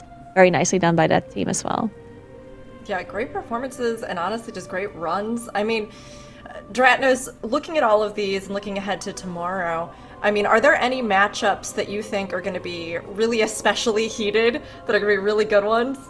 I think the Some Seriousness Advanced Series is definitely one that I'm very looking forward to. But also, mandatory Ducks Can Fly up in our upper bracket. Ducks Can Fly put up a really good showing against Cursed, a team that has a bunch of strong players on it. So will they be able to hold up against Mandatory, who are, I think, overwhelmingly our tournament favorites here? That's going to be a huge question mark. Of course, Holy Moly looked so good as well.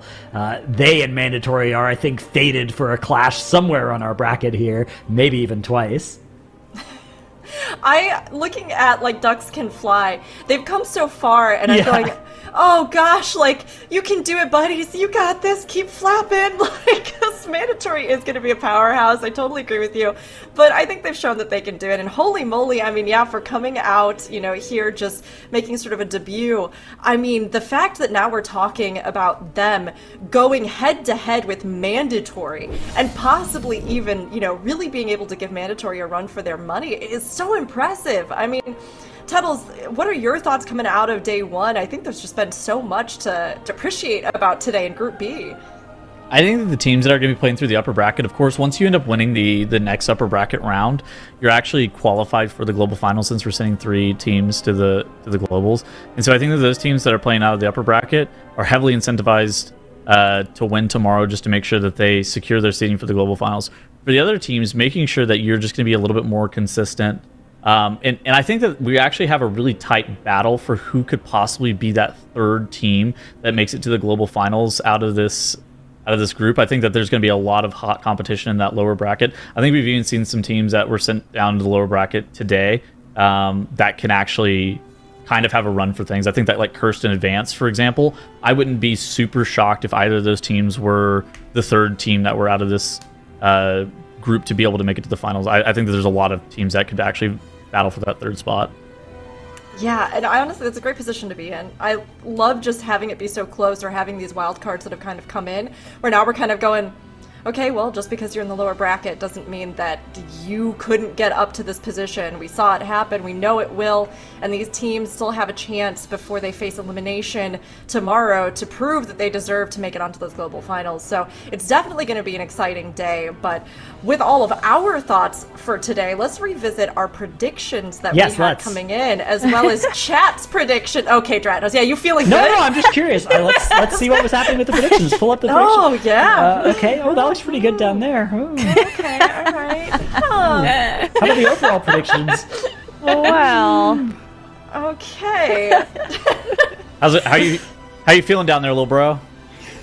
You're in trouble tomorrow. It's gonna be over for you, I fear. Chat, how are you doing down there, little bro? The early bird gets the worm, but the second mouse gets the cheese. Oh my gosh. Chat, you know what? You're doing great. You're in that third position right now.